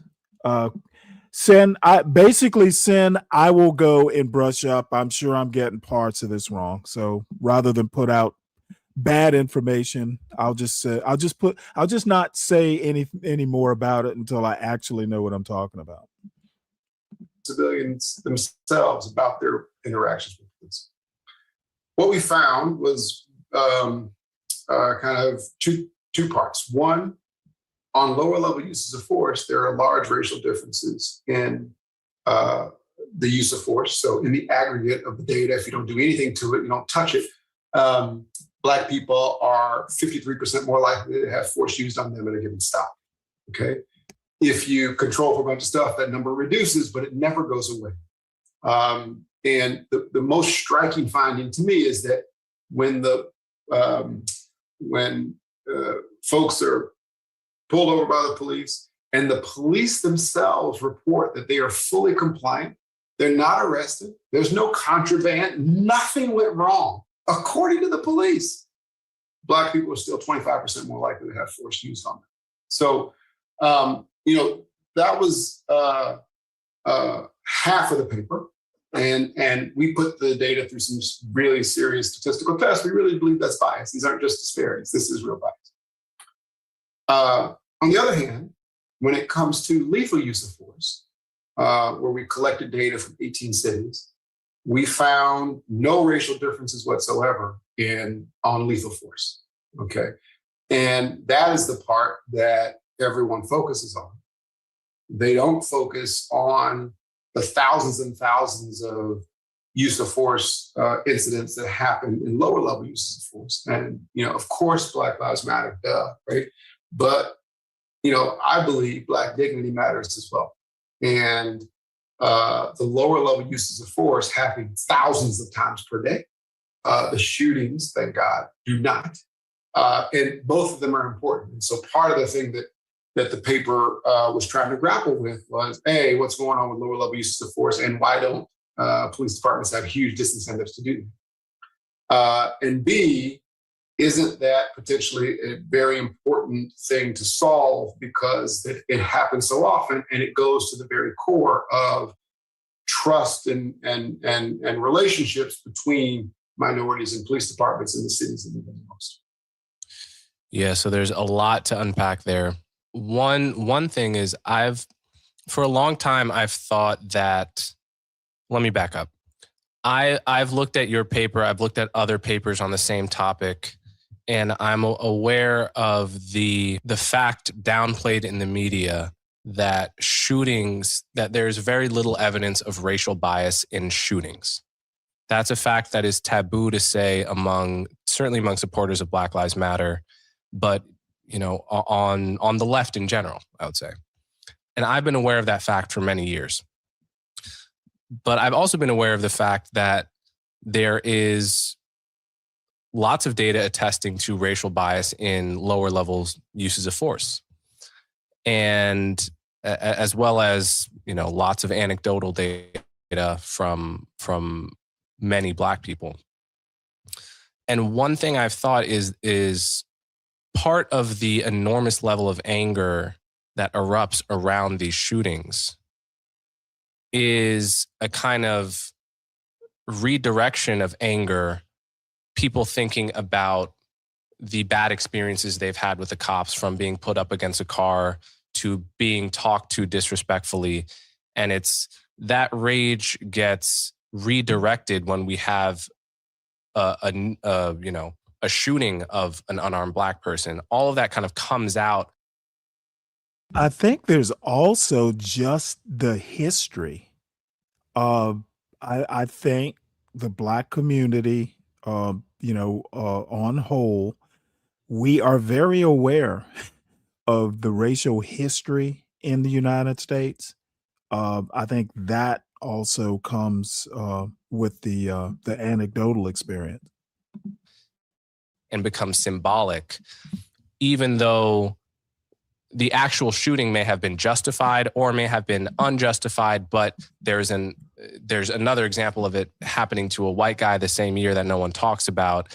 It's a kind of redirection of that anger, that very understandable anger that people feel about being roughed up and being treated in disrespectful ways. For sure, it's how any rational person should behave. And by the way, some of those other papers that I think you read also find the same result on shootings. It's just they're cowards, and so they put it in Appendix Table 74. Right. Okay? Let's be clear about that. And I'm old now, and I've been Black a long time, so I'm just gonna call people out. It's just cowardly. It's just BS to bury results because you want to win a popularity contest. Newsflash, economists and social scientists, you're nerds. Nobody like you anyway. So just tell the work straight up. But yes, man, it's rational, right? Like if myself and my network feel like we've been discriminated against, we didn't do anything wrong, we didn't get arrested, but we got thrown up against a car. And then we hear about a shooting that happens 2 blocks over and the details are murky. It's Bayesian to believe that is discrimination, right? Like I understand that. And in fact, one of the only things I think in life that Al Sharpton and I can agree on is this point. We were both meeting with President Obama in 2016 about police use of force. And, Al was classic Al. He was like, I agree with the good doctor, right? And that's the only time he's ever said that, I promise you. But he said, look, if we could stop the everyday harassment and those lower level uses of force, then we could at least have conversations around the controversial shootings because we would have built trust.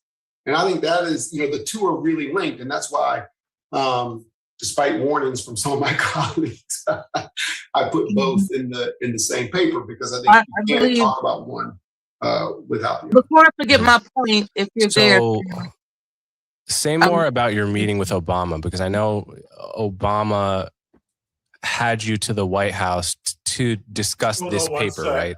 So I guess my questions are, you know, what were you saying? Before I forget my point, I wanted to emphasize how, had it not been for cams, cameras, cell phones, the mandate that police officers, have the cameras, cell phones, there's no telling what we would not have witnessed. Right.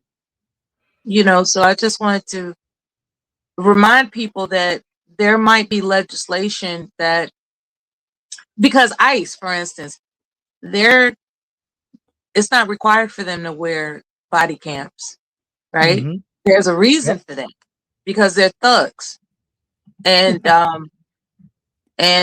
just like we're gaslit into believing that there's no such thing as Klan anymore, the Klan actually has a 504 C or whatever, like these racist organizations are getting tax exemptions now. So, talk about terrorist groups. These actual criminals are being protected under the law and profiting from the crimes that they commit. And it's important to keep your eye out on, what bills slip past us. That's how we lost a lot of things. We were so busy watching Soul Train, okay, that I'm serious. We got complacent as a people. We thought the fight was over. I got my good government job. I can watch Soul Train and barbecue on the weekends. It's over. No, it is not ever over because, as you have mentioned, this country in its foundation is based off that discriminative mindset. It's never over. People are Well, raising I their think that, children I to think believe that they're people, superior. I think that people, at least in my mind, the way American culture works is kind of like an alcoholic. Okay, you're never, even if you haven't had a drink in 20 years, you will hear alcoholics, recovered alcoholics or recovering alcoholics. They always know they're alcoholics. And I've heard people who haven't had a drink in 20 years go, "Hey, I'm still an alcoholic." You're one drink away from falling back into the habit. What I'm saying is that there's some habits that don't go away. It is embedded in the culture. Okay, you could literally just watch TV and pick up a lot of subliminal stuff. Yeah. Sometimes I've gone back and every now and again, I haven't done it in probably a year or two now. We'll go back and we'll look at these old commercials from the 70s. And some of them are fucking cringy. Yeah. Because the racism is so excuse me, is so overt. Yes. I think America, it has done very well. We've come a long way, baby, but it's one of these things where you have to be constantly vigilant. Okay. And you have to call it out when you see it. You can't, the excuse is that, oh, it's rare. That's not good enough. Okay. If Yeah. you're an alcoholic, you don't drink. And if your answer is, I'm an alcoholic, but I drink occasionally, you're not over it. You're not recovered. Now, there's one thing to consider regarding biochemistry and what that entails in terms of alcoholism. And then there's a habit that you have just identified. When it comes to the habit of being discriminatory, let's take military service, for instance. People are in the habit of calling Air Force service members the chair force, right? It just happened to me the other day. I'm wearing my little regalia for a particular event, and this Caucasian guy walks up to me, and he was like, "Oh, you were in the Air Force, huh?" He said, "I was in the Army." And I said, "Oh, that's great. Nice to meet you, brother." And he said, "You know what we say about the chair force?" And, I was like, "I don't want to hear it," and we giggled about it because that's the habit of rivalry is what I'm indicating, right? So Right. when it comes to racism and prejudice and all these other monikers, I think you're right about the habit part, but as far as it being an addiction compared to alcohol, is because alcohol is a chemical, that's there's a disruption that occurs when you ingest that chemical that alters you, as opposed to making a conscious decision to stay in the habit of a judgment. And I was wondering what your thoughts about me exploring that concept, because you equated it to a biochemical reaction as opposed to a conscious decision to engage in a habit of behavior. Well, I mean, habits are habits. What I mean, a But lot of there are things like biochemical that. influences. A lot of things like that, you can come at from different angles. Okay, you could look at it as a biochemistry problem. You could look at it as a behavior problem. And behavior, might be influenced by biochemistry, et cetera, et cetera. There's just several different ways you can come at things like alcoholism. What I'm trying to figure out is what Sin is saying. She asked, "Does is the clan stopping you?" Well, you know, And the my thing is condolences to your fig tree. I saw that comment. I'm sorry that you're disappointed well, about in your my fig tree. mind, in my mind, it doesn't matter whether the Klan is bothering me or not. That's similar to the colorblind argument. Um, I think anytime racism rears its head, no matter how small or minor, at a minimum, it should be called out. Okay, it doesn't mean you have to send the cops, or it doesn't mean, you have to take people to court, but it should always be noted because racism is not natural. I hear it all the It's not time. natural. Everybody's racist. Well, everybody's racist in America because it's a racist culture. It's bred, it's taught. It's taught. Everything from commercials to TV programs. Um, that's why everybody's racist in America. I had a Swedish girlfriend years and years ago when I was in the Uh-oh. Navy. And I tell you what, she had no clue about American racism. Not every, at one point in time back in the early 90s, she was like, she'd be doing double takes. Like, what does that even mean? So I saw America is a bit unique culturally. So that just because the Klan isn't burning a cross on your lawn doesn't mean that it's not a that they problem. don't want to. Because every now and again, you're going to get a Charlottesville where people get killed. That's why it matters. Yeah, that's not funny at all.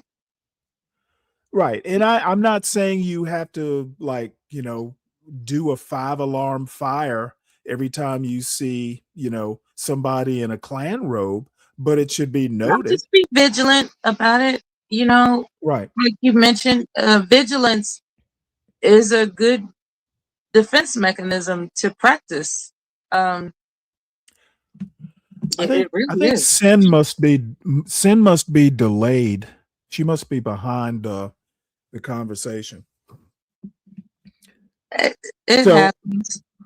It so happens to me when I scroll back in the video and I'm right. catching up. I'm making a comment on a video that that Yeah, you're that does current happen. with, but it's 10 minutes prior. You know, I'm making Right. a If you comment about something 10 sometimes minutes prior. if you change tabs, YouTube gets out of sync with real time. So yeah, I get it. Yeah. So let's finish what he's saying here. Now, I can honestly say this is the first time I've seen Roland Fryer actually talk about the police violence part.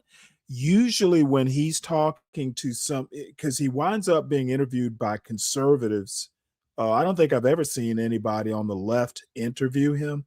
Usually, those people want to concentrate on just the police shootings and the police fatalities. They don't ever want to talk about the gratuitous violence that is a real number. What was that meeting like? And the thing that struck me is when he talked about even if you look at even if you look at incidences where the person is doesn't wind up arrested or anything, there's still more police brutality. They're 25% more likely, even if the cop lets him go.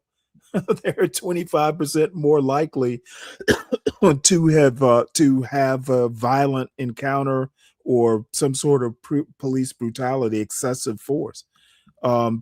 Just that alone is a problem.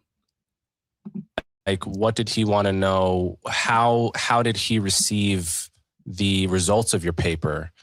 And how ready was he to implement policy as a reaction to your paper and your findings? Yeah, so the meeting was with police chiefs, community folks like Al Sharpton. It's where I met DeRay McKeeson for the first time, and I will admit I went in skeptical, but came out really respecting at least conceptually what he was trying to accomplish. And the president did what he does so best, which is he made all of us sit there and listen to each other. So we had to stop. We had to actually listen to everyone's arguments, and we had to behave because he was the adult in the group. The conversation was great. He treated the research like I would say a skeptical scholar. We engaged about it, and he said, he knew footnotes, man. He really read it. He said to me, okay, Roland, but the best data you have is on Houston. And it could be that Houston's an enlightened city. And I just started smiling. And I said, Mr. President, I had asked you before you saw the results, whether or not we'd find racial bias in places like Houston or Dallas, Texas. I'm pretty sure you'd say yes. Right? Like, okay, so he was grappling with it. But I think, hard to know, but I think in an honest and real way, and I appreciated that. But my big frustration, Coleman, was that nothing got done, right? Like, we had all these grand ideas about how we were going to link police departments' funding to collecting the type of data you need on the lower level uses of force, et cetera. And none of it got done. And I don't know many of the 18,000 police departments across the country that have changed as a result of this work. And it is deeply, deeply frustrating because there's real work to be done to improve the relationship between police and communities. And saying stuff like defund the police or any reform that you do to police instead of with police, I'm very skeptical of. Yeah. So on that point, one thing I've noticed as I've grown older is that there's always an enormous amount to learn about a profession from the people doing it that you usually cannot find easily on the internet or in books. If you want to know what goes on in a hospital, having a conversation with 10 different nurses, you will come away having learned a lot more than almost anything you could get in an article or a Google search. That's what I found. And one thing I found disturbing about the whole conversation about policing and racism in the past 10 years is how rarely I get perspectives from police officers because, like any profession, I think there's probably much to learn simply having heard that side of it, right? What is it like to be a police officer in a high crime inner city, let's say, where you're pulling over people what is, because if we don't understand that experience, our solutions are likely to be ignorant. And so I've had two different police officers on my podcast, one of whom was the former deputy police commissioner of Baltimore, Anthony Barksdale, who's an incredible guy that tried to train the department in jiu-jitsu, which he himself is a black belt in, so that cops had more comfort not having to go to their gun when they felt their life was threatened, right? They can bring a suspect to the ground without hurting the suspect or themselves. He's just like a super cop. And so when you said you learned as much from hanging out with police for 2 weeks or whatever it was as in your PhD, I'm curious, what is it that you learned there that you didn't know going into it? How complicated the job is. I'd only seen the job from one dimension, which was, why are these people harassing me? Mm-hmm. The job is complicated. The people, sometimes the people who do the job are complicated, and there are ways of making it better. Let me be more clear. And I'm embarrassed to admit that riding around in a police car for 10 hours looking for bad guys, turns out after a few hours, you start to see people who look like bad guys. I mean, that's what happens. And it is, it's not a good job. It's not a way to engage with communities. When I was in Houston, we did a double shift, and the police officer who picked me up from the station, I mean, looks like he's outfitted to go defend Ukraine, man. I mean, he's got vest here, the door of the car is outfitted with weapons. I mean, he's armed to the teeth. And we get out on the beat, and every time he pulls the car over, he's very nervous. And I asked him at some point, "You seem to get really nervous when you get out of the car." He said, "Man, this is Houston. Everybody else got to go."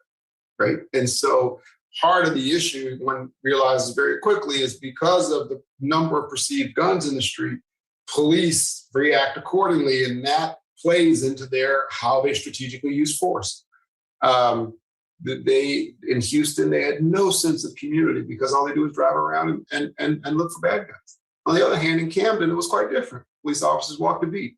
And there, we could see somebody wilding out, having a bad day or whatever. And I'm like, yo, shouldn't you arrest that person?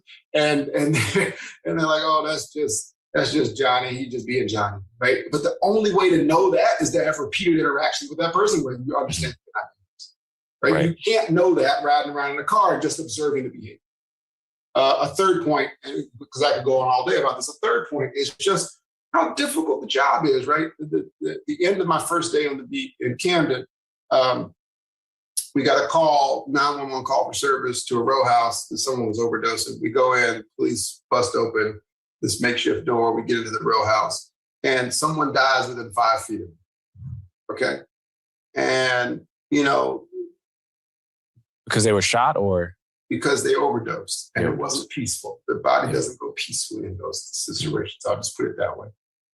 And maybe I'm a chicken or something, but I looked at it and said, yo, I'm done for the day, right? Like, I'm gonna go, I'm gonna have a steak or something, I'm done. I'll see y'all tomorrow. And the police start getting back in their vehicles. Hey, let me thank Mike123 for his support for the show. Salute, Mike. I'll add his name.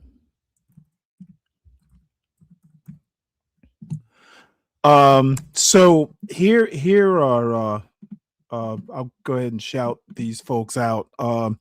Saturday show brought to you by Richard, Latino for Trump, Black Knight, Stan Autry, Ryan Bardwell, the CKJ3, and the Mike123, and Anonymous. So thank you all for the support. I really do appreciate it.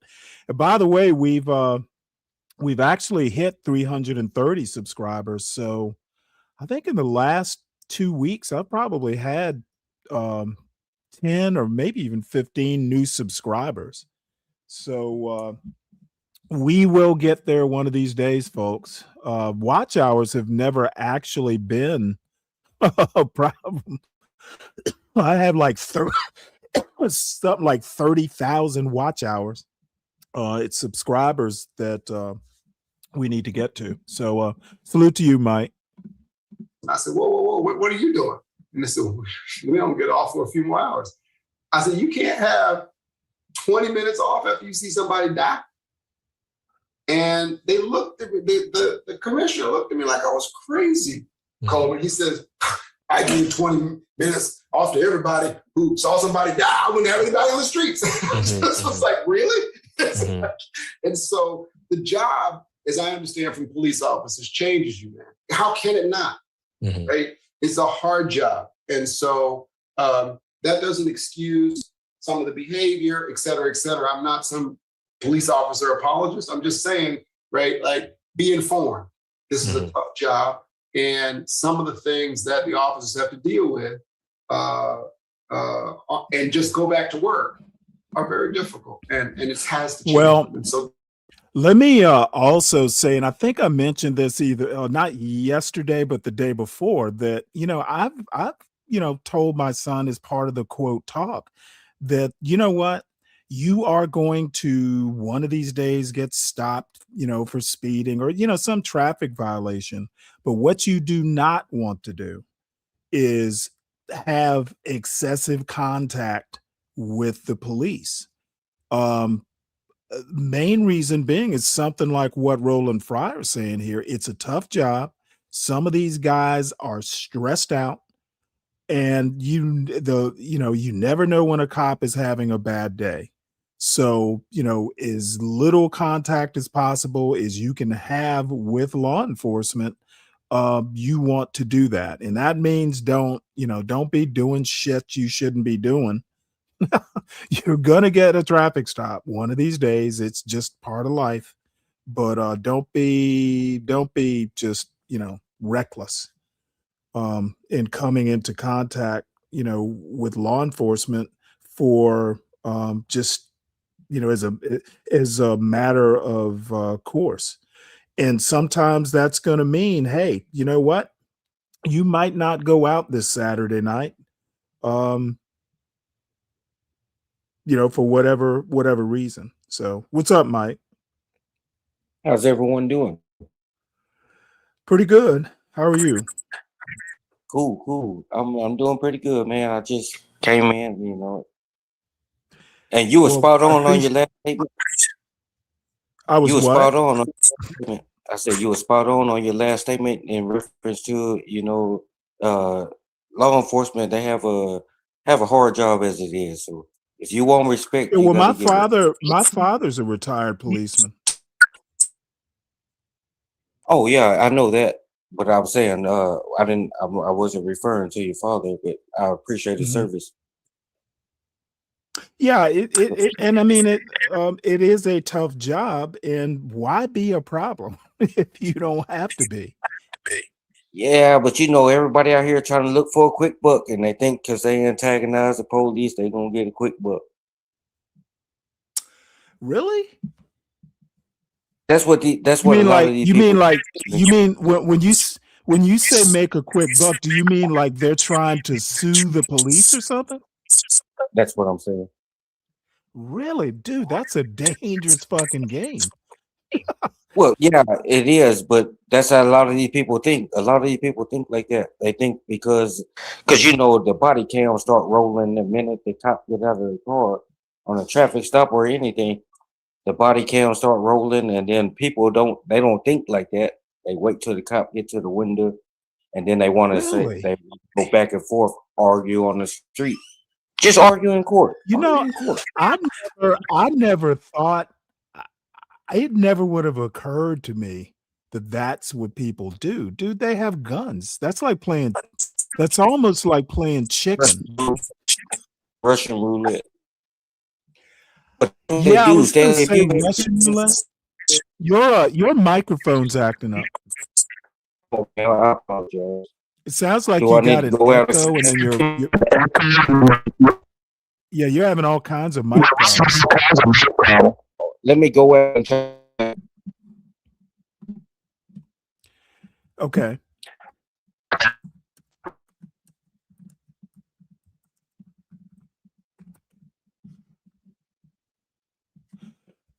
Okay. Well, let's get back to Roland while Mike fixes his mic. But that's just three examples of things one learns, but there are many more. It's a really complicated set of issues. Yeah, I've thought of the analogy to doctors, surgeons, and nurses sometimes too. Those professions where ER doctor, for example, it's like you just have to see people die constantly and wake up the next day and do the same thing. And there's no way. It's actually, on one level, you want your doctor to be really empathetic when you're sick. But on another level, in order to be a good doctor or surgeon especially, you actually have to detach from your emotions and be highly analytical and not feel that you have a unique life almost, because if you felt the gravity of what you were doing every second, you probably wouldn't be able to do the job for very long at all. Yeah. And there's an in-between, because I've got folks who I know who are cancer docs who, after a few years, just hang it up because they say, I can't. I've just seen enough death, right? Yeah.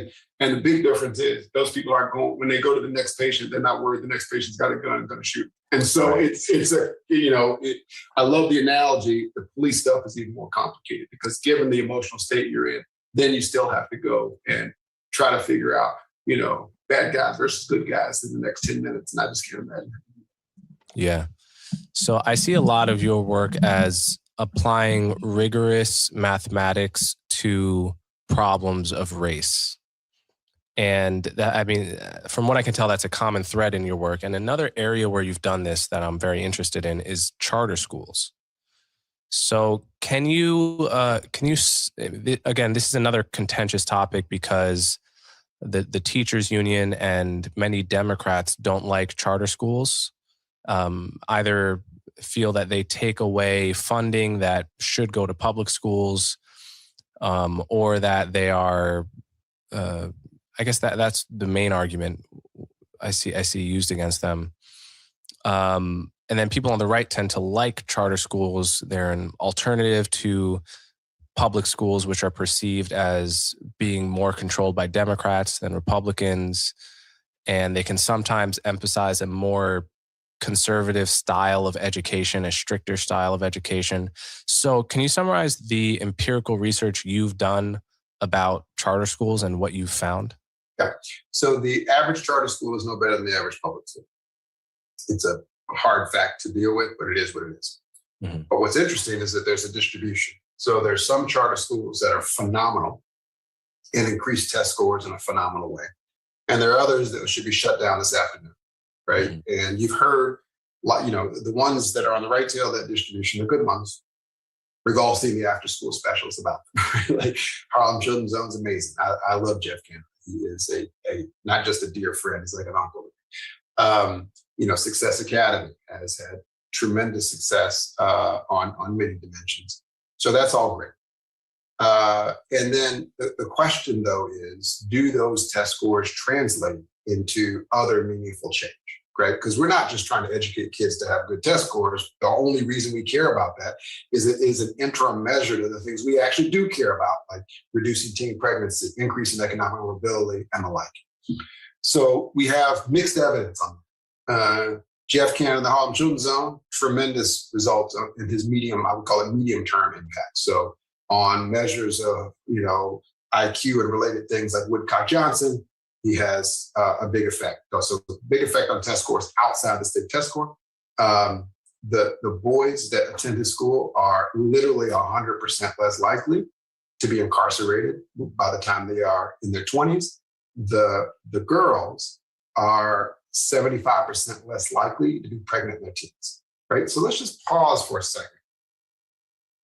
Could you imagine having to go to a gym with a 5th grade child for a lottery for a 6th grade charter? And if you lose, their probability of being pregnant as a teen goes up 75%. That's unthinkable. It's crazy. Okay. So that's amazing and good for Jeff. On the other hand, we did the first study analyzing the impact of charter schools generally on income later in life, like 30 years old. And the answer there is 0, that charter schools don't affect income. And so for me, the data is there's two things. One, the data is still out on whether or not overall, or even amongst some of the better ones, charter schools will impact the longer term outcomes, right? And because yes, the test scores are good, but if you get the test scores in this test tube that is not translatable to the real world, right? You talked about discipline structure, all those kinds of things that would relate to that. If that doesn't translate to the real world and their income doesn't go up, we need to do the same thing. But second, the work I'm the most proud of is taking practices from that right tail, the high achieving charter school. So when we learned about that distribution, right, you could look at the average and say, oh my gosh, charter schools are on average aren't that good. Or you could do what we did, which is go, wow, look at this variance. And they all are making all these choices. And you're right, they are kind of independent. And so those independent choices have consequences, not to borrow a phrase from Milton Friedman. And so what we did was we analyzed that and we came up with 5 factors that explain 50% of the variance of charter school success. That's not important. What's important is we took those 5 factors, we implemented them in 20 schools in Houston, 10 schools in Denver, and other places around the country. And what we found is that you can get the effects of the best charters in the country in regular old public schools by just adhering to these 5 practices. Okay. Now, again, I don't know if those test scores will translate into income later, but we're going to track down the kids. And this was a random treatment, right? You randomized the schools that you applied these principles to, right? Yes. And what were the 5 principles? So number 1 was you had to spend more time in school. So I used to call it the basic physics of education. If you're behind, then either you got to spend more time, or the kids who are in front of you need to take Thursday and Friday off. So time was one. Another was how schools use data to drive instruction, right? So everyone in schools has data now. But the question is, what do they do when they see bad pieces of data, right? So, and the schools that were effective changed their pedagogy, their pacing, their focus based on real data in real time, almost like CompStat for schools. And it was phenomenal to see. The ones that weren't successful just collected data, saw most of the kids fail and went about their day. Third was how they treated human capital, how they hired, what they did with bad performers, how they evaluated teachers, that kind of stuff. 4 was tutoring. So schools who tutored kids in groups of 6 or fewer, 4 or more days per week were much more successful than others. And it's a term called high dosage tutoring. You can give high dosage of tutoring to kids in small groups. It really is probably the single biggest driver of test scores out there. And the final one is something really near and dear to my heart, which is culture. So when we talk to schools, all of them were dealing with kids who were in poverty, or most were in poverty. 88% were female-headed households, right? That was all a given. The question was going to be, what is this school going to do about it? And some schools, and as my grandmother would say, bless their hearts, right? Some schools would say, look, little Coleman here, it's rough, right? Like, he's here at school. That is a win. Okay, we should embrace little Coleman and say and show him we love him and that this is a supporting school, and that's great. There's nothing wrong with that. Who can be against that? Okay. On the other hand, the schools that were successful increasing test scores said, Coleman, we understand that's what's going on at home. This is school. You're safe here, and we're going to hold you to the highest expectations. Okay. So when I was in 10th grade, I tried to drop out, or went to drop out of high school. My father it was clear to everyone, it was in the newspapers, that he was likely to go to prison. And I figured I had to make money, and I just, whatever. And so I had a counselor come up to me without me asking and said, hey, Roland, we saw what happened in the papers. And I said, look, I'm good. I just want to get to class and get to football practice and bust somebody up, then I'm going to be fine. And he says, oh, that's a brave face. That's so great. But look, we have a special program that you can go to school for 2 hours and get out and get full credit. And I was like, Mr. Dickey, it was bad what they wrote in the papers. Tell me about that 2-hour program, right? I don't begrudge the man, and I'm not trying to hate on him here or call him out or whatever. I'm just saying, I didn't ask for that. Right? And I just worry that, and I know that kids will live up or down to our expectations. Okay. And so high expectations, what we found was that those things were really key when it came to schools that were able to drive achievement amongst the populations that I've been focused on in my career. It may sound crass, it may sound harsh. I'm not saying anyone was either of those things. I'm saying that kids can do remarkable things, and we ought to allow them to reach their full potential. All right. So final question. You have a business called Sigma Squared, right? Yeah, Sigma Squared. Can you describe the purpose of that business? Sure. What we did, we took a lot of social science, and let me back up. Here's the premise of it. After George Floyd, we had all these corporations making all these commitments and saying we stand by Black people and that kind of stuff. And that was all fine.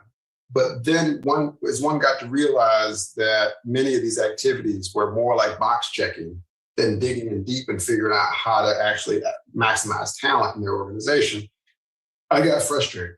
And I said, look, I remember asking a friend, I said, why isn't anyone using all the tools that we know work, right? There are linear programming problems that, I've worked on with people like Glenn Lowry that kind of solve these diversity issues while maximizing quality. There are all these other papers out there that people have worked on. Why aren't we using the best practices when it comes to understanding whether a company has bias? And if so, how to actually fix it? Like really. I forgot to ask you, do you have any comments on this? Mike? When I have a comment, I'll speak it. Okay. Hey, Chris, it's good to see you. And I'm glad that you consider this a safe space. You got an echo, Mike. I'm glad you consider this a safe space to come out of the closet in. So I congratulate you for being so brave. Hey, I don't have any tabs open or anything. I'm not sure why there's an echo. I just got a new phone and I don't know what the fuck going on here. No, it's all right. We'll figure it out. So yeah, I do have a comment. I would like to say shout out to Donald Trump, who's ahead of my life. Yeah, you are his best MAGA black. And see, I knew you were gonna say that, Stanley. And well, wait, what's wrong with being a MAGA black? There's nothing wrong with being MAGA black. There's no such thing as MAGA black.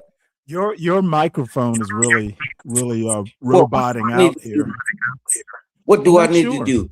You know what? Let me see if there's anything I can do on this side. Let's see. Try it. Okay, try. Well, talk now. Is it better? Testing. Mic 123. I think it's better, though. I can still hear well, I'm still getting that echo. Do you?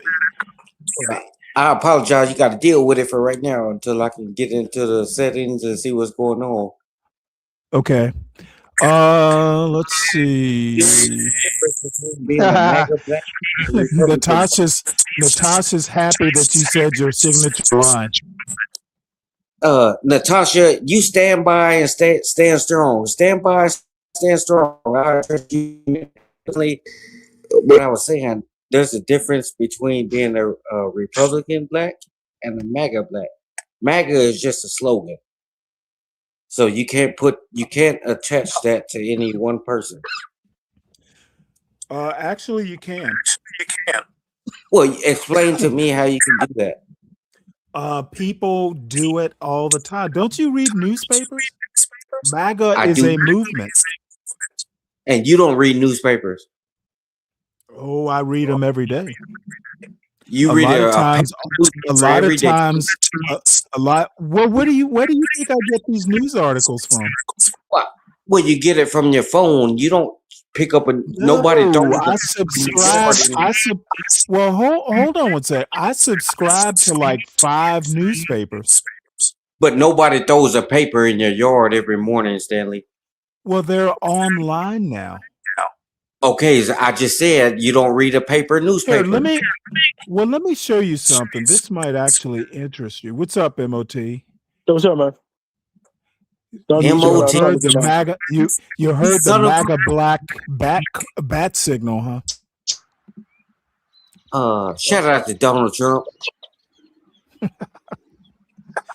Yeah, shout out to Donald Trump. Our They don't even know why they support Trump, man. I'm tired of y'all hating on my president, man. Real shit. All I have to say is a shout out to our clown car in chief. Man, I'm tired of y'all hating on my president, man. Real shit, man. Okay, so what do you have to say about your actual president leaving multiple hundreds of billions of dollars for being funded to HCBU? What do you got to say about that? Can you prove it? It's in next year's budget. I'll speak on it when you can prove it. Stanley, could you Google the Trump removing hundreds of millions of dollars from HCBU? I think it's a good thing if he did that. It's a good thing. Why would he just do that to HCBUs and not every other college? Because you got to understand, he did it to the historic black college and university. You got to understand, he did it, and it needed to be done. See, Okay. Hey, Stanley, don't bother looking it up, man. Don't bother looking it up, dude. So in other words, you're trying to say don't bother looking it up because Mike, you have no solution or you don't understand. No. I say don't bother looking it up because if you think that's a good thing, then we're just discussing this issue with the wrong person. That's all. Oh yeah, that's correct. Yeah, you are correct. Yeah, that's all. I'm not even gonna argue with you. I like your enthusiasm, but you're not getting nowhere because Trump is ahead of your life right now, whether you like it or not. What does that have to do with anything? So you're just happy he's ahead in life, or what's going on? Well, it has to do with the statement that Stanley made just a few minutes ago. Oh, you're MAGA black. And Stanley doesn't understand between the slogan and what the is actually doing. It's different. He pins the title of the slogan MAGA black on people, and Stanley, you know what you're doing now. No, I mean, but that's true. I mean, you're like demonstrating it, so it's not that big a deal. I mean, you know, we asked you to explain shit, and you just say something even stupider than the fucking question. So I don't think it matters. It really don't. It had to matter for you to come all the way up here and address me. Not address you. I'm addressing the stupid shit that you say. It's not really you. Well, you came up here and you said you try to. Why does it matter to me that he defunded the historical black colleges and universities? And you didn't like my and when answer. You say stupid shit like it doesn't matter. Yeah, man, the conversation's kind of over with at that point. Well, it's not. It was never a conversation. I was addressing the statement you made. I know, but I'm attempting to try to get you to take responsibility for the fact that during the first Trump administration, you know, a lot of these MAGA blacks were talking about how he did all this stuff for HCBUs, and this time around, he seemed to be taking the exact amount of money away from HCBUs that they said he gave them. So that's what I was talking about. And when you don't start a sentence or a statement by saying you're attempting, it means you basically don't know what you're talking about. But he did that. Trump did that in his first term. He tried to help him out, and he said it didn't work and it didn't go well. So, yeah, anybody in their right mind, you see. What do you mean by it didn't go well? What do you mean by when you it see didn't go well? something is hindering your business, just use your business. If you have a business, use this as an example. When you see something that's hindering your business, or you see a certain kind that's hindering your business, what you gonna do? You're gonna pull back. They're going to pull back. If you don't give them the proper funding that everyone else has in the first place, then they're underfunded and they don't But what makes them so function properly. special? They get their proper funding. What makes it so special? They don't get the proper funding that other state schools get. So basically, you're saying, well, I'm saying really. Let me say that. So basically, what I'm saying is, he pulled back and he did right, in my opinion. But he's trying to force people. A lot of these people who go to these historical black colleges and universities, they are the bottom of the barrel. That it is the bottom of the barrel. To including the whites that go there? That's correct. Okay. It's the bottom. Right, so he's trying to force people to go to the Ivy Leagues and well-named schools. What is percentage of the schools is the Ivy League schools? Well, it's only about in my you asked me the percentage. Like 10? In my opinion, It's not much. It's not much more than 10. Well, Stanley, you stand back. Okay, let me hold on one second before you go any farther.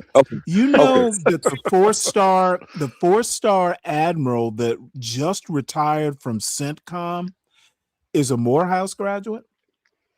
He doesn't know that. What are you doing to help find your buddy? No, listen to what I'm. Whoa. Four-star admiral. What? That's false. That's false. No, it's false. Yeah, if you could prove it to me right now. Come on, Mike. Mike, the dude who basically retired. You don't even know his name. You calling him dude. Okay, Mike. Here, let me find out the guy's name. It's Halsey. I think it's Halsey. Holsey. You think, but you don't know it. Google it and try to find it. Okay. All right, Mike. But to address you, MOT. Yes, sir. MOT, to address your last statement that you made to Mike 123. I think it's a good thing. Trump is trying to force these people to go to these. Oh, I'm sorry. I said CENTCOM. I meant Southcom. You got something to say? You say excuse me. Not on my show. I don't say excuse me. That was rude. Here we go, Mike. Oh my God. Okay, Admiral Mike, pay attention to the screen. Okay. Admiral Alvin Halsey hands over leadership. The right or the left?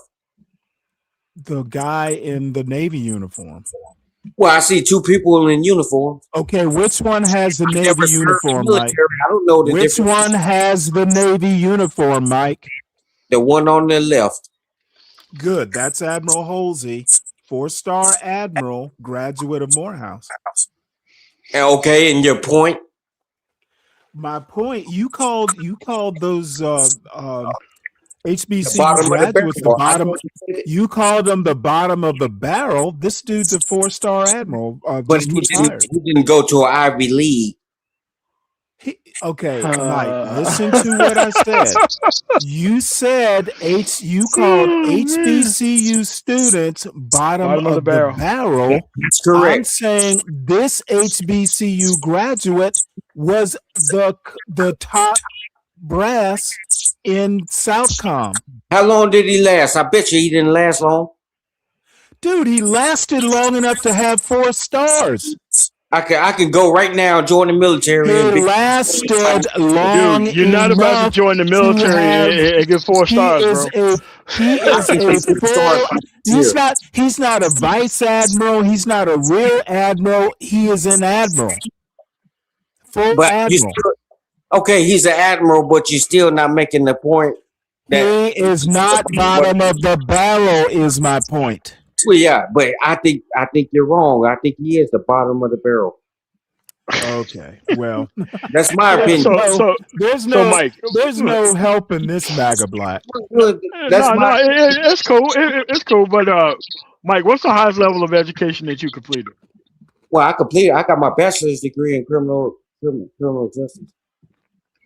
And what'd you do with that? He got up on Prairie View A&M. I didn't have to go and drive a truck and all this extra shit. I'm working in my field. Have a whole business in my field. Criminal justice? Have a whole business in my field. That's what you people fail to No, realize. no, no, no, no. I'm asking a question in Wait, criminal I answered your justice. question. He's a private dick. Did I not answer your question, MOT? No, you didn't. You asked me what's my highest level of education. And I told you I got a Yes. bachelor's degree in criminal justice. Okay, great. So what kind of business are you in criminal justice? Well, I don't have to explain that to you. Who are you? Nigga. What? You Like, want me to bro. you my Mike, whole background. You like Mike, you Mike, turn Mike, your Mike, faces to Mike, me. Mike, 1, 2, 3. I used to be a bounty hunter in Colorado.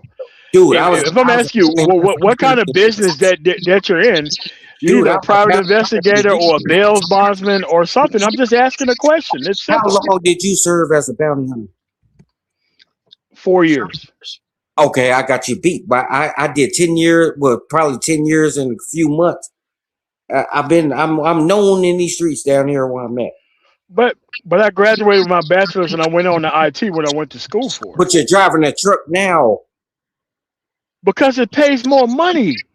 Come on, dude. You not MOT. You're trying to sound smart. And Wait, hold it, Mike. He owns the company.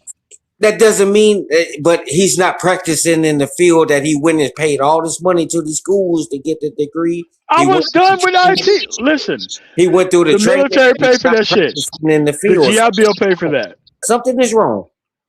No. The GI Bill actually did pay for my CDL too. And that's stupid. You don't think that's stupid? You No. waste money to get a CDL No. that a felon can get. Like Mike, like if I was to steal a company driver, yeah, it'd be a waste of time. But I own the business, so that doesn't make it a waste of time. MOT, it's a waste of time in my opinion. We're not gonna get nowhere. I'm not trying to argue with you, G, but I would prefer you go back to your field of study. You know I'm in Dallas right now, right? Well, you want to meet up? What you have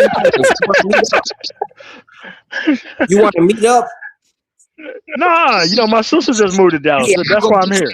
Hey, meet me at Fuel City in about 30 minutes, and I get you a 6-pack of tacos. Where? Fuel City. Fuel City? Fuel City? Fuel City. Look it up. Google it.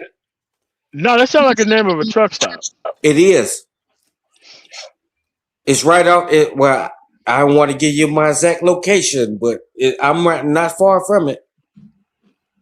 It's a few of them in Dallas Fort Worth, but we got the best. Black Knight's got jokes tonight. He says Mike was a bounty hunter in which Star Wars movie? I was a legit bounty hunter, real shit. Wow. Oh, that's a show title. MOT, that's the real shit. You know, y'all gonna laugh and joke about it, but like I could die right now. I'm appreciating my supporters' humor. I'm trying to have a little decorum here, but MOT, I'll treat you to some taco G in the city. God damn, that's funny. I'm here with my sister, man. I can't get out of this shit, man. I'm here with my sister, man, babysitting the kids, man. You're trying to make excuses, and I'm trying to. I'm not making no excuses. What the fuck I look like bringing young ass kids around you, man? Man, these ain't even my kids, man. So you can't leave and go. You can't leave and go get a beer. You're in my city. No, he's busy. You now listen to him talking about leaving kids to go have a beer. Man, what the fuck is this? He the one said he was in my city. I'm trying to help him out. Your city? You own it? I don't own nothing. You don't own your city, but it's my city. I'm here. I don't want to own it. All I know. So Stanley, I have a question for you. What's that? So the question for you, the black man is a 4-star general, but you didn't talk about the white man. Is that a 4-star admiral? Wow. So why didn't you address the white man on the right? Okay, because he didn't graduate from Morehouse. Do you know that for a fact? Yes. He graduated from an Ivy It's just public information, man. He graduated from Ivy League. It just proved my point. No, I think, if I recall, I think he graduated from the Air Force Academy.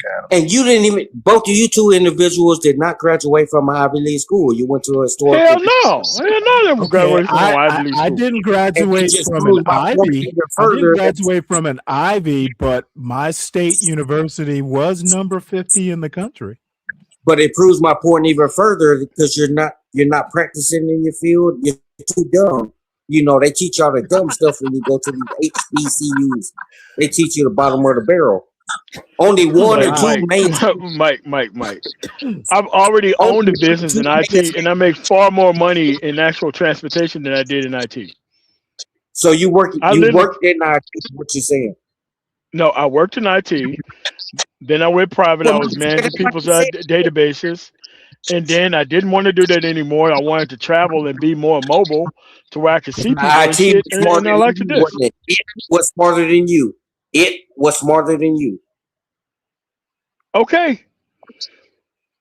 I went to school for free. Well, not free, the Montgomery GI Bill. But yeah, man, And see, I enjoyed when myself. you start making claims like that, you went to school for free. You had to be. You are the type of person that had to be forced to do something in society. When you have to be for free, I didn't have to go and get skilled at. I got to ride my GI Bill all the way into a master's. That's very rare for people to do that. Listen to me when I talk. I got mine from the ground All up. I have to say, for someone who's talked so much shit, your phone is sure messed up. I got something. I came from the ground up. What does that mean? That get it out the mud shit? Like how man, what does that even mean? That we didn't have to go and get screamed and yelled at them and be forced to do something. We was able to get up and get off our ass and go out here and make a living. We don't have to go and get screamed and beat. What, Mike 1 2 3. March in line and all that. Mike 1 2 3. If I had not went to the military, I'd be a black bumpkin just like you. I'm so glad I went to the military. No, wow. You wouldn't be just like Mike 123. I would be a black effing bumpkin. You wouldn't be like black bumpkin. That's for damn sure. Yes, I would. I would be complaining about these women that I should have stayed away from, like the rest of these Mansfield dudes. and see, when you make a statement like that, I don't even think you understand what the fuck you just said. Nah, I know exactly what I just said. Well, it kind of sounded a little fishy to Mike 123, but we're gonna move further. So, Stanley, my question to you, sir, Stanley, and you went to Georgia or something. I think your college. You go to Georgia? Yes. That's a question. It's a question. Yes. Where did you graduate college? What did I? I said, where did you graduate from college? From the University of Georgia. Okay, and you see how stupid you are now that you have to resort to it. Jesus Christ. Wow. Man. How did we not see that coming? Man, hey, I apologize. Jesus. Wow. You know what? You hurt my feelings. But I asked you the question, Stanley, because you hurt my proves feelings, Mike. It proves my point even further, is what I'm really trying to say. Let's do it to prove my point. No matter what you say, it proves his point, man. So I would like to say it, and I'm gonna be quiet and let you get back to your show. I apologize. Shout out to Donald Trump. For what?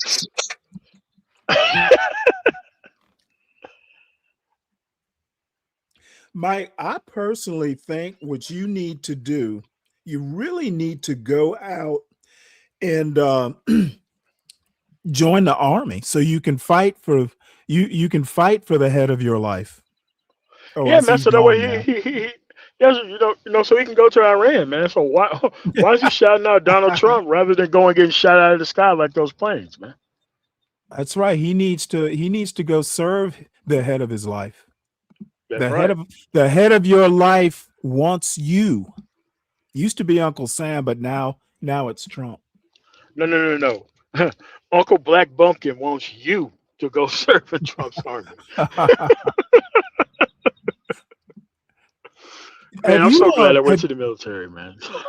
So glad. well, to be honest, I think everybody should have to do At least mandatory 2 years service. of service, at least 1 year Yeah, I think before you so. actually graduate school. I Right. I think like all the summers of the actual high school should be spent doing something for the community if your ass ain't going to the military. Seriously. There, I know two of the pilots, I believe, were rescued. Black Knight. The third is unaccounted for. The last I read. Hey, MOT, have you heard of Roland Fryer? No. Okay, well, he's the economist. He's the guy on the screen right here. He's an economist who did that study, that famous study now about blacks not being the highest per capita killed by police. He did find that police brutality affects black people more than other demographics, but black people are not like killed more than other demographics is essentially what he found. And No. he's Like small town America, them police are beating the brakes off of white people in small town America. There ain't no way we yeah, could be that. But at the end of the day, it shouldn't be happening because it's unconstitutional behavior correct. Yep. by Hey, I by do public apologize. sector Sugar Brook employees. was calling. I apologize. Yeah, Sugar Brook called.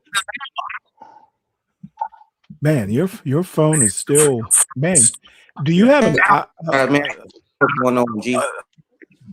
Yeah, I don't get if you don't have. Trying to figure out why we're getting the echo here. But I do have to say the MOT, you're Yeah. lost. You need to find your way, G. Real, you lost. Come to the right where Lost? it's better. No.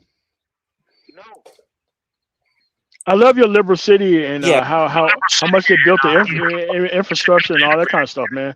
Looks nice. Yeah, don't knock my city. You here in my city, so don't knock it. I know. You know, It well, look better than why don't you where move I come from. why don't you move to Atlanta, Texas, man? It look better than where you come from. Atlanta, Texas. Never heard of it. You need to go. It's a very conservative city. So Atlanta, Texas. Yeah, Atlanta. I don't think you know what the fuck you just said, G. It is literally a town in Texas. I delivered to it 2 weeks ago.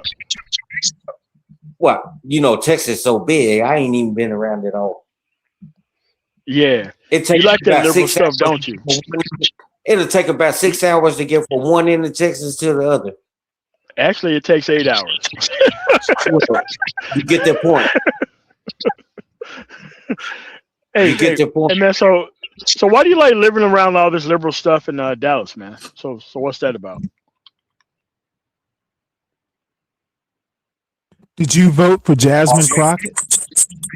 Our mayor, Jasmine Crockett, is in Houston. That's a different district. No. Jasmine Crockett was at a Dallas district, right? No, I Google thought it. so. Nope. Jasmine Crockett is, and she's not even from Texas. Well, I understand that. Wasn't the district she served in Dallas? It was in Houston. I think you're wrong. Well, Google it and find out. Okay, during the election, the last election, there were Dallas precincts that were closing, and they tried to get them open longer. Yeah, because close they early. were sending people were going to their usual voting precincts or usual voting locations, and they were finding out that they couldn't vote in one place. They were redirected to other places to vote. It just wound up screwing everything up. That was Dallas. Some people that don't know their precinct. That's what it is. No. Like your precinct isn't supposed to change. Your precinct is never supposed to change. Their precinct. They think because they pull up at a polling place that they were able to vote. That's not how that works, man. Your actual precinct never changed. The place where you vote never changes either. What the fuck do you think I'm talking about, MOT? Why would they show up deliberately at the wrong place to What go vote? motherfucker? You got a lot of people like you. Mike is a simple question. Why would they show up at the wrong place to go vote? Because they're a bunch of dumb people. Man, what? Woo. We have a lot of dumb people out here that's what they do. When you hear the word called go vote, people just pull up at a voting place. They don't give a fuck where it is because they don't understand precincts. So they just show up at 7-Eleven and Popeyes and just wanting to vote. Like yeah, people do that. Yo, people do that. Yo, people do that. Come on, man. Yo, people do that. You know, it's funny you laughing, but your people really do that. So you saying that they just go to the corner store and just like, hey man, you know, I'm here to vote. Wherever they see a line at, they gonna jump in line. Your people do that. What's going on, man? What they say? Get in line, boy. Get in line, boy. What they say? They went to polling places that changed, and they're not. They're supposed to be getting a certain type of notification. Disgusted MOT that you get on here and you claim you work for a polling location, and it's really disgusting that you. I was a poll worker. I was a poll worker. What are you talking about? Yeah, but it's really disgusting that you don't understand. You know how it works. Dude, you have to go through a class in order to be a poll. What are you talking about? I don't know how it works. But you went to an HBCU when you should have went to an Ivy League. I did not go to an HCBU. I didn't. HCBU. I did not go to one of those. It's a HBCU, not HCBU. I did not go to either of that. I did not go to a historically black college or university. I never went to one. You never went to college? No, I went to college. I have an MBA. You're running something. Mike, are you moving around? I'm not. I don't know what the fuck going on with the audio. G, real shit. I ain't got no tabs open or nothing. No, I mean he got his phone like tied to a telephone pole, man. Something. Well, I don't know what the hell going on, man. Doesn't the Trump company or one of the Trump sons, don't they have a phone company now? Don't talk about Donald Trump. And you're talking about the Trump communications company. When you say anything about Donald Trump, you know, it offends me. I mean, but that's why we're talking about it. So that way you can get it. Yeah, and I'm here to tell you, don't talk about Trump. All right, man.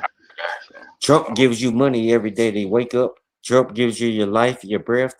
He gives you to wake up every day and have a good time. He didn't give you a brain, though. Now you want to turn around and talk about him? It's like Trump is like just this once. Trump is like the Wizard of Oz. He's going to give Mike a brain. I don't even think you sat back to see if Obama qualified, did it? What? I don't even think you sat back to see if Obama and Biden qualified for the job, did it? Okay, I have no clue what you're getting at. No, so you can think that he's saying that Biden and Obama wasn't qualified to be president, I guess. Yes. Yeah, that's why you're picking on Trump. What qualified Trump to be? He never held public office at all. Trump has a 400 IQ, and you motherfuckers want 400 IQ. You motherfuckers want to sit here and act like everything you're doing is bad. Well, with the Iran war, it is bad. Y'all just mad because he didn't give you the money for a historical black college or university. Well, that's something that you just found out about today. That is true, because I don't keep up with it. Any money he pulls, I think he's doing the right thing. So if he's pulling money from healthcare for his war, you think that's a good thing too? That's a good thing. He needs to pull money for Social Security. He needs to eliminate I said healthcare. Healthcare. Yeah, healthcare. It needs healthcare. That's healthcare is, when you speak on healthcare, it's really stupid. If you think about it, it's really stupid. Yeah, healthcare is really stupid. Yeah, Got it. because y'all go to the doctor for any little thing, wasting people's time, and That's what you're supposed to go to the hospital for if no, there's a you problem. and your people waste everybody's time. So, what group of people are you a part of? I'm a part of the Republican people, Republican people, but you live in Dallas. and I live in a Republican city. No, you don't. You live in a Our liberal mayor city. just converted to Republican 3 years ago. That has nothing to do with the amount of infrastructure that is built And you here. know This the is a reason why liberal he did place. that? You want to know I the don't reason care. why? But those are your local politics, man. I don't care about that. Well, when you speak on it, I gotta address it. Go ahead. And I'm happy I'm not getting any feedback from Stanley, sick ass, right now. He letting the nigga talk for once. So MOT, the reason why Yeah, yeah, yeah. the You reason just why can't my help using shut the N word. shut the fuck up, Stanley. So MOT, the reason why my mayor he converted because he was like, yeah, the Sleepy Joe did it to a lot of you I'm Democrats. pretty sure that's I'm pretty sure that's the exact conversation that he had. So Sleepy Sleepy Joe Joe and did what it else? to you Democrat. When he had that debate, that was horrible. It just train wrecked you, motherfucking Dem. It was like an implosion, happened. Kind of like the economy after the tariffs, kind of like See, that. the economy is way better than what it was. Gas What? prices, is just temporary. Just temporary. You got to It's go gonna through a be hard until time to get next to the year. best time. You got to go through the hard time to get to the best time. And then when the gas prices go back down to $1.79 in about another month or so, On the what? y'all gonna be sitting there thinking like, "Damn, Mike was right all along." Shout Stanley, out these to all people my are gonna be Republicans like in the chat. how the Grinch stole Christmas as soon as these gas prices go down, and everybody's gonna forget how they went up in the first place, and you're gonna get all this undue credit for no reason. Well, that's a It's gonna you be problem. disgusting. Don't blame that on Trump. That's a It's you gonna be problem. disgusting when it happens.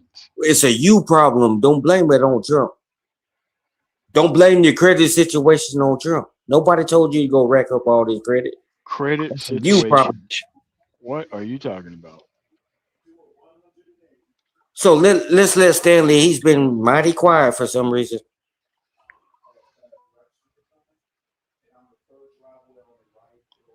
Let's let Stanley have his little rebuttal so he can shut the fuck up and we can move on. This is not a rebuttal. Like you didn't. Yeah, because you two goddamn Democrat supporters hating on the Trump supporters. You don't even live in a Trump-controlled area, man. It doesn't matter. Just because I don't live in a Trump Oh, now it doesn't matter. and you don't know where I live.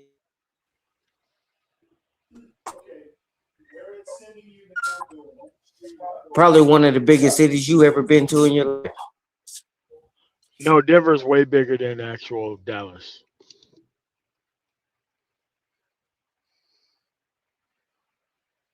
Cause your little shithole you got out there in Alabama, it won't compare to Dallas. I said Denver, not Alabama. And your shithole you got in Alabama.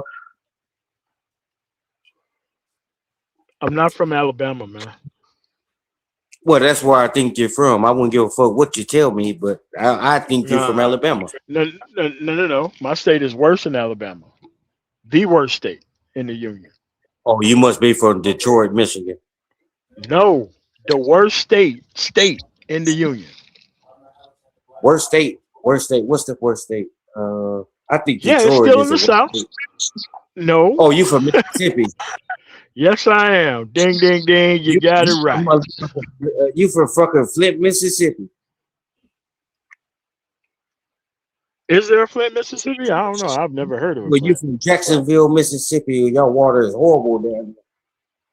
What are you doing to correct that? What are you doing to help with that? It's a conservative ran state. What are you talking about? Is that why you moved, or No, like I left there when I went to the military, and I just didn't go back because I had sense you enough didn't not go to take back my to ass help back your there? community with the water crisis they're having? Dude, you can't fix a water crisis from a house to house basis. That's a municipal thing.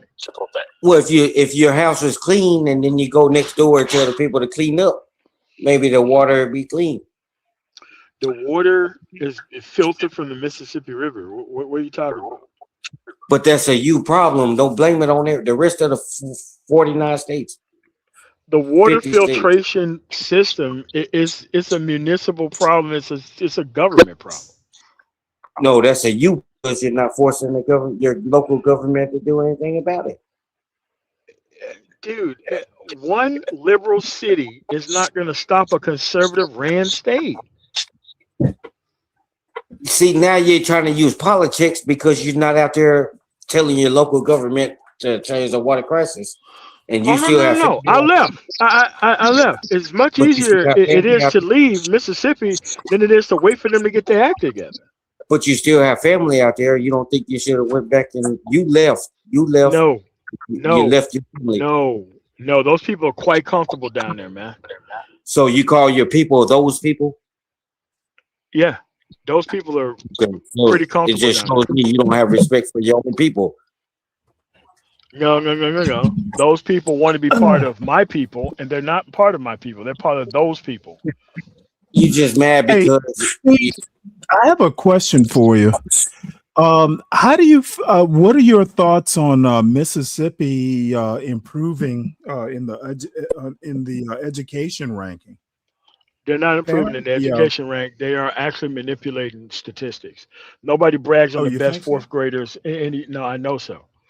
Nobody brags on having the best fourth graders, but every other grade is failing. It's a manipulation of statistics. answer the damn question, MOT. Stop beating around the I bush. just did Well, I answer think the he question. did. Because they're not talking Apparently, about graduation rates going up. They're not talking about college attendance rates going up. Those changes are in lower education that don't really come through 6th through 12th grade. That's why they're bragging on they have the best fourth graders, because nobody really cares about grading fourth graders. They want to grade the actual results, not fourth graders. See, when you have to laugh at something you say, it right. sounds stupid, to the rest of everybody.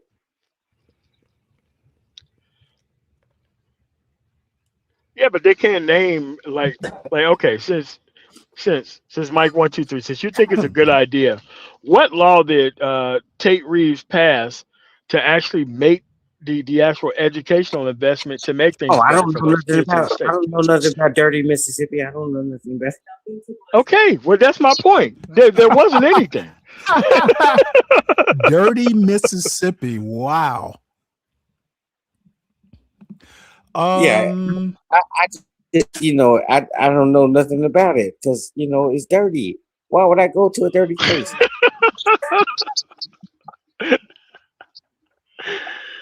You didn't even It's do not nothing for your dirty. people. No. It's not up to me to do something for my people, dude. It ain't my Well, job to don't talk waste not a about it. dime of my money down there on that situation, man. That is a state-run situation No, that's at the it's a bottom. city-run situation, is what it is. No, it You is can't blame not. it on the whole A friend state. of mine, who is the mayor in the actual city, he does the best thing he Oh, can now with the you got a revenue mayor. Yeah, they now get. you say your mayor is your friend. Yeah, Bring him on, so I can talk to it. that dude is not going to talk to you, man. Dude, you never know. You never know. He does not talk to Delta Novembers, man. He don't do that. See, now you're calling me a dumb nigger. That's what you really wanted to say. Just call it. Don't use these terms. Just call me a dumb nigger. Is that what you want to call it? Well, we don't like using the N word, Mike, as much as you do. Well, I get that, but when you call me a Delta in November, and you expect for me not to address that? Yes. Especially So if you he's go, especially so if he you agreeing with him? especially I'm a if dumb it's nigga. is he being truthful? If he's being truthful, why do you need to address it? Well, everything he says is false. He has to prove one thing tonight. Oh, I think he's proven more than you'd like to admit.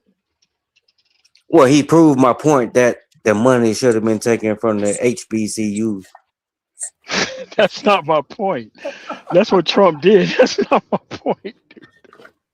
Shout out to Donald Trump, who's ahead of my life.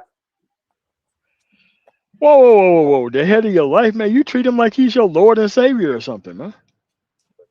Yep. Trump is ahead of my life.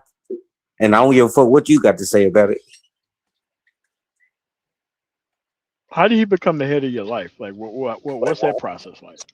Well, Their he's ahead of family. your life right now, too. He's ahead of your life right now.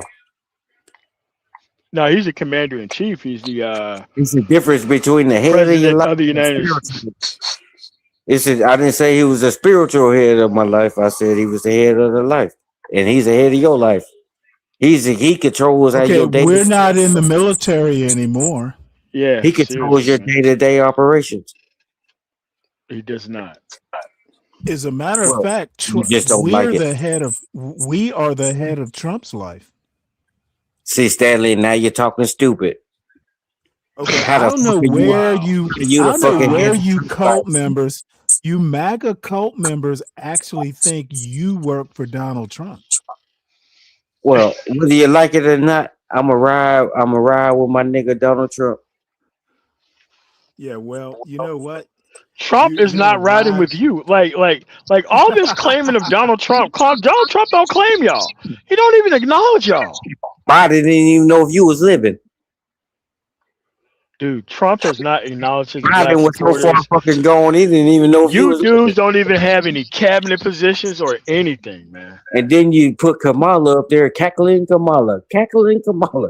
You put her up there, and see, y'all were so fucking far gone, you know. And y'all never be in office again. Just you gotta respect it. We'll Yeah, never What have do a we have? Democratic president again. we'll reconvene in November. Hey man, this dude lives in a whole Democratic state.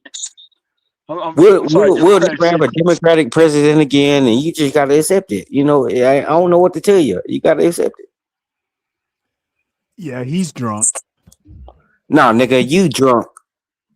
Yeah, okay. Keep using that N word and see how Oh, long you I last on this apologize about thing. that, but don't say So I'm drunk because I roll with my G Donald Trump. your G. You really think Trump cares about these dudes gang banging on Trump online, man? What's going on? Dude, Trump It's not is gang gonna be banging, like Trump is like shine my shoes. and I don't gang bang. That's for kids. All right, well, we're gonna switch over to Hey, Stanley, where did Millie Miller go? Henry Louis Gates talking about Black and Jewish America and interwoven history. I don't know. She was busy, I have I a guess. question for Millie. Oh shit, I got a call coming in, What's man. up, I'll be 12th back. man? Hey, Stanley. I don't know if I got a chance to tell you the other day that I left the Republican Party. It's just too much, man. And I You left it. registered as undeclared. I'm Where'd not you leave joining the it? Democrat Party, but I'm Where'd done you with leave that it? shit, man.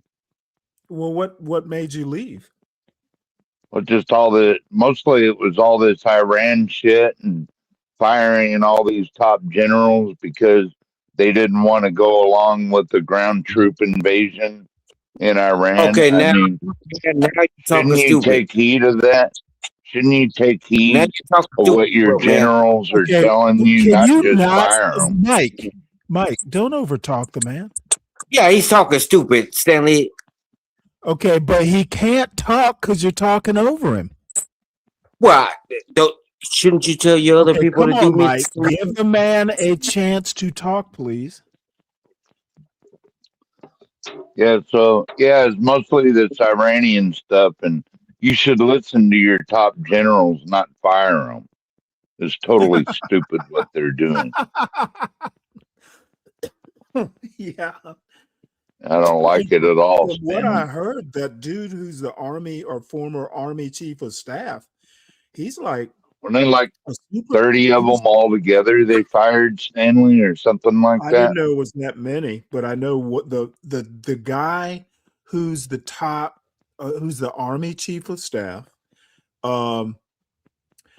Supposedly he's like a rock star. Like even the journalists like him.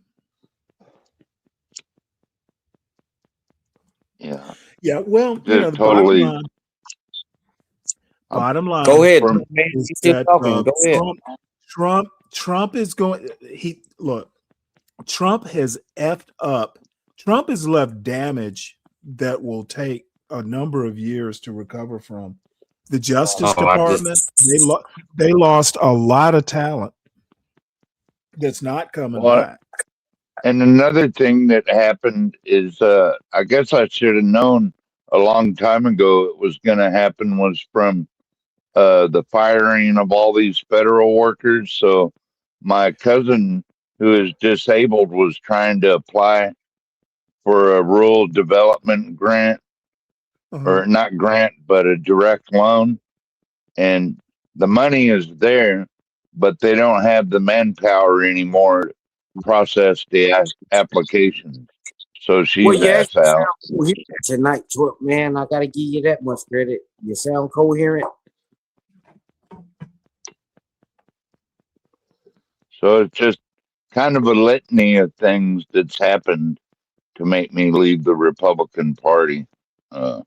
I've been thinking about it for some time. Man, now you're talking stupid. You did leave the Republican Party. I'm not alone. There's a lot of MAGA people leaving. Ain't nobody left. I didn't leave. Well, they're holding. I don't have I voted for Trump, but I don't have a blind allegiance to the motherfucker. Got it? You just In other words, in other words, he's got MAGA fatigue. Well, Stanley, he switched over with you, and now 12 man is in the same bucket as you. Carson, come on. On a good note, I did sell that 5-acre parcel today, so that's going to help out a lot. How much you get? What are you down to? 15 acres now? Yeah. That's what I bought originally, 4 or 5-acre parcel. So I'm getting more than I paid for it. So how much did you make? That's about his 30,000. business. Don't be sharing your business. Yeah. Yeah, you share everything I ask you, you share it. Not that much. No, but 12 man, you did us a disservice because you got up here, you was all for Trump, and now you did us a disservice. You did us a disservice, and I don't want to hear you ever. This Iran war is negatively affecting the entire planet with higher energy prices, which drives up the cost of food and everything else. It needed to be done. Every president said they was going to doing do everything he ran against. He's doing everything he ran against. Shut up. Every president said they was going to do something to Iran. Trump is the only person that had balls to do it. And now you complaining about their prices? It's only temporary. It's only temporary. You left a party of us MAGA people just to go over to the Democratic Party where all they do is that's one of the reasons I'm having to sell assets. I'm having to sell fucking assets. Mike, is your hearing drunk? To you? 12th man, Black Knight says, save an acre for me to vacation on, my Alaskan soul brother. All right. Yeah. Okay. You're welcome here anytime, Black Knight. Man, you a disgrace to All the that to a Republican. lot of people. You a disgrace to the Republican Party, Twerp man. I'm not a part of the Republican Party anymore. So there's that. Well, didn't I just say you're a disgrace? If you had to convert, you don't even know why you converted. You converted over the Iran war that every president said that they were going to do, didn't have the balls to do it. But now that somebody's taking action, now you want to revert to go back to the Democrats, where all they do is lie to you. I didn't become a Democrat. I'm undeclared. So you're independent. There's no such thing as undeclared. Yeah, in Alaska there is. Well, it's not. Well, in the States, it's not. We don't even consider y'all a state. Like you know every party in every state. That's ridiculous. Be quiet. You don't talk. Say who the fuck you think you talk? Stanley. Who the fuck you think you talking to? I'm sorry, what? Who the fuck does he think he's speaking to? Guess he's talking to you. Well, cowgirl fan. You need to understand. I don't never want to hear you say anything about a Republican in your life. As much as you got up here and you was all for Trump. What choice? What choice do you have? You say you don't want him to. You don't have a choice, brother. He has a choice because Trump man only did that because Stanley, you started getting to him. You started getting to him. No, I can think for myself, motherfucker. No, you don't. Stanley thinks for you and he dictates the choices. No, that is hilarious. What's up, dirty dude? Choices are like, Trump man. I have all kinds of influence now. And see, thank you for noticing, Mike. Well, I don't live in a bubble because that's why I hang out over here because I like to hear what the other side thinks. That's why I hang out with Stanley. $30,000 for your 5 acres. What are you going to do with that money? Are you going to smoke it up or drink it up? What are you going to do with it? I'm gonna maybe invest some of it. Send Stanley some goddamn money. He's broke.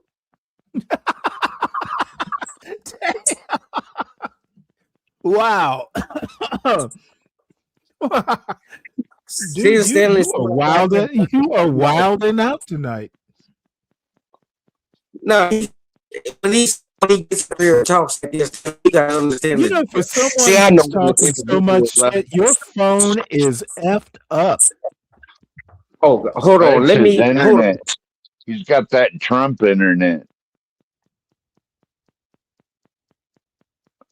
He's got the Trump internet with Starlink.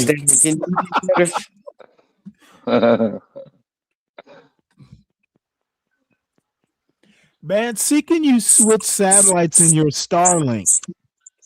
I don't use.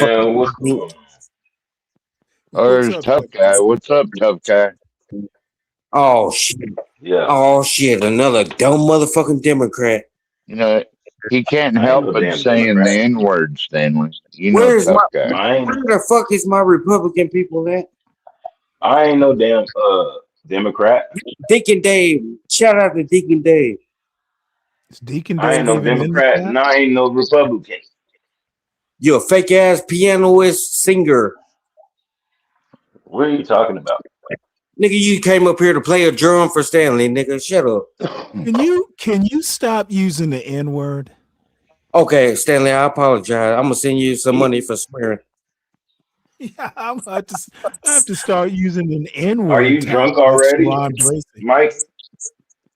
Stanley, I'm gonna send you a few dollars for swearing. I apologize. That's so nice. Actually, should I start? I'll believe it when I see it. Should I start taxing people for using the N-word? I got immunity, so I don't know about all that. You got immunity. Stanley, you could just do an automatic timeout for the N-word. Stanley, Tough Guy don't send you a dime. Tough Guy don't send you a dime. Tough Guy doesn't really have to. He donated talent. Nigga, don't question me. I question you. Okay, listen to what I said. Tough Guy has basically contributed money. Why giving you a stupid song, Stanley? Why are you I can hating come on up this with a song? song right now. Now he hate. Now he hating. Now he hating on your song. Stanley, I could come up with a Okay, song right well, now. Mike. They weren't even AI. They were real. It's real music. Exactly. Stanley, what I'm saying is, Stanley, I could come up. Listen to what I said. Sound The better than dude gave me real music with real instruments, and he donated them. He didn't do AI. He did not do AI. It was him playing the actual drums, the guitarist, etc. Well, Stanley, what I'm saying is, I do it a cappella. I don't need an instrument to make it sound good. Okay, Why I'm you not. hating? All Why I'm is he saying, hating so bad? is he contributed better than money, in my opinion. Well, I put 12 man and tough guy in the same bucket. I'm sorry. Why would you? Why would you? No one cares. I get immunity other than Stanley. If Stanley is mad at me and he want to put me in the back, then this is channel. And Stanley, But you ain't nobody. Did you give him immunity, Stanley? Did you do that? Look, he has leniency. How about that? So it's not immunity. Leniency and immunity. That's because he's the only one that could fuck with me because this is channel, nigga. Well, tough That's guy, why. come up here. Now you're using the N word. Tough guy, you come up here and see Stanley when he used it naturally with him. That's the leniency you give him. I'm like, dude, what is it with these old YNs using the N word so much? See, once that's what what's his name? He named me that an old YN. Let me tell you something. When I was growing up in the 70s and 80s in Savannah, Georgia, dude, I didn't hear the N word probably my whole childhood as much as I hear it on like a regular show. Yeah, You know, like a 4-hour these show. These are the times where white dudes be saying nigga. Asian people be saying nigga. Dude, you know what? The white dudes who said it when I was a kid, they were actual racists. They ain't racist now. They ain't not even racist now. They be acting like they black. They just Would you mind if I give a quick dude, we need to get away from that. Oh, would you? Hey Stanley, you got to check out this episode. It's called Rich Wigga Po Wigga. It's on. It's called Atlanta. The show is called Atlanta. But you got to watch this. The one that Donald Glover. Yes. Yeah, you got to check that out. I can't remember that episode, but it's one with Kevin Samuels is in it. Oh shit! Really? Okay, I'm yeah, you gotta. You gotta find. It's called Rich Wigga Po Wigga because the dude is white. Well, you know, he's not white. He got a black dad, but he looks white. I can find the show on Hulu. Yeah, but the episode I'm talking about specifically is called Rich Wigga Po Wigga, or either Poor Wigga or Rich. Either or. It starts either rich or it starts either poor. But it's Hey Stanley, I would shout out to Black Knight 007. I would like to give a quick shout out to that hater. I shout out my haters. He's not a hater, he's a veteran. He does not like foolishness. He's another one that's been forced to do something that he didn't want to do. He had to be forced to do something for society. Dude, we have a volunteer Navy. Nobody forces anybody. Yeah, you volunteer, they're gonna get screamed at and spit on in your faces, hollered at. You volunteer, and now you come back and act like you just we should give you so much respect. Oh my, this poor soul. This poor soul. And tough. What are we gonna do? What are we gonna do with our brother? How you doing tonight, tough guy? What the fuck did you come up here for? Why are you worried about me so much, man? What's wrong with you? He's drunk. All right, he's drunk. You gay or something? Drunk. Oh yeah, I think he's gay. He's drunk as a scalorious schlunk. Maybe he's just gay. He's I don't know asking where what the you fuck come are up you with that talking about? shit, Stanley, but it's Well, no, Hey funny. that's man, I'm Doctor. not. Hey, wait, I'm whoa, whoa, I'm whoa! a You remember heterosexual Doctor man. Seuss? It's a Doctor Mike, Seuss song. It's a Mike, one, Doctor two, Seuss. three. I If like you, These women. are Mike, so far from gay and stupid. hey, hey, I tough just guy. resort to gay every time a man Hey, speaks. tough It just goes. guy. Tough guy. You remember the Grinch Who Stole Christmas? yeah. Scaloria Schlunk comes from the Grinch Who Stole Christmas. Oh, Yeah. Was Yeah. he like a drunk ass I can Irishman? tough guy No, and I 12 forget. I was forget okay. how he uses the term, but he calls the narrator calls the Grinch a Scaloria Schlunk. I don't Glorious. understand why 12 and tough guy thought that they could just come that's over and hilarious. take over. Man, You shut know your what? ass up, I Mike. have 1, 2, 3. hey 12th man. I have all kinds of random bits of Tough guy random think he bits gonna of come over and knowledge. take over some shit because he Mike, has 1, 2, lineage. 3. Go to sleep. It's time. It's your bedtime. It's past your bedtime. Hey, tough guy. I found the episode. Tough guy, I You don't think found you it? want to. You Yeah. barking up the wrong tree, G. Great. It's a really great man. You know what you should do? I don't know if you could review it. Is there any way that you could review it on YouTube? No, I'd have to do it on Discord, which And say I he's so actually have. fucking. He don't know I whether actually he's coming have. again. There's I no way actually you can. have. There's no way you can. Oh, is it just because copyrights, or you can't just put up pictures of it No, when you talk? dude, I shit. They probably give me one strike and shut me down. You don't. I could do it on a Yeah, be Discord. careful with that. Yeah, I'm Shut not up, gonna Miss even. Dawn. I'm Miss not gonna Dawn, even shut try up. it. Well, no. There's a content creator, and he does the power episodes. And what he does is Was he really? he puts he take certain pictures of Oh, tough guy, you the lying. He episodes, put the trains and he in. talks. Yeah, he does. Check out Mark Dark. So Mark he. Dark. Mark Okay, Dark. wait, hold it. Does he do still pictures? Yes. Okay, yeah, I know what And then he he's talks. doing. Yeah, and then he Yeah, talks. He talks over the still pictures.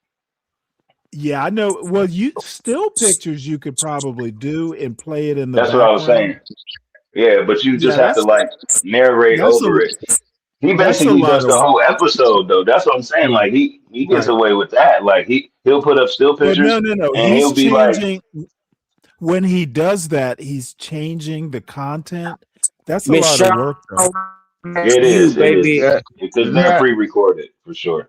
Stanley? You remember Portia was doing that on some stuff for a What man while don't on talk the about other Yeah, Portia? I channel. remember. Not about Portia. That's just Don't talk about Portia. you know what? You know why I like doing lives? Because it's Hey, no see, work go at all. get I don't have, dude. If I had to do uploaded episodes, Pre-recorded. man, Yeah, I'd be working all the time. I that don't is want to do work. that. That's definitely work because it's like one of you basically some. you're doing a whole show by yourself and then you edit it and then you put it out. Can Hey, you Basically, let me pick tell think you you run something. this into Let me you tell you have a lot of something. help with us with our ignorant asses. So StreamYard, if you can keep a broadcast Which or a one is stream John's under, turn?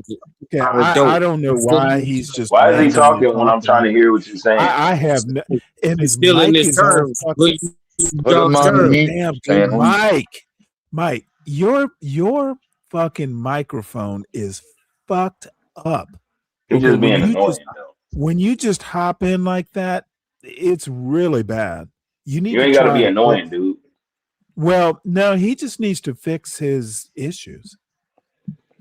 But go ahead, Stanley. What were you saying? What I was gonna say, oh shoot, you know what? I don't even. Oh, that's right. A StreamYard will do.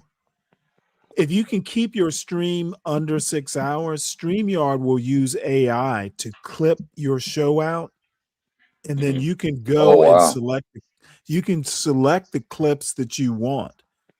And believe me, it has been worth the money I pay for StreamYard because I hate editing and clipping and stuff like that. I absolutely hate it. Like I hate it so much I won't do it. I've probably picked up over the past 2, 3 months, 2.5 months. I probably picked up close to 20 new subscriptions from the shorts. Otherwise, I wish I'd been doing.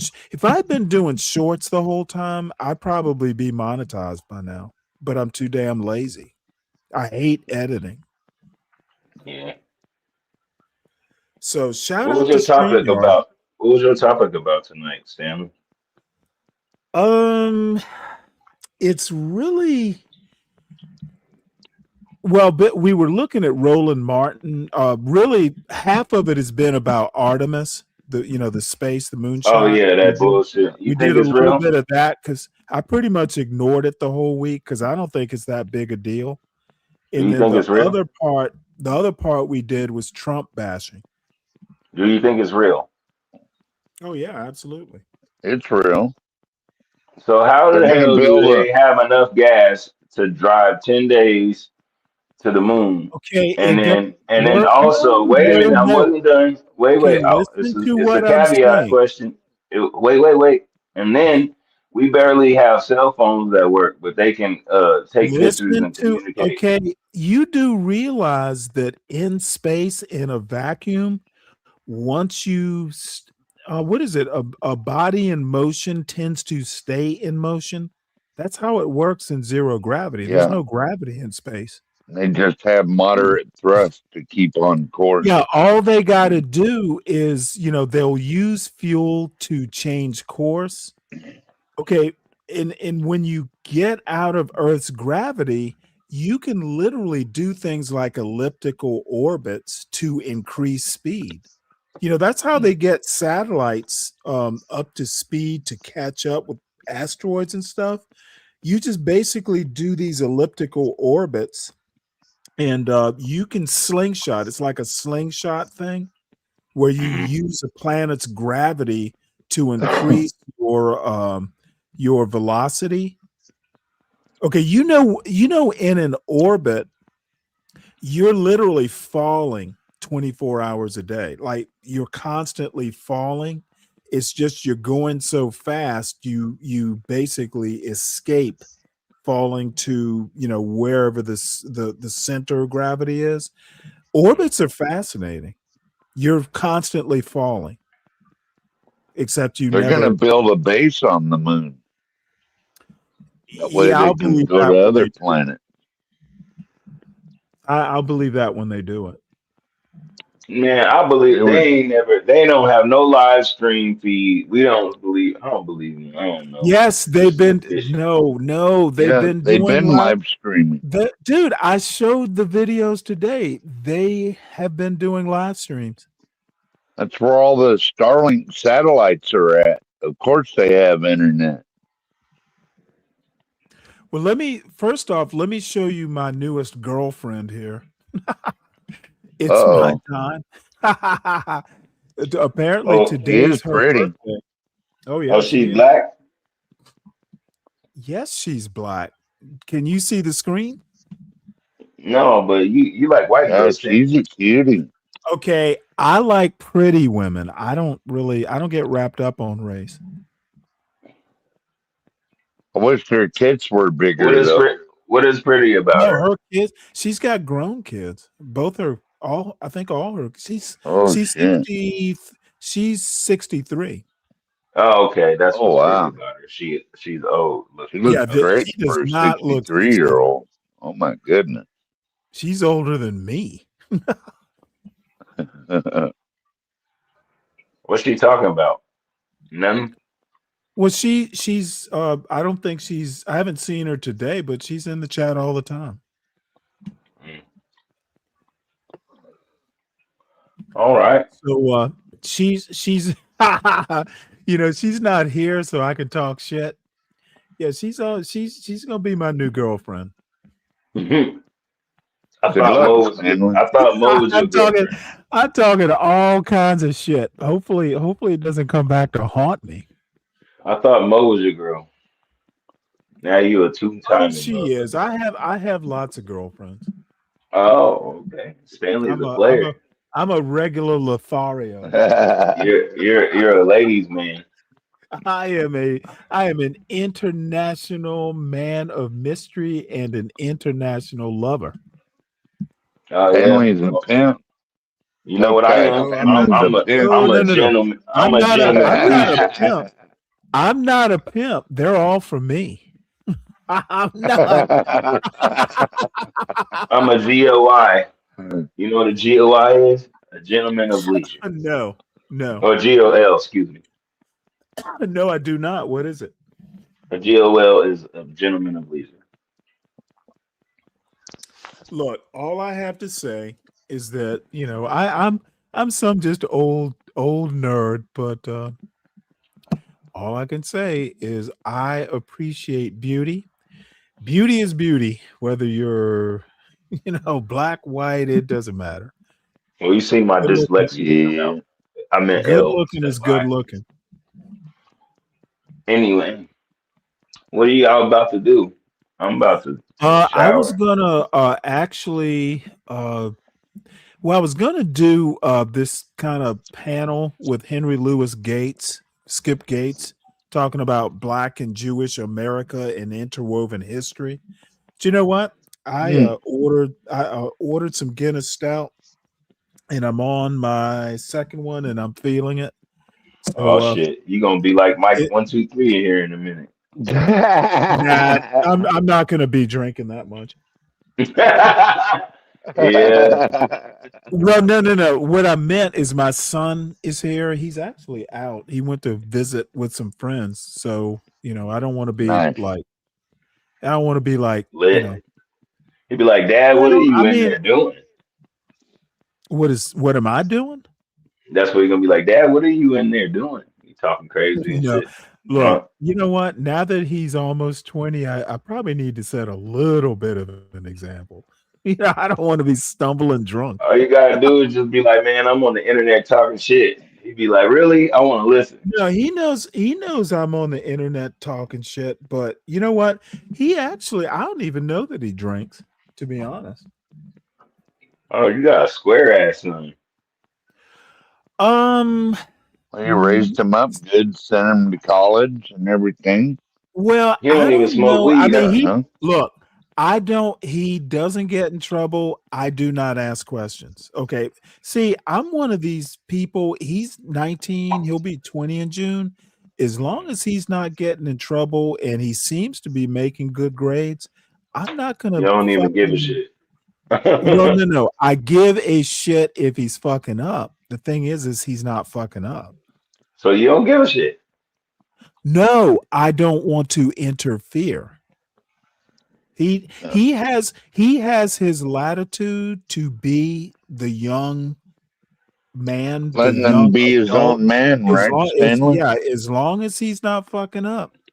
Daddy is not, dude. Well, I how do said, you know if he's fucking up or not? well, hold, because I know Just what his because he ain't grades. caught. Just Okay, because you. listen to what. Let me answer the question. Because he's at a fucking hard university, like it's engineering school is tough, and I have an idea of what his grades are. He's gonna be losing scholarships and shit if he's fucking up. No.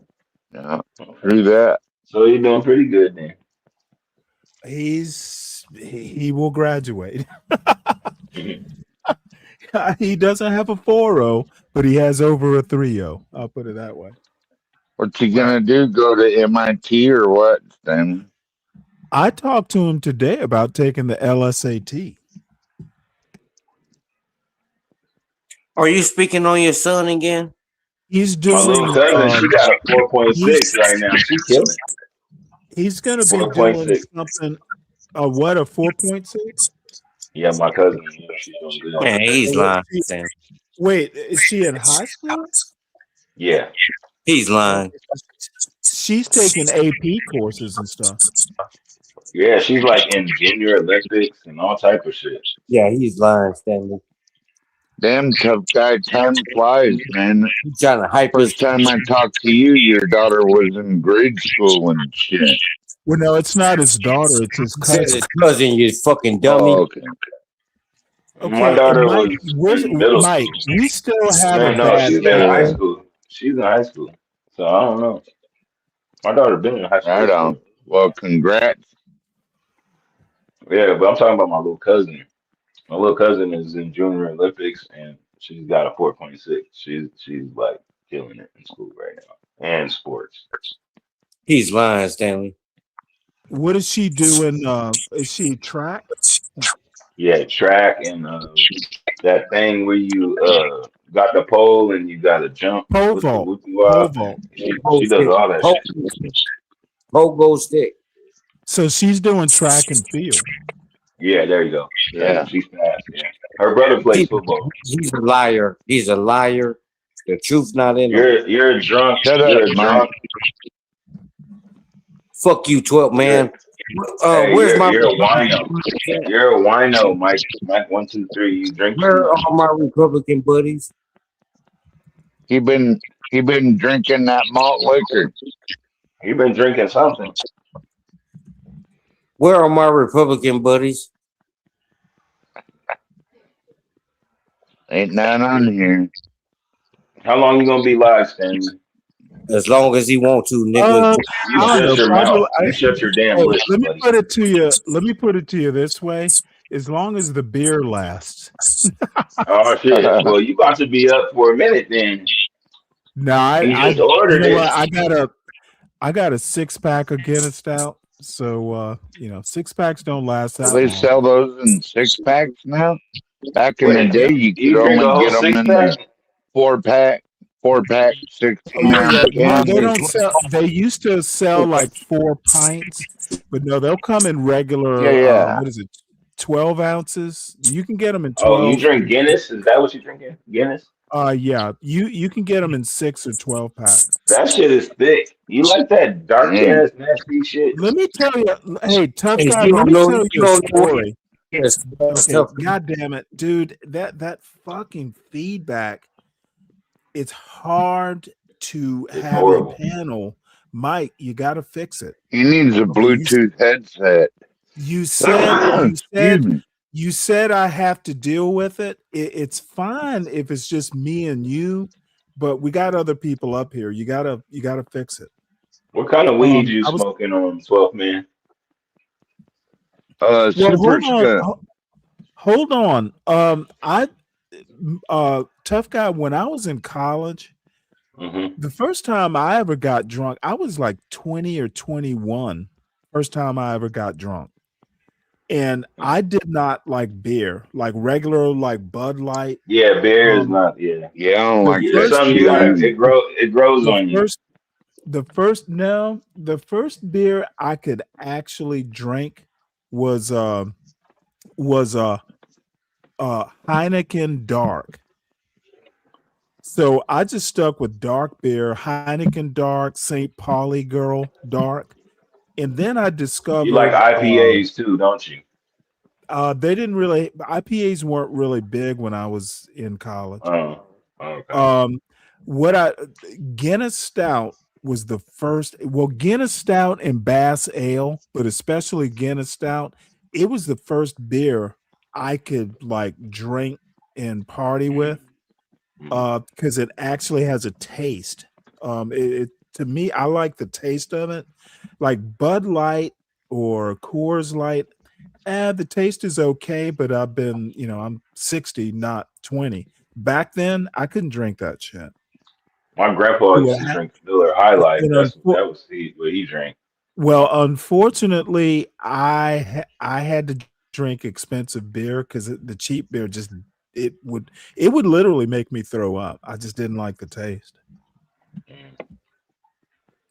Yeah, And we then used I to got see into like champagne and beers Belgian. everywhere. I got into like imported beers for a long time. The only beer I could drink would be like imported. The Belgian like Bach beers. Look, those Belgian like fruit infused beers. There was a beer store in Athens, Georgia, and they just had a fucking wall of In imported Athens? beers. And shit was expensive. That's the other You thing. I don't didn't even do drink you that don't much because do I couldn't have. IPAs then? They didn't really have IPAs back then. Oh, okay. That's what I like. No, we're Yeah, white talking people late love 80s. IPA. We're talking late 80s. 12 man. But I mean, now when you drink There were IPA, do you like it? IPAs, but they weren't like they were now. Do you like IPA now?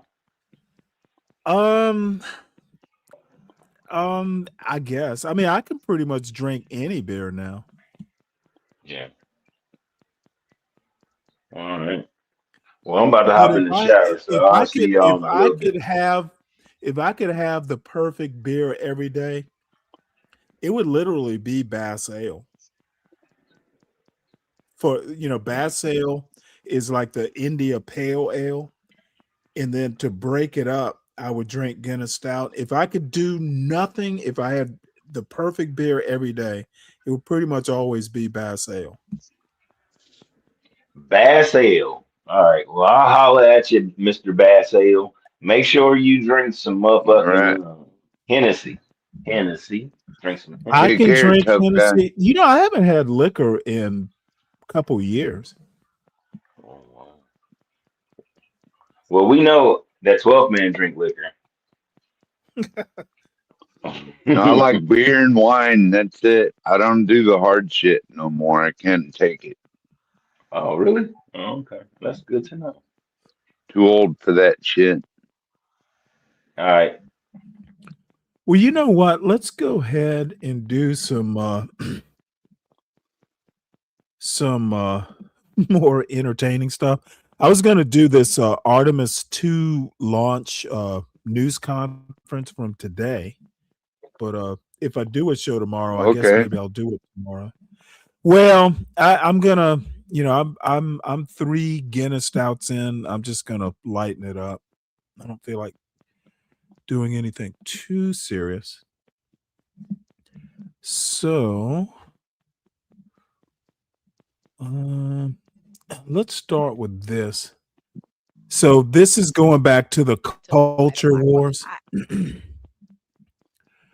So this is a Carmen JC, and the title is "Marriage is Slavery?" ? Why this mindset keeps women single. Now she's a MAGA black, so we're gonna hear some black conservative bullshit, but it'll be entertaining. I think marriage is legalized slavery. And my daddy didn't raise me like that. To be a trad wife. To be anybody's wife. My Oh dad shit! used to literally say that to me. I didn't raise you to be somebody's wife. As a straight woman, which do you give less of a about, male rights or gay rights? Male rights. You want to fight. I would never want to fight a black woman.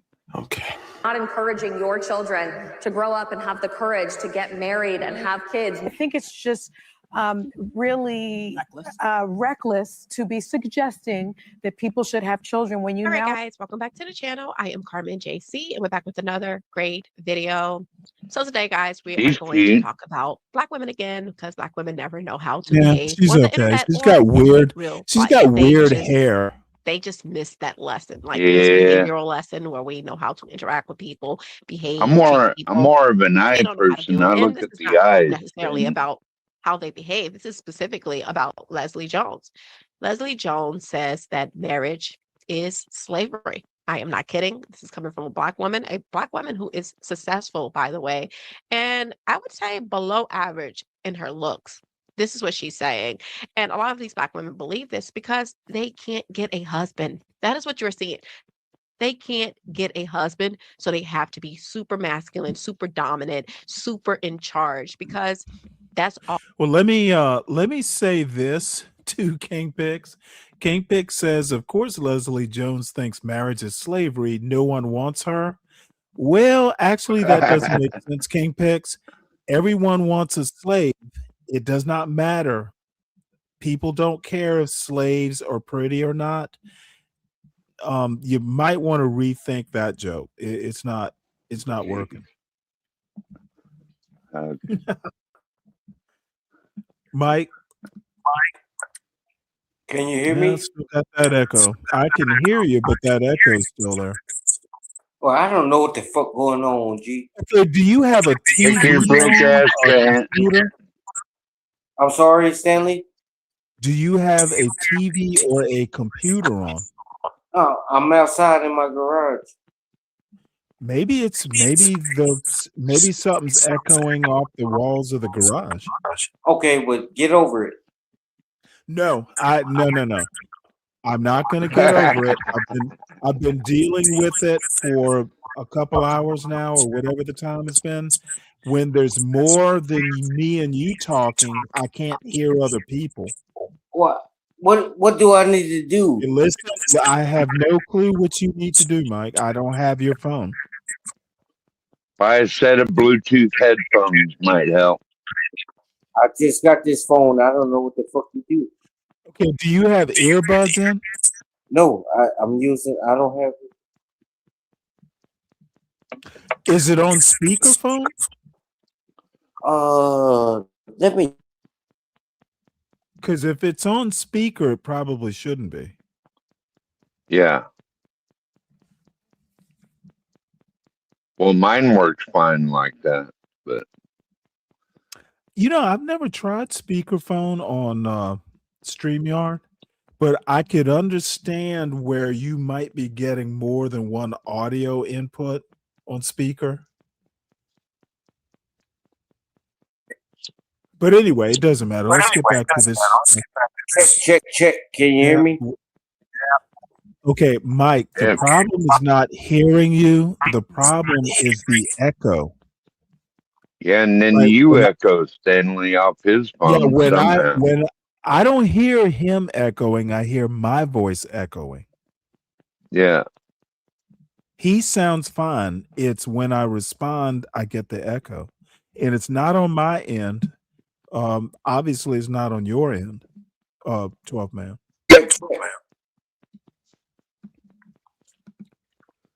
There's a tab open somewhere. Do you have more than one browser open? They're double. I only have one inputs. tab open. Okay, then you on a phone, there are no tabs. For starters. Actually, I can open all kinds of tabs in my Chrome browser. On your phone? Yeah, on my phone. They're separate pages, though. I mean, I can only look have at you got one an at a Android? time. Have you got an Android or an Apple phone? Samsung Ultra S24. Okay, well, they don't. Chrome doesn't work like it does on a computer. Okay, when you look at Chrome, the page you're on is the page you're on. You don't have other tabs with audio. When you go to whatever tab you're looking at on your phone, that's what you're looking at. All the other tabs are in the background, all that audio and shit's cut off. On a computer, it's different. You can have multiple audios on multiple tabs coming through, at the same time. If I'm up, Android phone, Stanley, if I go look at something else for too long and I'm on a panel, then it'll cut me off the panel. Right. Well, that's not the issue here. Help me fix the issue here. I don't have your phone. Google it, motherfucker. See, I can hear 12th man echoing too. Well, that's a you problem, Stanley. No, it's not a me problem, Mike. You're the only one. If I put you on mute, the problem goes. If I put him on mute, the problem goes away. He's on mute now. No echo. I don't know what the fuck going on. He's off mute now. Echo. This is a beautiful lady here on screen. Beautiful lady. Yeah, okay. Beautiful on the outside. To their names, besides whatever success that they are able to garnish, they don't have anything, and they realize they know Fix your money mouth. doesn't make. Okay, and she has like a weird like weave thing, whatever the fuck is going on with her hair and her hairline. This shit's weird. She needs to wear a hat. Them happy. They want a spouse, but because they can't get a spouse, then they say things like, "Oh, marriage is slavery." And I keep saying this, but miserable people love company. They want you to be miserable too, and that's just how it is. Especially miserable Black women. I want you guys to take a look at this old clip of Leslie Jones on Kelly Clarkson's show, and she is essentially talking about men and what she brings to the table and all of the fun stuff Black women like to talk about. So let's go ahead and take a listen. If you can't be with my peace, you can be with the door. When she turned to the side, you can see that fire I'm there. really like, I think I've been by myself so long that like first of all, I hate the term feminine and masculine energy. I hate that term so much. I think we have both. Like we all have all of that. freaking hate it. Yeah. Oh, you're in your masculine area. Well, why don't you get in yours? Find it.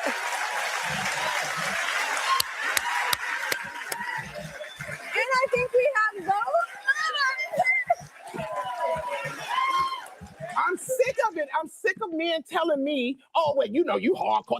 Yes, I am.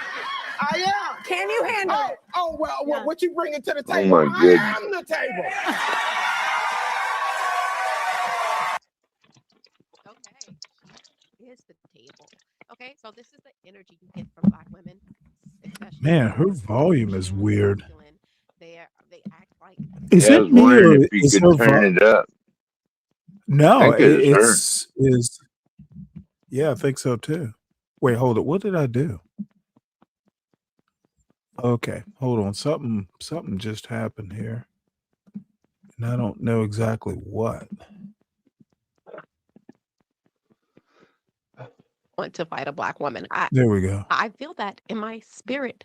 I don't want to fight you. You guys behave like animals, barbaric, animalistic. I don't want no parts of that. I would not want to fight a Black woman. Why? So nobody can tell who the animal is, who the animals are, or well, who's not the animal, should I say? Okay, in my- I don't understand. let me help King Pix out here. So King Pix says, I'm just pointing out how hypocritical it is because I remember you coming at her crazy. Okay, King Pix, fuck hypocrisy. I do what the fuck I want to do on my show. I will often criticize people.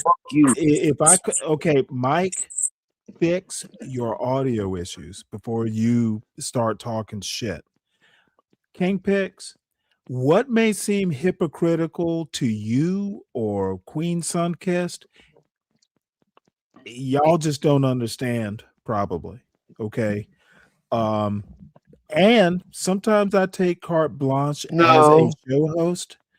If you honestly think I give a fuck about what might be called hypocritical or not, when you come up on the panel and you want to challenge me on what's hypocrisy and what's not, I'll give you a little bit of credence. Okay. I do what I do a lot of times for a reason. Don't you dare ever come up here and talk or in the chat. Don't you dare tell me what's hypocrisy or what's not hypocrisy if you're not willing to come up to this panel and challenge me on it.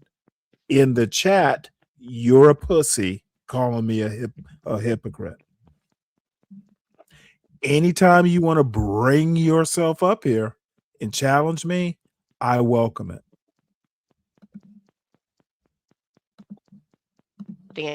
And why when Black people get mad, the first thing they resort to is violence. Literally, you call them out their name, violence. You call them a nigga, violence. You step on their shoe, violence. Okay, that's all Black people know, violence. Some Black people. Okay, I know I have to keep making the distinction that I'm not talking Well, at about least everyone. you made the And specifically, when distinction. I'm saying Black people, I'm really talking about niggas. Okay, because I can't just say nigga You constantly know what? in here. That's the other thing But that's I who I'm hate. talking to. When these people want to go, they're two different types of Black people. Dude, that shit is racist as fuck. That's what I'm referring to. I'm referring to the nigga part of the community because all black people don't act like that. There's a lot of black people that actually speak up against this behavior, and I'm going to show you one. Let's go ahead Yeah, and take a listen to this this lady, black man. this young lady is anti-black, and look at that weird shit on her head. She literally, see, look at this. What is it, Stanley? I don't see it. It's a goddamn wig or weave or some bullshit. Is That's that a not her wig? hair. It's not her hair. Look at how it sweeps Why past do the so ear. many black women wear wigs? Okay, I don't I don't care get about any of that. I'm not a black woman. I have no clue. Where I'm going with this is she wants to call Leslie Jones unattractive when she's got that shit on top of her head. She's got a pretty face, but dude, that hair is weird. Don't be critical. All See, right. and this is a woman thing. She wants to attack another woman's looks when she's got that shit on her head. Would you kick her out of bed though, Stanley? That's the question. Absolutely, I would. Oh, you would? Okay, let me tell you something about me. And I think it's a function of age. If I were 22, probably I wouldn't. If I were 32, she doesn't seem to be as pretty on the inside as she is on the outside. 42, absolutely I would, because I can always get another woman at 42. 52, Yeah. we'd never even meet. 62, well, I'm 61, but 62, she's YouTube. I wouldn't, dude, if she has a tattoo, I'm not going to want to be with her. Yeah, I'm If like you that were- with tattoos also. if you are not confident enough to work with the assets you have and make the best of them, then I can make exceptions, but this particular, anti-black attitude she has, nah, I can find a pretty woman anywhere. One that I would get along with and not be like disgusted when you talk your politics. And I've always been this way. I'm pretty sure back in my 20s, pussy's pussy. I want some. But I've always been willing to make dude, if if every time, I'm just kind of going, what am I doing? Every time, we're done having sex. Yeah, it's going to be real limited. I don't want to, do post coitus going, what the fuck have I done? I have too a couple of native girlfriends like that, Stanley, and it's just like we hook up every now and then, have a good time. That's it. That's the way I like it. Well, it's not that I like it. It's that I'm kind of an introvert, and women that, physical beauty is one thing, but you got to have the total package. And I've always been like this. If I think you're an idiot, there are women who are just, the packaging is beautiful. But dude, if I sit down, if I take you out to dinner and I'm just like, if all I want to do is F you and that's that, I don't want to be with you, that can only last so long. Jones is going viral because she said marriage is like slavery. And I want to just say that nobody's going to marry her, right? So we have a generation of bitter black women like her that are trying to contaminate younger women from actually wanting marriage and love and relationships and the things our grandparents experienced and their grandparents, because 20, 30-year marriages. Let me tell you what freaks like this boy. Dude, y'all are racist as fuck. You're just like your little racist friends. It disgusts me when I hear black men or black people like these two who think that black people don't have independent thinking skills. Okay, he's acting like Leslie Jones Well, is he's some sort black. of, How can he say that? listen to Family. what I'm saying.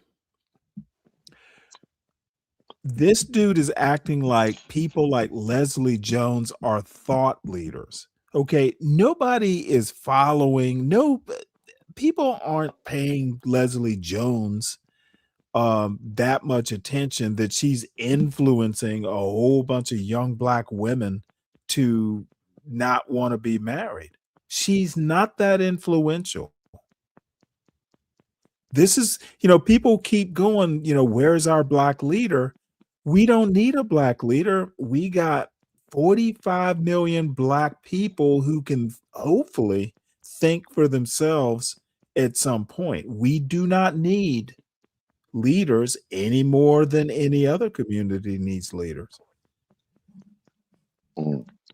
This silly woman with the weird hair acting like Leslie Jones is some cultural phenomenon even in the black community. This is just content, but she's full of shit. She does have nice lips though. And they're teaching women, young women, to be Got HOs. pretty They're teaching eyes women to be too. sluts. They're teaching women to be prostitutes. And they're teaching women to give your body to 100 different men. So that by the time you're her age, she probably done had sex with her body count is probably through the roof. Like Leslie Jones' body count is probably higher than every hand on my hands and feet. Right.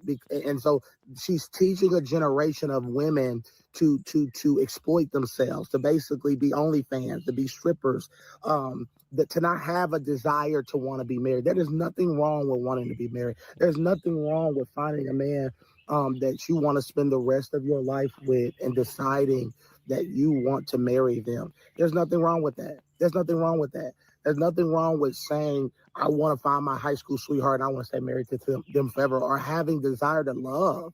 This is what our grandparents did. Because by the time you get older, no man's going to want you. See Vivica Fox and a lot of these women that get older and then they want to settle down. No, by that time, nobody wants to settle down with you. Nobody wants to settle down with you at 50 years old and 60 years old after you done had children and you done been used like an old tire, right? And that's what Leslie Jones is saying. And so she don't have to worry about nobody wanting to marry her.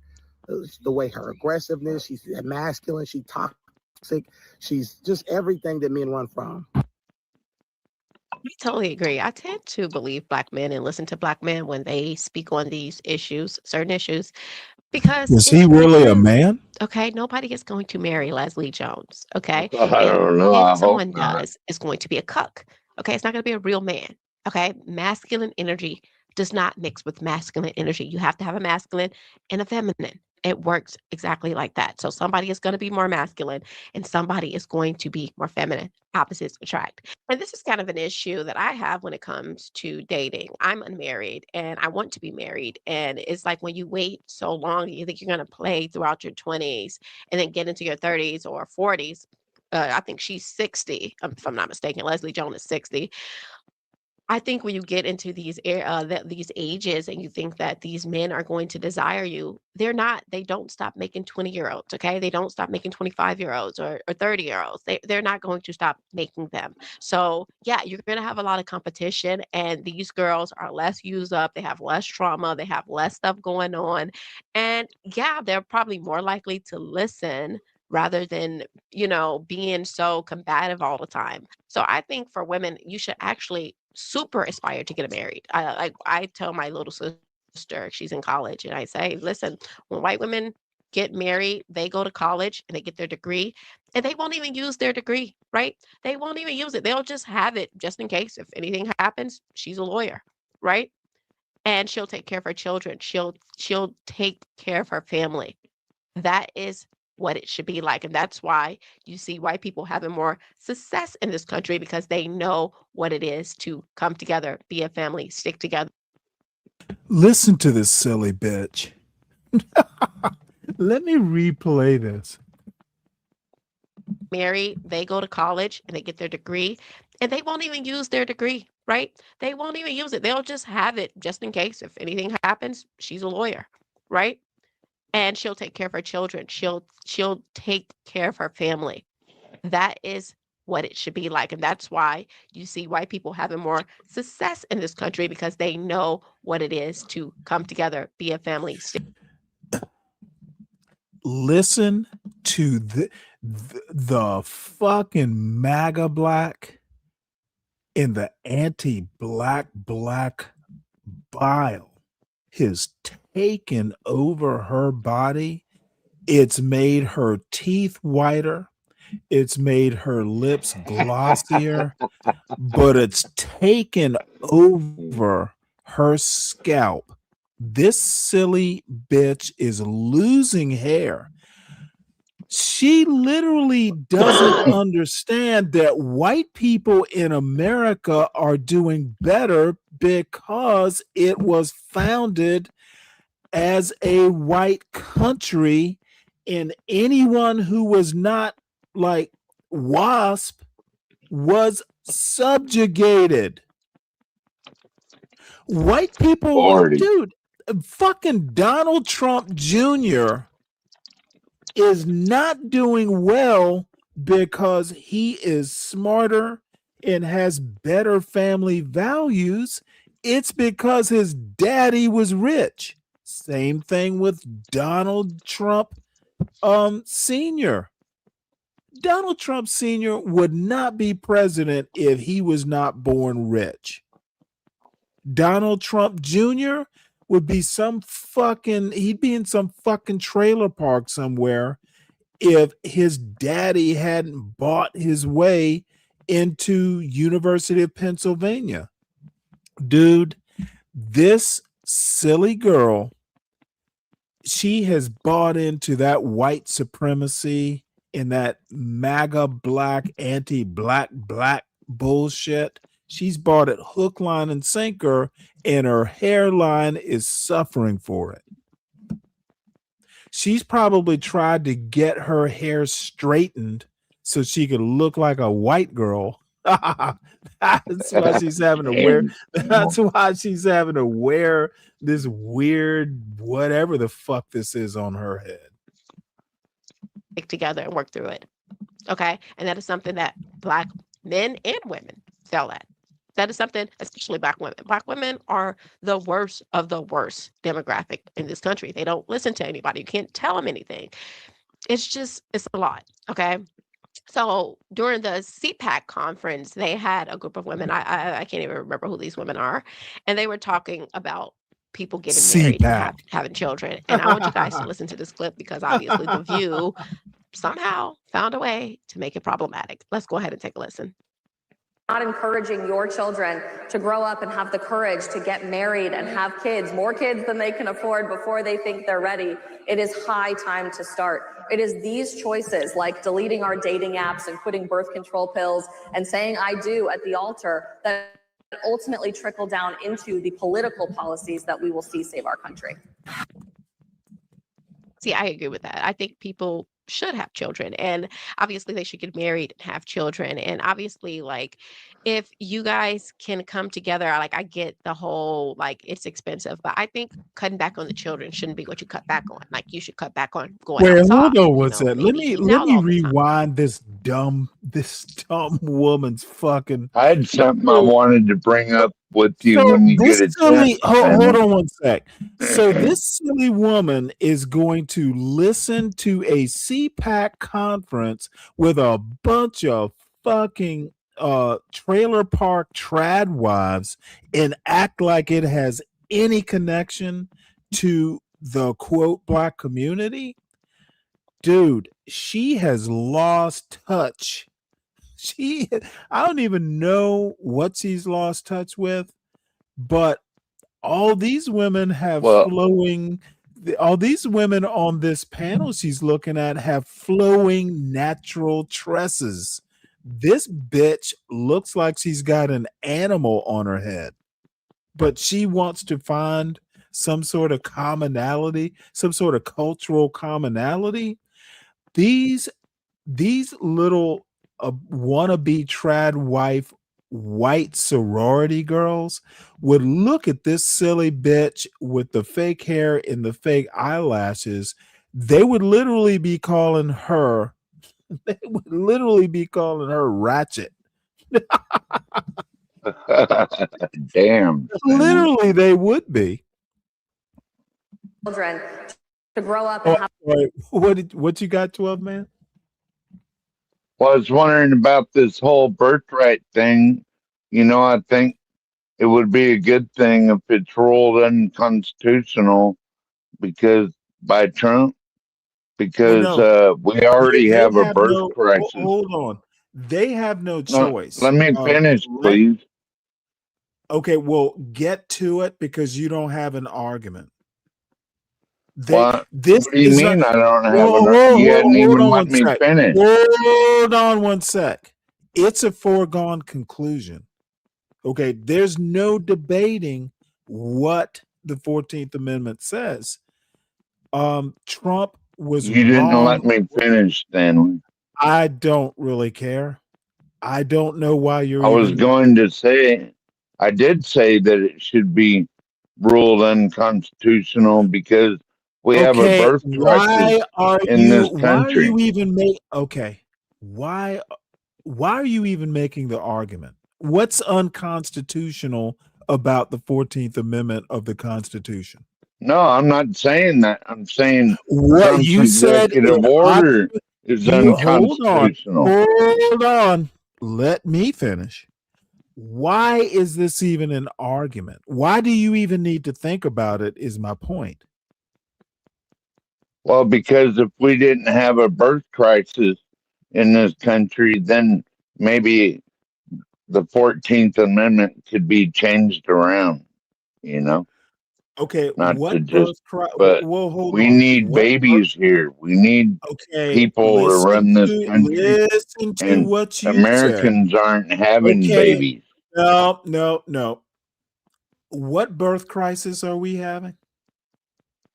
Americans aren't having babies, How plain is that and a crisis? simple. How is that a crisis? Who's going to run the country if there's no adults, no young adults to do it? Okay, We're I going to get think robots to do everything, Stanley? I don't think you actually understand any part of the biology of your argument. The birth crisis is we don't have enough babies to sustain the population we have now. Okay, but that's not a crisis. Well, it's Let me tell already you. a crisis. Okay, no. Okay,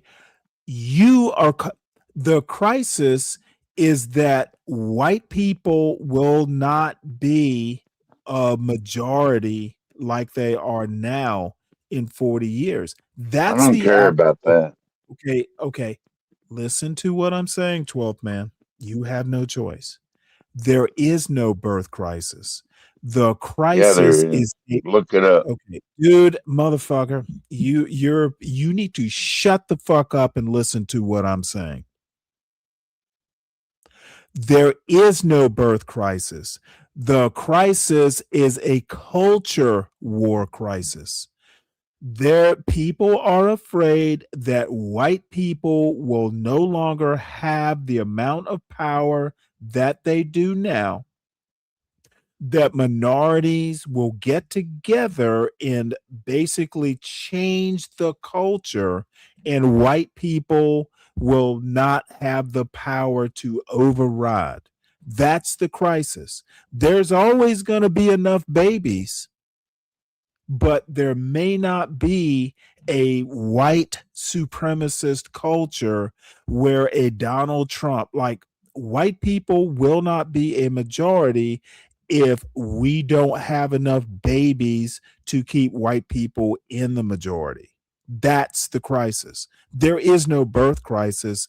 It's we don't have enough white babies being born to maintain white supremacy problem. Anchor babies ain't white.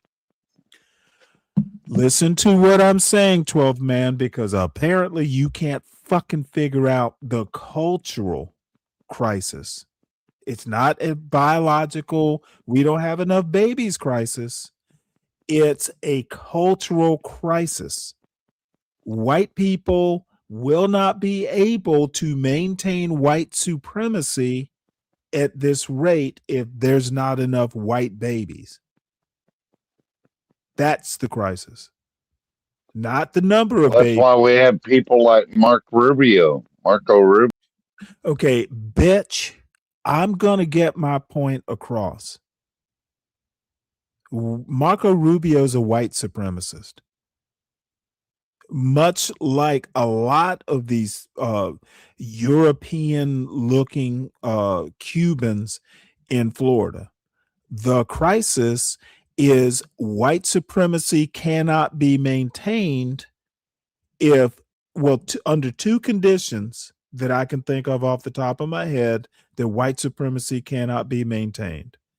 Educating kids with the actual history of the United States of America, or not having enough white babies. There are enough babies that aren't white being born. It's not enough white babies. That's what you're calling the birth crisis. No, actually, I seen it was a global crisis where people just aren't having children anymore. They're getting Okay, 12th abortions man, and all 12th that man, shit. 12th man. That's biology. If you go It's back a and you global look at crisis. okay, I don't know why you're over talking. If you go back throughout history, world history, there's going to be black plagues and COVID plagues. There's going to be all kinds of periods in history where the number of humans gets pared back. That's how nature works. Right. Sometimes you have too You're many right, wolves. Stanley. Sometimes you have too many wolves. Sometimes you don't have enough wolves and shit's going extinct. That's how What are nature we? works. 8 billion What we globally have, now. what That's a we lot of have people. here, what we have here in the United States is people like Tucker Carlson and other white supremacists manufacturing a crisis. There is no birth crisis. It's a white baby, not enough of them being born crisis. They want to maintain white supremacy. And it's not going to happen the way the birth rates are working. That's why they want, dude, Hispanics are having enough babies. Non-white populations. Now, black people aren't, that's a problem too, but I don't even think that's a problem. It's a white baby. Too many foreigners. Yes, that there are enough babies being born. There's not enough white babies being born. That's the crisis. Someone else joining the panel, Stanley? No. The courage to get married and have kids, more kids than they can afford before they think they're ready.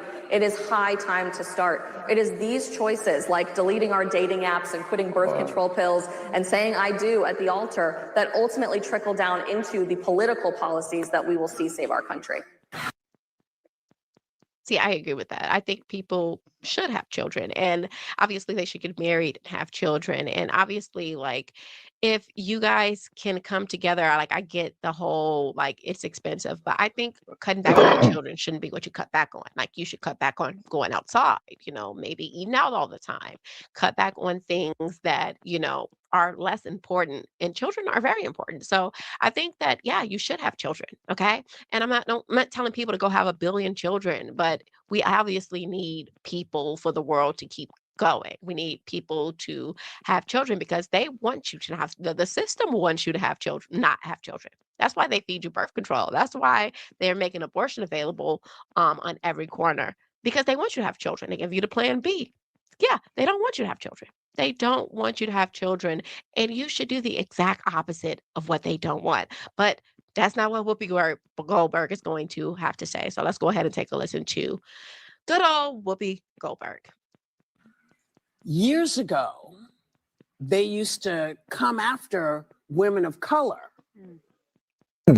This silly young lady here, she thinks that Black America and white America, to use those euphemisms, are under the same social and historical dynamics.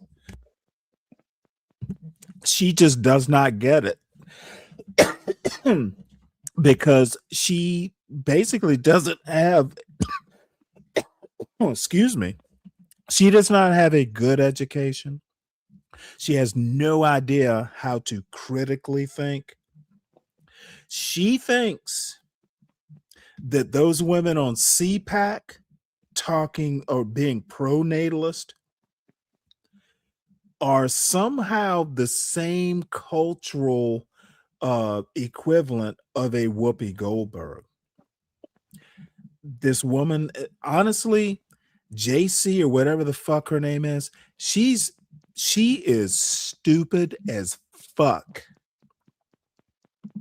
And accuse women of color of doing this very thing. Wow. And that's why they Whoopi continue to cut Goldberg. all these programs and erase all these things. Childcare because programs? childcare name it, name it. And now, had I known that it turns out we are all just one group of women. We're just one group. Yeah. I mean, because what is she, what? Okay, and Whoopi Goldberg is just as bad as this silly young bitch. Dude, all women are not the same. We live in the United States of America. Everyone's different. No. I'm basically saying, oh, damn, that Black women, Bless you, Stanley. Black women who buy into the overall feminist movement, they're doing themselves a disfavor. They're ignoring history. They're ignoring political power. They're ignoring culture. And they're ignoring history. Sorry to let folks know, but America is not a meritocracy, never has been.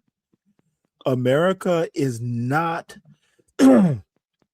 a country where Black women are the cultural, economic, political, cultural equal of white women. It does not work that way, and it never has in the United States of America. And Whoopi Goldberg doesn't seem to fucking understand that. And the bottom line is, Whoopi Goldberg, much like, remember OJ said he's not a Black man, he's OJ. Whoopi Goldberg is not a Black woman, she's Whoopi. Oprah Winfrey, not a Black woman, she's Oprah. There is a level of wealth and power where you can kind of exceed race. Those dynamics, those everyday dynamics down on the sidewalk at the street level don't affect you. But that's few and far between for non-white people. What? So my ultimate beef with this. Okay, so she's talking about, we were doing this, we were having kids, and they made it a problem, saying that we were poor. No, you guys were having kids out of wedlock. That's what you guys were doing. You were baby mamas, and a lot of you guys were on government assistance, and the state was taking care of your baby. Not you, not your parent. I mean, not the father. And most of the time, the father wasn't even around. Okay. So, yeah, we always wanted people to have children. We don't want people to have children out of wedlock where their children become a detriment to society, where they're not getting any benefits. I was just wondering, can you hear me clear? You haven't been the problem. The echo is still there. Hey, Stanley, I apologize, G. But you, at this point, you gotta just let it go, G. I'll let it go as long as I can. Whoopi is Jewish too. Hold on one second. Sin 7, Whoopi is Jewish heritage wise or religiously. Well, You can Stanley, be Jewish. beautiful. Okay, I need you to not overtalk with this echo. It's annoying. Whoopi being religiously Jewish, that I don't even understand where you're going with that. Religion is not where I'm going with this argument. I don't think she's religiously anything, Stanley. 12, man, you shut the fuck up. Well, no, I think that Sin's trying to say she's Jewish too. What I'm trying to tell Sin is that it's not really my argument. Religion isn't necessarily culture. Okay, I'm talking history. I'm talking racial history in the United States. Being a Black Jew, I'm not exactly sure why that even matters to my argument. Whippy is not a Jew. I don't know her religion. It's not a religious argument I'm making. I'm telling you her religion. Okay, thank you, Mike. Thanks for increasing my knowledge. So Sin 7, you stand.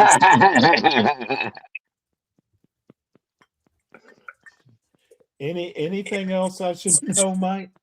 Oh yeah, real quick, and I'm gonna be quiet, and I gotta say it, but shut the fuck up. And the Cowboys suck.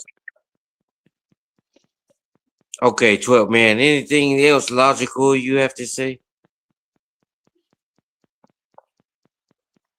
Okay, I thought so.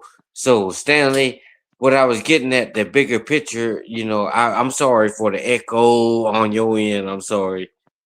You gotta Mike, you might have solved it. Okay, I apologize. It's not as bad. It's not as bad as it was.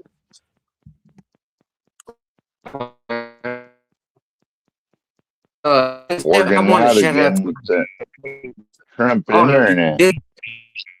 It's beautiful from the front, but Stanley, your microphone. Hold on, your microphone's borging out, dude. You were having all kinds of trouble with your new phone. Oh, can you hear me now? Yeah, are you moving back and forth to closer, and are you getting close to your microphone, then not close to your microphone? Well, Stanley, I stay way in the country like area, the service and all. Okay, that. this isn't a country problem, it's a setting problem. Okay, but is it better than what it was? It's better right now, but it depends. Sometimes it's good, sometimes in and out. But we don't want to spend a lot of time on the audio issue. Just hear it out.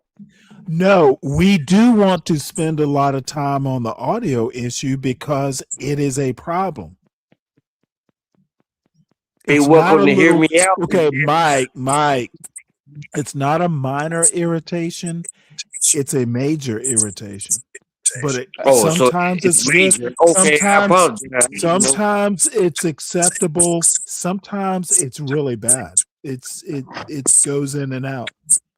How about now? I guess it's okay now. Okay, so I was pretty much saying this lady is beautiful from the front, like this first shot. But then when you hit her from that side shot, goddamn, she's hideous. And it got a lot to do with the point. Okay, well let me help you out here.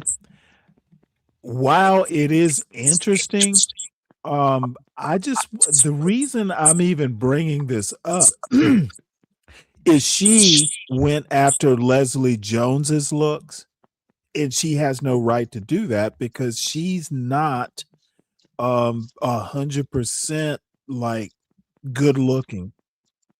She should not be going after Leslie Jones because all her ducks are not in a Oh, row. she looks better than Leslie Jones. Okay, I need you to let me finish, Mike. Hurry up. The reason I'm going after her looks is because she's going after Leslie Jones's looks, and she has no right to do that. So you telling me that you'll fuck Leslie Jones over her? No, what I'm telling you is that this young lady should not throw stones at glass houses. She lives in one. How do you know that? Okay, god damn it, dude. You're What's wrong? It's a question. It's a question. people with weird looks should not go after other people's looks. So you said she got a weird look? Correct. Okay. Now this solves. I think she's beautiful, but it's just that side shot is horrendous. Okay, listen to what I said, Mike. She's not a 360 beauty. I can walk to one side or the other, and all of a sudden she looks weird.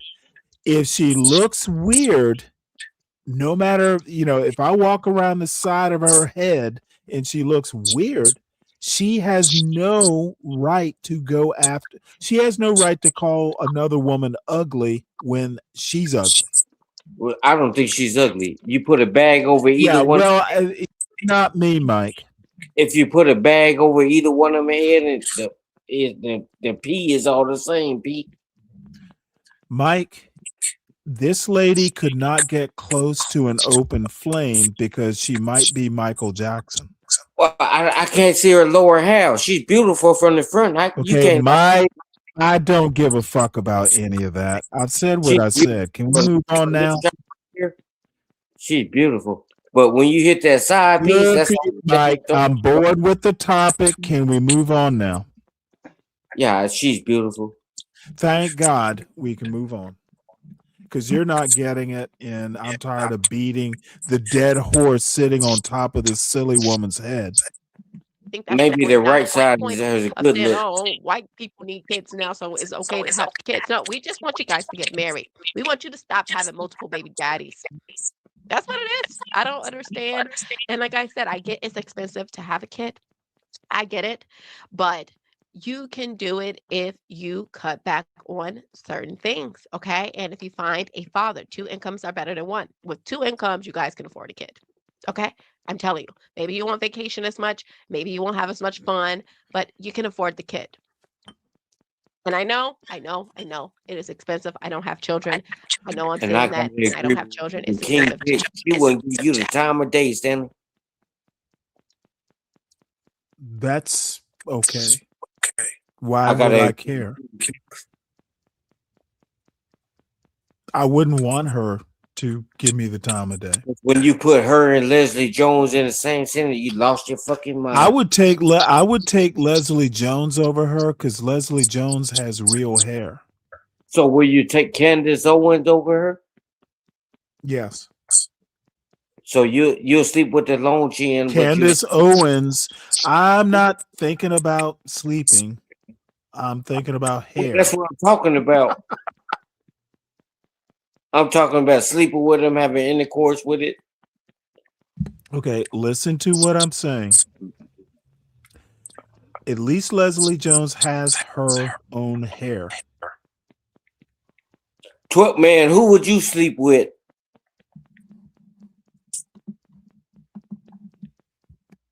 No comment. Well, shut the fuck up. But Stanley, this lady, she's beautiful from the front. I think you just chose the bad side.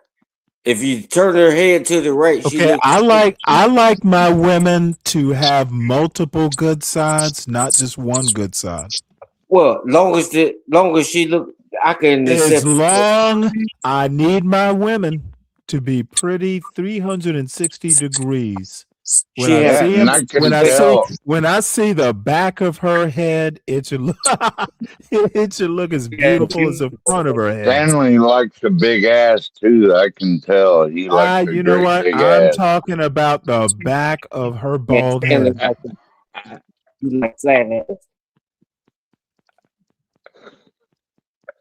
You Yeah, don't like the skinny ass. He likes the big ass. this show has gone south. it's on a, Stanley like it's the on a big. low glide path. Stanley don't like the junk in the trunk. He like the headlights in the rearview mirror. All I'm saying is that look, this woman is perfectly fine. Let me see her bottom half. Okay, motherfucker. Don't over goddamn talk me. I don't know why people can't just get this through their thick heads. The only reason I'm even talking about this young lady's looks is because she went after another woman's looks. She has no right to do it because she has some problems with her own look. That's the only reason I bring this up. Well, look shouldn't even be the issue here. You haven't showed Leslie Jones. Well, her fucking anti-blackness is a problem too. But you judging her off of the look. Yes, I'm judging her. That's what happens when you have a YouTube show. People judge the shit out of you. Look at that beautiful skin. Dude, look at that fucking weird hairline. She is beautiful to Mike 123. Mother, her fucking hairline on her left side is back behind her ear. As she appears on the screen, she's beautiful to Mike. I don't know the lower half. Mike, motherfucking dude, 12th man is beautiful to you right now. See, Stanley, you done lost your motherfucking mind, G. I don't think I have. You better don't even go there, Stanley, please. Clarice says I'm a looks maxer. Really, Clarice? That's funny. And I would like to give a shout out to Donald Trump. He's ahead of my life. She has a purty mouth. She do. Look at this beautiful lady. She does have nice lips. This lady is beautiful. I wish she had an inbox I can dive into. Hey, she's got a channel. What's it? Let Mike 123 hit that one time. Oh my God! Here, I'm just gonna drop I'm gonna drop this show link in the chat. You can follow up from there. Yeah, that's my Sugarfoot. She my new Sugarfoot.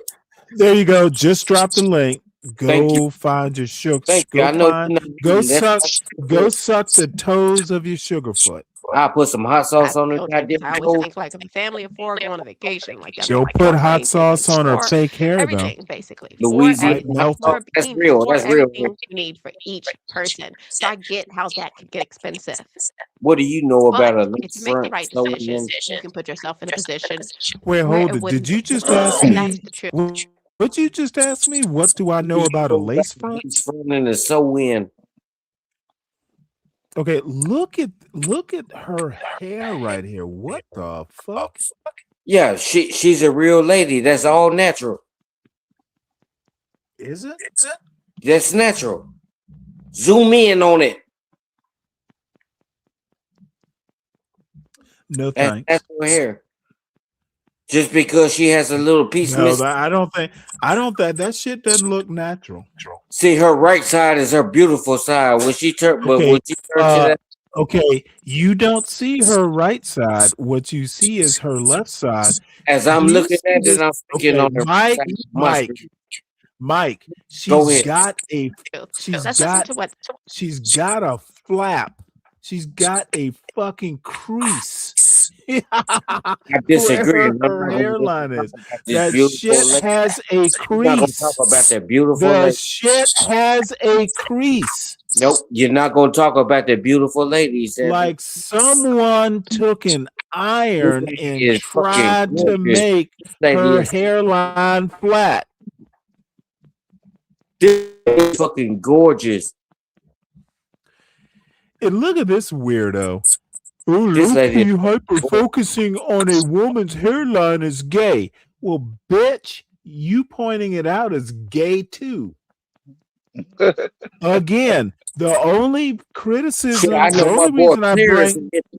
the only reason I bring looks up is because this silly woman went after another woman's looks when her looks are not premium.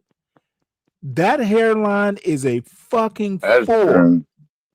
Her hairline is a 4, and she's going after another woman's looks. So what's That's the the only other reason hoe I bring look it up. like?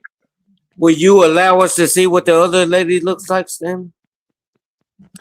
Dawn, again, maybe you're not getting it either, Dawn. The only reason I'm bringing up this But young you gonna lady's back and forth looks. with Dawn, Okay, just real god shit. damn it, Mike. If you say another motherfucking word, I'm gonna put Back you and in the forth with back Dawn. and you'll okay, bitch. Pay to come back. Dawn, Oh, I've shit. said it about 8 times. The only reason I'm bringing up looks is this black young woman went after another woman's looks when her own looks are not a 10 or a 5 even. Don't talk about other people's looks when your own looks have major flaws and creases and etc. The only reason I So bring it up. Stanley, what's the other woman look like? You ain't showed us to her Leslie yet. Jones was the woman she was talking about. Do you know who Leslie Jones is? No, The comedian. I never heard of her. Yeah, well, Not before today, that is. You can Google it. I'm not doing the You're remedial not going to work. show her like you're Nope. showing this one? No. What Okay. Kristen had to say, because we all know we just love Sonny. I think it's just really reckless to be suggesting that people should have children when you now know in this country there's this affordability crisis, and for a 2-person household, a married household, you need over $400,000 for childcare. Over $400,000. Most people don't make over $400,000. So she's advocating for people to be born into poverty, people not being able to feed those children, people not being able to educate those children, and people not being able to house those children at the same time when this government is cutting all of the services that would allow people to have They need to cut families it. and What big the fuck families is and going on? children. Okay, I'm on the $400,000 in childcare. I don't know. I think she's saying that like for a year. I actually don't know. I feel like she was saying it for a year, 400,000, and it's just like that's the whole point of the She's woman so staying elegant. home. Look at this Save beautiful lady. $400,000 if that's the number, which I know it's not.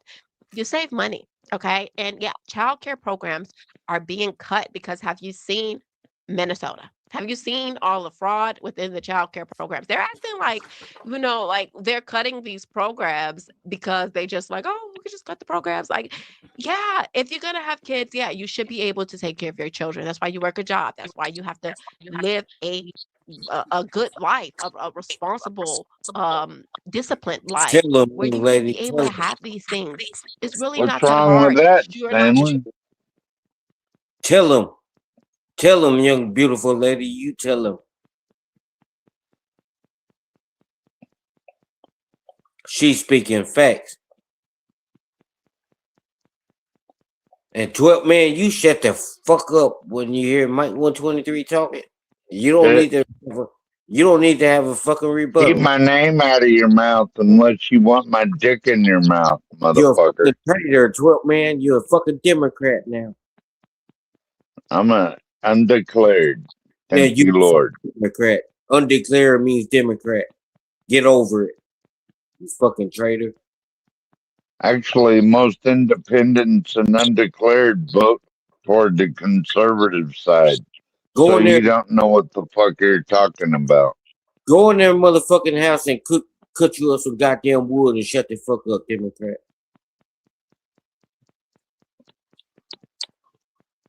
I'm tired of you, fuck, man. I voted for Trump 3 times, and yeah, and you traded on them. So we don't want to hear what you did, but you traded. He's finished, man. We living here and now. I think he's a madman. You're traded. I think he is going senile, and he's getting like Joe Biden because he's so old and decrepit. I think that's a you problem, 12, man. That's a you problem. Because you voted for him and then you traded on him, so you didn't stand We up. need a more of a moderate in office as president. You knew what you was doing. Obama was a moderate, Obama, believe it or not. Obama was a moderate. He was He bombed the fuck out of some Muslims. Shut up. He killed. Obama deported the most people. You know that. Yeah. But now you're talking about Donald Trump, and you voted for him 3 times. You're a traitor. You're a traitor. Can't vote for him a 4th time. He's not a king. He is a king. Get over it. No, he's not. Get over it. He's the head of my life. He's the king. If he tried to do that, like Congress would just throw him out of office. They'd invoke the 25th, or they just impeach him again, and then it'd go to Congress and they'd throw him out in the Senate like they did Truman. Wasn't it Truman they threw out of office? Hold on, shut up. When you speak like that, 12 man, when you speak like that, it's not beyond the pale of reasoning. Okay, Truman wasn't thrown out of office. He actually who was it, Stanley, that the Senate actually convicted an impeachment? Never. No I one's forgot ever been, who that was. No one has ever been thrown out of office as president. They've come close, but nope, no one. Or resigned, maybe. See, that's why maybe I got it mixed up. that Was resigned. That was Nixon. He didn't know what the hell he's speaking on. And he lived longer than Mike 123, and you don't know that? You need to leave the goddamn beer and the whiskey alone. What are you babbling about? I was babbling about that you don't know the history of the United States. Well, Mike, I get a little rusty in my older age. In all fairness, neither do you. Well, Stanley, what do you, I could take a quiz right now. Ask me anything, and I could tell you the answer. I'm uninterested in giving quizzes. Okay, motherfucker. Well, you can't tell me that you know that you. Neither am I. You can't tell me that. Yeah, actually. Shut the fuck up. We have to approve. We have to prove this to the people. You don't even know what you're babbling about. Be quiet. See, man, you're a traitor. You no longer you in the boat with Stanley and the rest of let us get through. Let us get through this video, please. And by the way, God damn it. It support is the host. almost okay when Stanley wants to do a commercial. Stanley, beg for them. Stanley, yeah, God damn it. As a matter of fact, you know what? Say what you're gonna say, Mike, so I can make a joke of it. Oh well, I want everybody to support the host, and I want everybody, even if you don't like Stanley, even if you don't like him, send him at this point, no one does. You wouldn't be here. Send him a So dollar. shout out to all the folks who supported this Saturday. Bitch, cut me off. It's devolving quickly. Saturday's show is brought to you by Richard, who happens to be in the chat, Latino for Trump, Black Knight, who happens to be in the chat, Stan Autry, Ryan Bardwell, VCKJ3 was in the chat. I don't think he is now. Mike, who's up on the panel. Mike, who's up on the panel, and I just put in the back because God damn it, he's being annoying. And Anonymous, who I think I know who Anonymous is.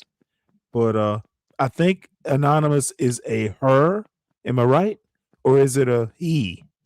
It's a matter. The money what matters, Stanley. Thank you. No, I like to recognize people who support. Look, let's face it, folks. I'm an acquired taste. I irritate a bunch of people almost all the time. So people don't seem to understand. People who can just fucking actually support this mess, I actually do treasure. I literally treasure y'all. Um, look, it's like if you like a prickly, some people like cacti, and people will go, well, why the fuck do you like plants with needles? Some people like cacti.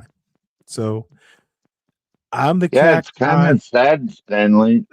Well, Stanley, You you have know, to some of get them cacti, they jump at you. you have to get you have If to you go curse on them, they jump YouTube at to hear the other side of the aisle. I mean, it's not going to be on the news, really. I mean, Hey, if you Well, want to hear what the other this side thinks, then you have to hey, they're go on Stanley. talking YouTube. my back in the day, 12th man. I don't see a problem as long as it is findable.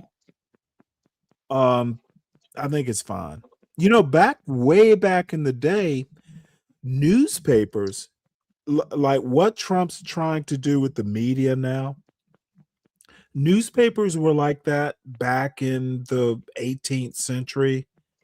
Um, where, you know, there were pro Federalist newspapers, there were anti Federalist newspapers, Hmm. and you would literally, you would literally hire a printer to print your side of the political argument.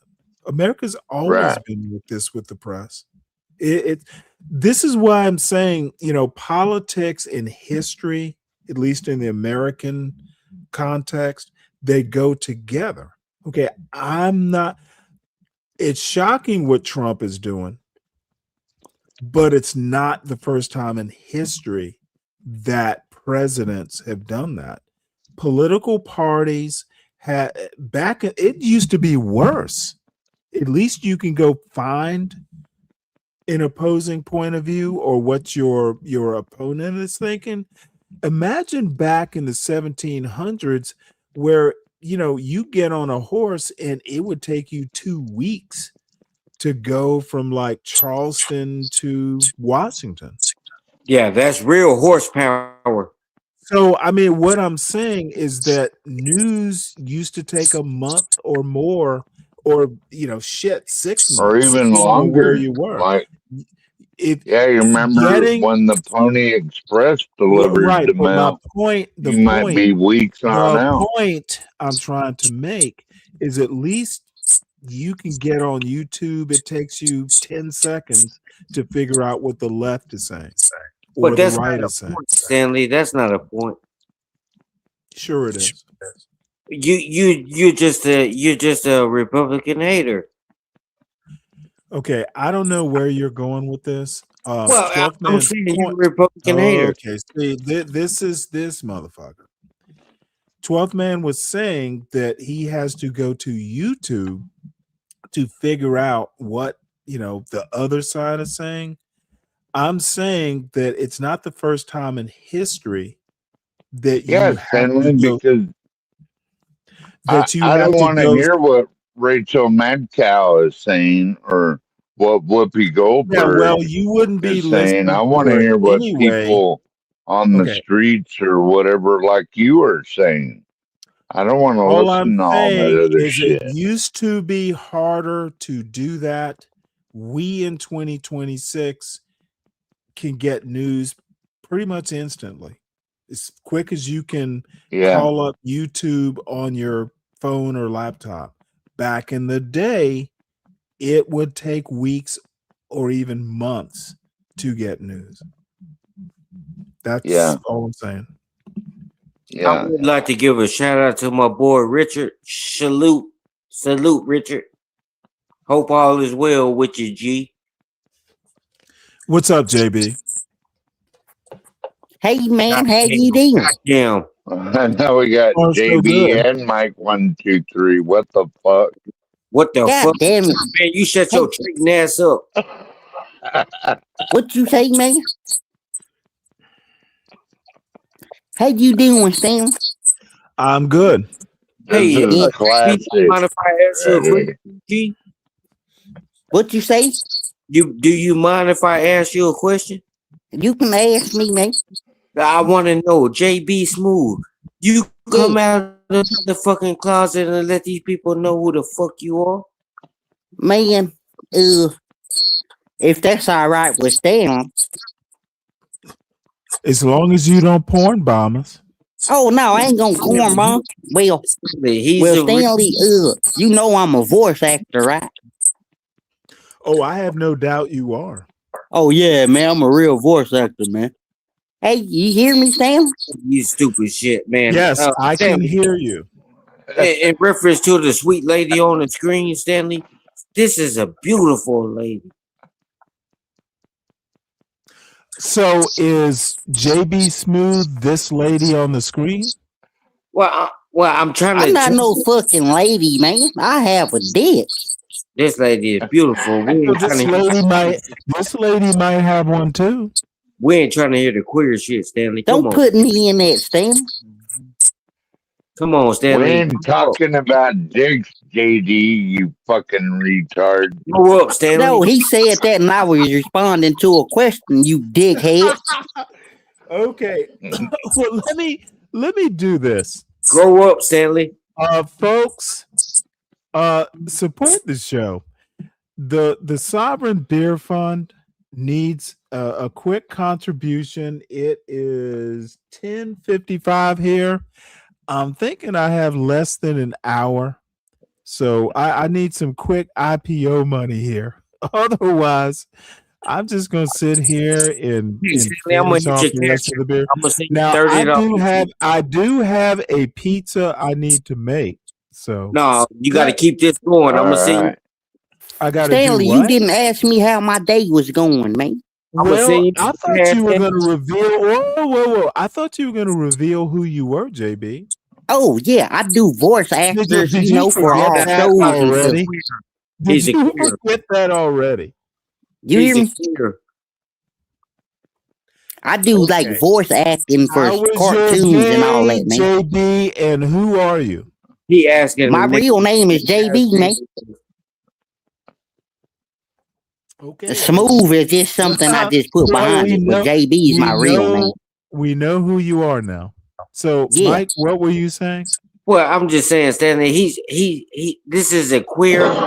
He wants you to tell him, ask him how his day is going. It's just queer all the way around, whether you take it or Oh my not. Lord! Really? Shut the fuck up, Mike. He probably wants Diddy to come out so he can screw him. Man, you're sick, dude. You know what? Never He's always mind. talking about dicks The and Sovereign gay Beer stuff. Fund is closed. I'm about to hit your cash out, Stanley. Hold on, G. Yeah, Sovereign sitting Beer there, you Fund, dick sucker. the Sovereign Beer Fund, the money will be used for the next newspaper subscription. But Stanley, do you want to know more about what I do, man? Only if you want to tell me. Oh yeah, I do voice acting for cartoons. Duale, how you doing? My buddy Duale. Hit the link, Duale. We haven't talked in a couple weeks. Yeah.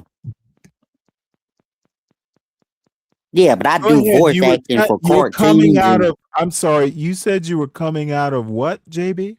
I ain't coming out of no closet. I'm 100% man with a big ass dick. No one But I cares do voice about your, acting for movies and cartoons and stuff, man. Interesting. Yeah, you know Zootopia? The movie Zootopia? I played the little fucking rat. Did you really? Yeah. You know, someone asked me if I've ever thought about doing voice acting. Yeah, it's easy, man. I can do like 100 different voices. Really? Yeah, hell yeah. Well, that's kind of interesting, actually. Have Yeah, you ever yeah, seen man. what was that movie about voice actors with Lake? I can't remember her name. And Now for This, or it was actually a really interesting movie. You know what I'm talking about, JP? Yeah, I know what you're talking about. I just can't think of the name of it, man. And the young lady who played like the daughter of like a major voice actor, she is gorgeous. I thought she was so attractive. I do all type of shit. You okay? Yeah, I do all type of acting, man. I see. Hell yeah. I can cry if you want me to cry. Save that for the Right, next show. motherfucker. Yeah, can we save that for the next show? Yeah, I got you, man. I can teach you some stuff, man. Well, you know what? Get me a voice acting gig, and you can be my mentor. Well, you gonna pay me for that. I ain't doing it for free. Well, guess what? I guess I won't be a voice actor. Hell no, you gonna pay me. I ain't fit. You gotta pay me for that.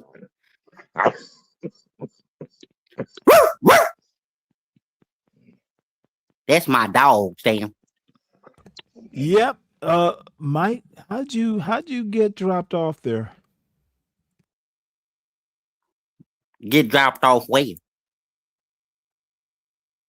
Mike got Fuck Mike, Stanley. Can you make that voice? What? I can't make that stupid No, voice wait, like hold it. Mike. You said fuck Mike. Make that voice. How I'm gonna make a voice that say fuck Mike? I don't I understand. thought you were a voice actor. You can't make the. Oh, you say use his voice like I'm his voice? Whoa. You said fuck Mike. I want you to make that voice. I didn't say fuck Mike. That was 12 man that said that. Yeah, okay. See how easy it was. See how easy it was to diffuse that dumb fucking shit you said. Nigga, I ain't no fucking doing. Wait, did you just use the N word on my panel? I said nothing. That's what I said. I think I'm gonna make $5 Speak here. English, motherfucker. I didn't say the N word, Stan. You know what? You didn't, but you did. I didn't, man. I said nah. You gotta listen. Go back and listen. Yeah. I gotta listen. All right. Yeah, shut your stupid ass up, nigga. Fuck you idiot. Hey, Stanley, I hit your cash app, pimp. Okay, what on earth is that squeaking noise? I hit your cash app, pimp. Oh, that is so nice of you, Mike. Let me speak it for 4 minutes. Oh my Lord. Go ahead, Mike. I think this show is off the rails. This show has gone south. So wait, hold up. Before you go, here, Mike, before you go, let me actually give you credit along with all the other Saturday show sponsors. I should always thank you folks for supporting the show. So today's Saturday show is brought to you by Richard the Fisherman and the Griller.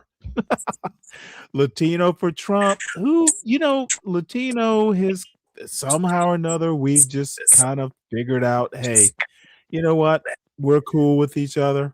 Black Knight, motherfucking Black Knight, that motherfucker was in the boats. This motherfucker actually did a dangerous job. The boat teams, motherfucker, that shit's dangerous as fuck. Stan Autry, this motherfucker led people. Ryan Bardwell, he's a character. CKJ3, sailor, admiral. Mike 123 times 3. Salute for supporting the show, Mike. And Anonymous, I think I know who you are, but salute. So I'm done, Mike. What you got? All right. So can I say something real quick? That's all right, man. Well, in reference to the topic, I would like to just add real quick. Stanley, I think you have this lady here, and then the Leslie. They are on two different. This is a beautiful lady, beautiful lady. She does have pretty lips. You shut the fuck up to it, man. You fucking traitor. Hey, Stanley, can I say something real quick? I asked for 4 minutes and I get interrupted. I just want to say something real quick, man. Well, no, he did ask for 4 minutes. Shit, I ain't hear that. My bad, man. Do you want me to put up a timer, Mike? Well, I don't prefer a timer. I just want to speak. Okay, Mike, it's easier if you do a timer. That way no one can dispute it. Well, either way, yeah. Put the timer and let's get it. All right.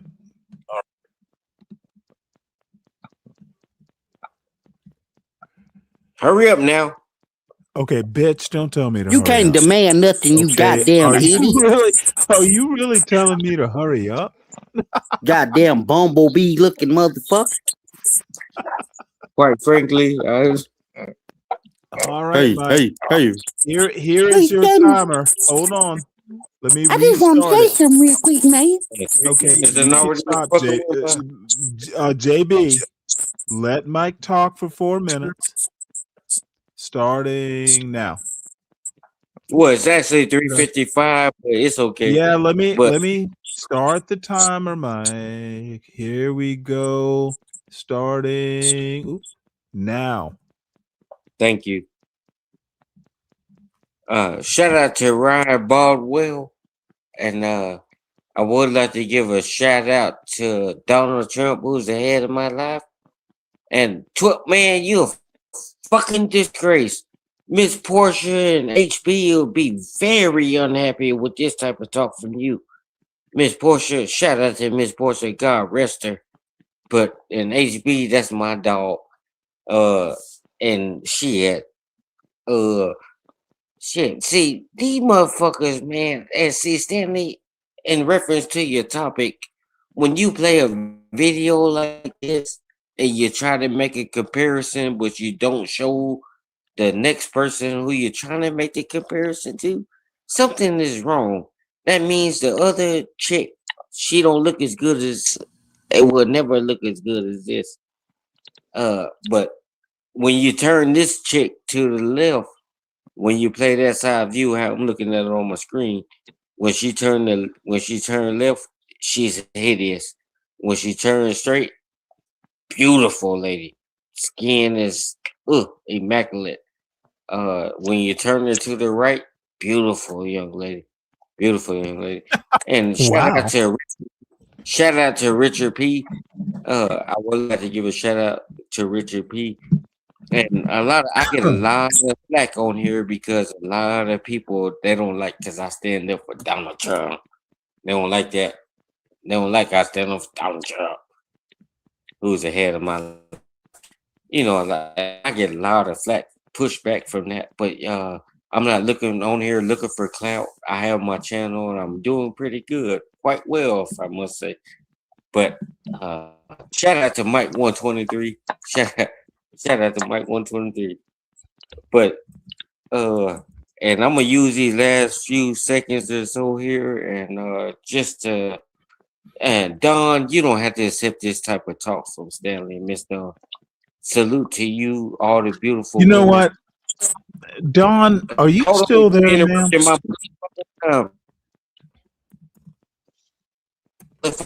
Oh, you know what? I think I pissed Dawn off. Damn it. Well, let me when you're done, I will make my apologies to Dawn. Okay. It's always the last thing I want to do. Okay, I'm sorry for making you feel in your heart, Stanley, it was wrong. I'm sorry. But I would like to use these last few minutes to say to my beautiful Dawn, you're a smooth Tennessee whiskey. You're a sweet. Don't let Stanley bully you, Dawn. You belong here. And I apologize on Stanley, Mr. Cross' behalf. But as Tennessee whiskey, you're as warm as a glass of brandy. Miss Dawn, don't take no shit. Natasha, you either. I'm rocking with you. TMKC, salute. You my number one, Sugarfoot. Miss Shara, salute. I got 24 seconds here, and all the beautiful ladies, you know, whether you like Mike 123 or not, just goddamn calm down and don't let Stanley bully you ladies. And Stanley, I feel bad for you, G. I feel bad. You need to respond and respect these women. Respect these goddamn women. Only one I don't like is Smelly Miller.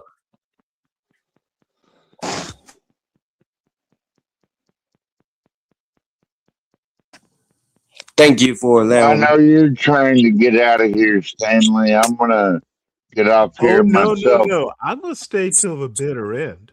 Thank you for allowing me that time to speak, I'm gonna Stanley. be the last one on this panel. I appreciate you for All allowing right. me Salute to 12th man. Trader 12th man. I'll catch you later, Brad. I'll Do what the catch you fuck later. you do, Trader. Get off. Bye. Go. Boom. Bam. You gone. Boom. Bam. You gone. I appreciate the time you allowed me to speak, Stanley. Yeah, well, you know what? So we go. 12th man is a fucking traitor. I can't stand him. You know what? I think I respect 12th man for having an independent mind. Let's go back to this young lady. And You respond to Miss Dawn. whoa, Mike. I'm listening. Be right back. Let's listen You to this respond to young- Miss Dawn. Okay, is what you need to do is listen to the sound of my voice. I You am need to listening. respond to Dawn. Okay, bitch. I cannot tame you, therefore I must cage you. We're going to listen to this young lady. I'm listening. I will be right back. That's all I wanted to say, Mike. You need to respond to Miss Dawn. Don't respond to me. I think I did. I don't think Dawn's in the chat anymore. She said when I was finished, you was going to respond it. Yeah, I have. Like, you want to fight. And I just want you guys to take a look at this moment. It's like a 5-second clip. Shout out to Miss She doesn't Charles. believe me. She's I like my love your spirit animal beautiful right now. Like, cooking. you want to Miss fight. Charles. Listen to this. Beautiful cooking. You want to fight? I would never want to fight a black woman. Okay. And JB, you got one more fucking thing to say to Mike Literally, 123? I would never want to fight a black woman. You ain't gonna do nothing. You ain't gonna do nothing. Spirit. I don't want to fight you, you guys. Weak ass We, nigga. like animals, are I ain't barbaric, weak. I'm real strong. animalistic. I don't want no parts of that. I would not want to fight a black woman. Why? I bet you look like a So little nobody rat. can tell who the You can animal send is, your who the fucking animals voice are, on or the well, who's not the animals. Shut up, boy. Like, I Howdy, don't understand ass why when nigga. black people get mad, You my little first kid. thing Shut they up. resort to is violence. Literally, Shout he out to called all them the out their beautiful name, women. violence. He called Y'all them a I'll don't lay nigga, you across my violence. lap and beat Step your on their ass. shoe, let Stanley treat y'all like that. okay? That's all black people know. Violence. You know, Some he black gets people. in his way Okay, I know I sometimes. have to keep making Stanley distinctions, gets and in I'm his not talking way about everyone. sometimes. And specifically, when I'm saying black You people, got I'm to only overlook talking his about old niggas, senile okay? ass. Because I can't just say nigga You got to overlook constantly on his here. old senile But ass. that's Mike, who I'm you talking talk to. That's too who I'm much, man. referring to. I'm So nigga referring to shut the me up. nigga part of the community. So you Because gonna all shut black people me up? don't act like that. There's a lot of I'll black knock people that you act out like like I'm that. Deontay Wilder, boy. And I'm going to show you one. Let's go ahead Yeah. and take a listen We to this gotta black man. Tyson Fury beat his ass. He cheated. Really? So y'all have been nattering on over this video. I need to roll out some pizza dough. Stanley, that video was messing up though, man. How so? It was like buffering. Hey, You can Stanley, ask the chat. Ask the chat. Well, let's watch it. Let's see what it's doing. Let me ask you a question before you play know it. what? Actually, I probably know why, but I'm not overly worried about it. Let me ask you a question before you play it. I feel that in my spirit. Motherfucker played you it guys. anyway. Hold on one Behave sec. like animals. What's your problem? It's not a problem. I had a question for it. I had a question for you, Stanley. Let me deal with this dumb fuck because he's starting to annoy me. Okay, King Picks. I know you're in love with Queen Sunkissed. I said what I said. Now you're tripping, Stanley. You do not talk, Mike. I'm talking. I got Sunkissed. Okay, enough. What I did is fine. How I conducted myself is fine. If I thought there was a problem, I would have fixed the problem by now. I said what I said. I meant what I said. I have had an opportunity to, in her words, apologize, and I don't see the need to do that. Do not come up on my goddamn panel and act like you own it. I don't give a fuck who you are. When I tend to give people enough of a warning, like you're going too far. And if you're too stupid to figure out the social the social clues, it's not my problem. People know I'm prickly. Don't piss me off on my panel. And she learned the lesson. I don't get, there's not a goddamn thing you can do about it. Big J can do about it. Sunkiss can do about it. There's not a goddamn thing. I did what I did. And either she can apologize or not, because I don't have a need to. And let me also warn you, King Pix, you're wearing my patience thin.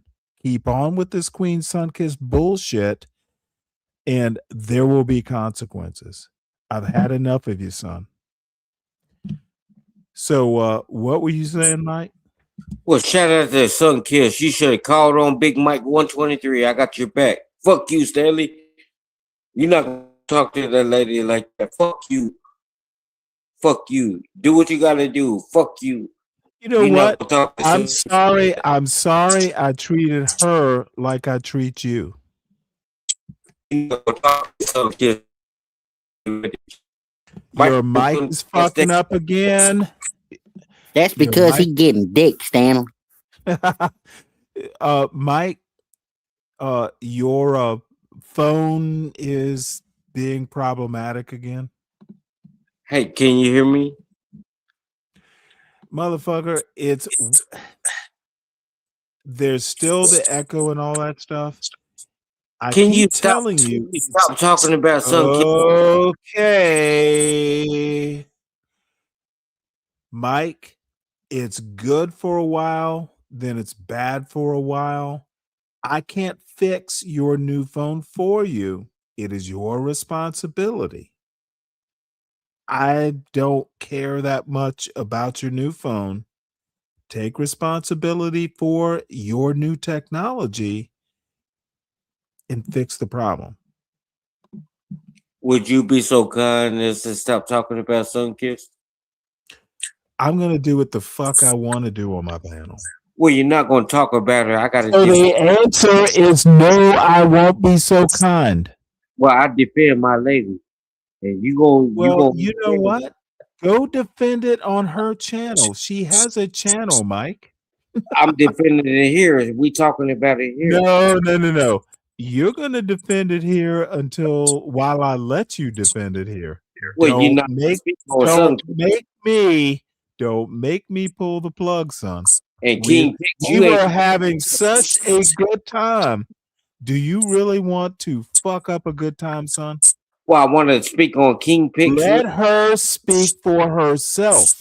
I'm speaking for her. Okay, I don't, dude. Then you don't need to be here if you're speaking for a woman. I'm speaking for my girl, son. Speaking for a woman. Listen to yourself, Mike.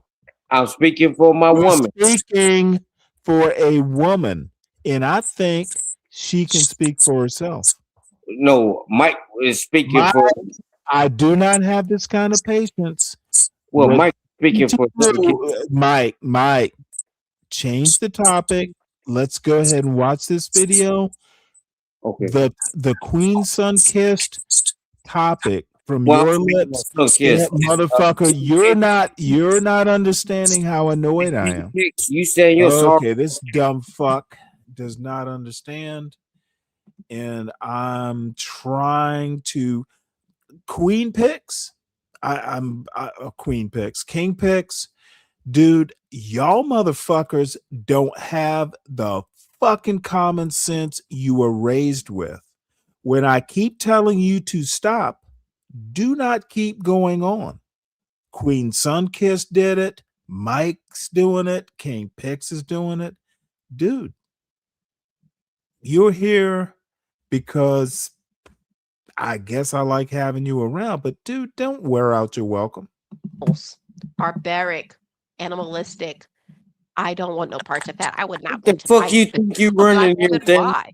All right. So nobody This can tell who the motherfucker is animal is, not who the getting it. animals are. Well, who's not What the the animal? fuck do you Animals. think Like, you okay. running Okay, here? dude, you're Like, talking I over don't the video. understand why when black people get I'm trying to mad, figure out the what you think first you're things running You're they here. resort to talking over the is video. violence. Stop Of it. course I am. Literally. He What are called you them out their running here? name, violence. He called them a nigga, violence. You step on their shoe, Are you running a cult violence. here? Okay, that's all black people know. Violence. Some black people. Okay, I know I have to keep making the distinction that I'm not talking about everyone. Son, kids, And I specifically when I apologize. say You black good. people, I'm really talking about niggas. Okay, because I can't just say nigga constantly on here. But I'm that's gonna who I'm take you up talking to. for That's who some I'm kids. referring to. I'm Fuck referring to you the talking nigga about. part of the community. Because all black people don't act like that. There's a lot of black people that actually speak up against these Some pieces. kids ain't did And I'm going to nothing show wrong. you one. Let's go ahead and take a listen to this black man. Jones is going viral because she said marriage is like slavery. And I want to just say that nobody's going to marry her, right? So we have a generation of bitter black women like her that are trying to contaminate younger women from actually wanting marriage and love and relationships and the things our grandparents experienced and their grandparents, because they 20, 30-year marriages, and they're teaching women, young women, to be HOs. They're teaching women to be sluts. They're teaching women to be prostitutes. And they're teaching women to give your body to 100 different men. So that by the time you're her age, she probably done had sex with her body count is probably through the roof. Like Leslie Jones' Bitter body black. count is probably Bitter higher black. than every hand on my hands and feet. Right. And so she's teaching a generation of women to exploit themselves, to basically be OnlyFans, to be strippers, King Pick to pissing me not off. have a desire to want to be married. There is nothing wrong with wanting to be married. There's nothing wrong with finding a man that you want to spend the rest of your life with and deciding that you want to Be marry pissed them. off. There's nothing wrong with that. There's nothing wrong with that. There's nothing wrong with saying, I want to Okay, find my high Mike, school your sweetheart and I want to stay married to microphone them forever. is Or have horrible. I don't even know that King Pix is still in the chat. You're talking to King Pix, who might not be here, over a shitty microphone. Don't know what's going on here, but please stop. Fix your technical issues, sir. having desire to love. This is what our grandparents did. Because by the time you get older, no man's gonna want you. Like see Vivica Fox and a lot of these women that get older and then they want to settle down. No, by that time, nobody wants to settle down with you. Are Nobody you wants to able to settle down fucking with hear you at me? 50 years old and 60 years old after.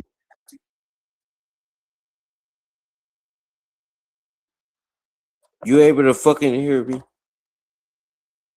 I'm gonna overtalk all this goddamn shit. Why the fuck? Why is she going after Leslie Jones's She's not fucking going after looks? King Pigs. This woman, this young lady, she literally looks like her wig is made of feathers, like You water. got a lot of Like hatred in you, Stanley. if you get feathers and you wet them and smooth them back, you get a tail like that hair right there. She should not be going after Leslie Jones's looks or any woman's looks when you got this weird hair thing going on. Stop it. What the fuck is it with these young black conservative women? She's looking like this, thinking she's hot, and she's not. She's hot in my book, dude. Yo, that's because you'll fuck anything right now. Now I don't gotta, man. I got my sugar foot. She'll be here if I call it. I don't need to just fuck anything, G. I don't do that. I think you do. When you compare her to Leslie Jones, that's when you're fucking up. Okay, once again, I did not make the goddamn comparison. I don't know what it is with young people and their comprehension of the English language. I did not make a direct comparison or even a comparison. All I'm saying is do not call other women ugly or anything like that She when didn't do that. Okay, bitch, you're disturbing me. Call me what you want, but she. How about I just call you in the back? Do not criticize people's looks if you don't look that great yourself. That's all I'm saying. And used like an old tire, right? And that's what Leslie Jones is saying. And so she don't have to worry about nobody wanting to marry her. The way her aggressiveness, she's masculine, she's toxic, she's just everything that men run from. I totally agree. I tend to believe Black men and listen to Black men when they speak on these issues, certain issues, because it's the truth. Okay. Nobody is going to marry Leslie Jones. Okay. And if someone does, it's going to be a cuck. Okay. It's not going to be a real man. Okay. Masculine energy does not mix with masculine energy. You have to have a masculine and a feminine. See, this silly bitch. See, you can tell she's never actually had a real man. This young lady right here, because a real man would discuss her hair game. Like, it's like, what can I do? You look so good. What can I do to make you complete? Cause those lips are pretty, the face is pretty, Watch but what you fuck you call her. Watch what's what you call her. what's above that calling her. I forehead? don't give a fuck What's what you above those eyebrows? Watch What's what you above call those? her. Okay, bitch, Watch do what not you talk call her. while I'm talking. Do Yeah, not do that. watch what you call her. What is above We this ain't playing good? that shit tonight. Okay, we're not gonna compete. What is above this young lady's eyebrows is not pretty. She's got a pretty face, but what's above those eyebrows is not pretty. It's taking away from her prettiness. This young lady has never had a real man, because if she had, she'd know how he would tell her how ridiculous she sounds with that goddamn fucking like Kalahari Desert fucking hairdo. There's nothing but sand above those eyebrows.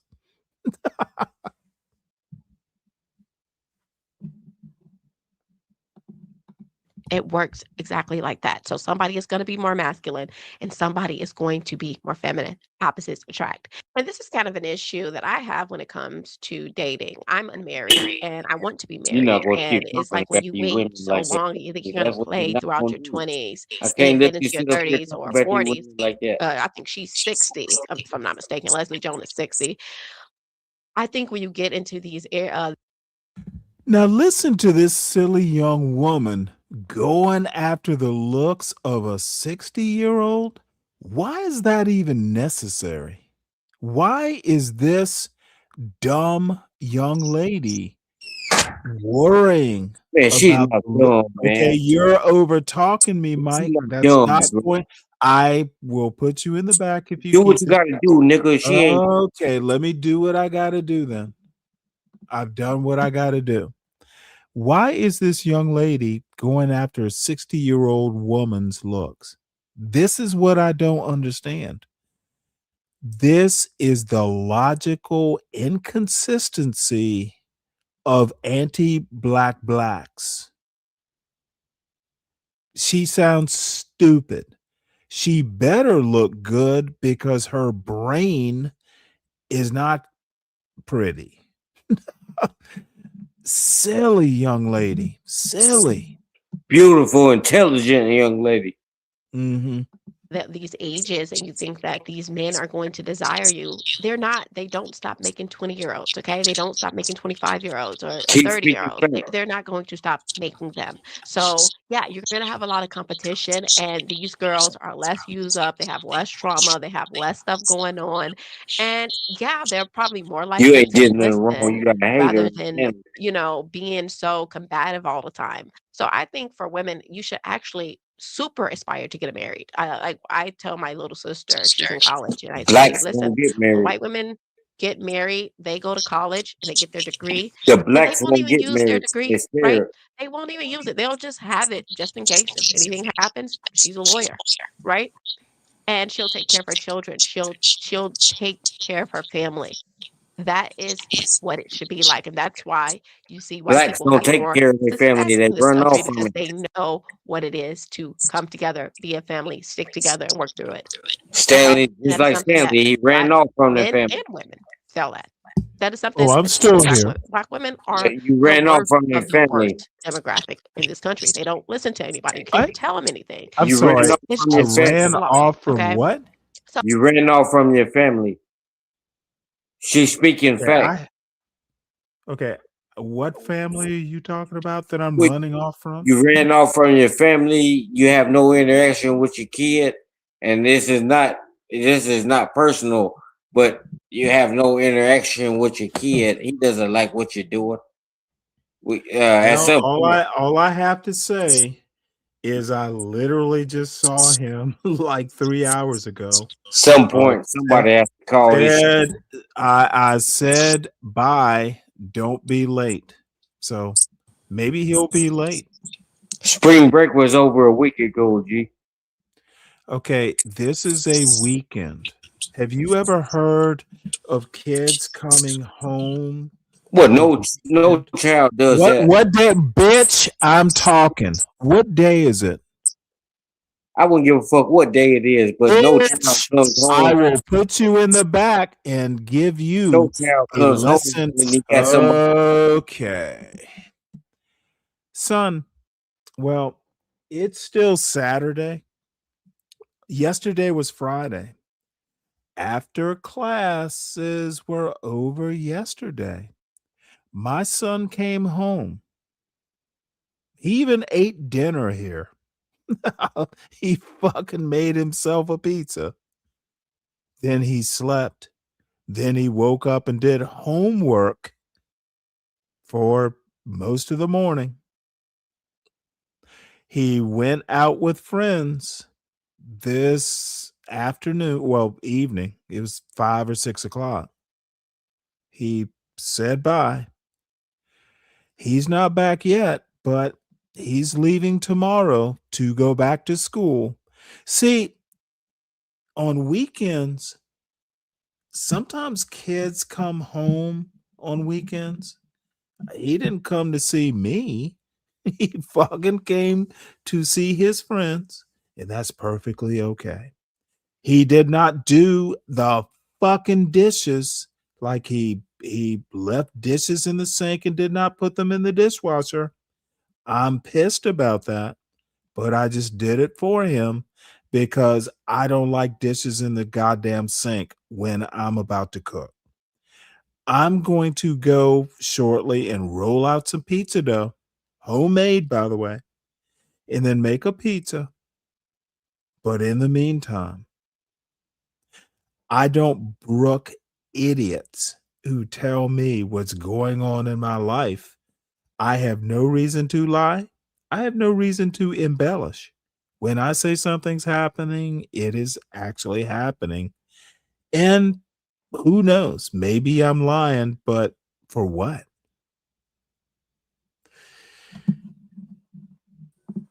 Well, it sounds Now, like what do you have to y'all say, problem. moron? It sounds like a y'all problem. A You know, whether y'all he problem? left the dishes in the sink or not. But I was getting to the You're big. absolutely right, Mike. It is a y'all problem. Yeah, so don't bring it on here and So make it. why are you talking about my problem? But don't make it like it's our problem. He left dishes. It is not our problem. I agree. It is my problem. Okay, so don't make it come on here and Motherfucker, it's my goddamn show. Do I not get to talk about what I want to talk about on my show? Oh, well, you can Then do. shut the fuck But up. what you're not Because the answer is yes. no, but what you're not gonna do is try to make it, like you just running some shit. Did you just tell me what I'm not gonna do on I my did. own? I did. Oh, I told you what you're okay. not gonna do, and you're not gonna talk to these ladies and treat these ladies like that. You're not gonna do it. You're not gonna do it. Wait, hold it. Aren't you going through a divorce? It's already been done, and I've been through it. Okay, so all of a sudden It's a new world. you're gonna tell me how to treat ladies. I got you. I am. It's a new generation. This is not the boomers generation. It's a new generation. So the new generation has a better take on life than the old generation? Yes, and I'm talking about NWO. You know what that is? No. New World Order. You ever heard of it? You mean the wrestling? You ever heard of it? The wrestlers? That's where your mind, the New World Order, your mind went to the wrestlers. See, you have a slight Stanley, I think have you ever been diagnosed with bipolar syndrome or something?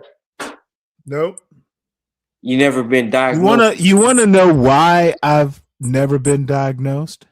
Yes. Because I'm not bipolar. Well, I think you've been misdiagnosed. And you know what? Your uninformed, uneducated, and simply ignorant opinion doesn't matter to me. That's fine, but shout out to all the beautiful women. Y'all gonna Stanley gonna quit all the women you'll never have. Well, Stanley gonna quit fucking with y'all, real shit, and I got y'all back. Y'all have a problem with Stanley? Call on Mike. I'm always here, always available. Shoot me a message. Always available.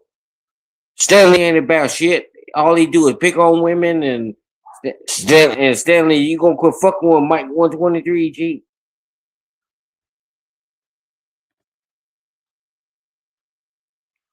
Now let me hear this beautiful woman. I'm waiting for the crickets. Let me hear this beautiful woman speak.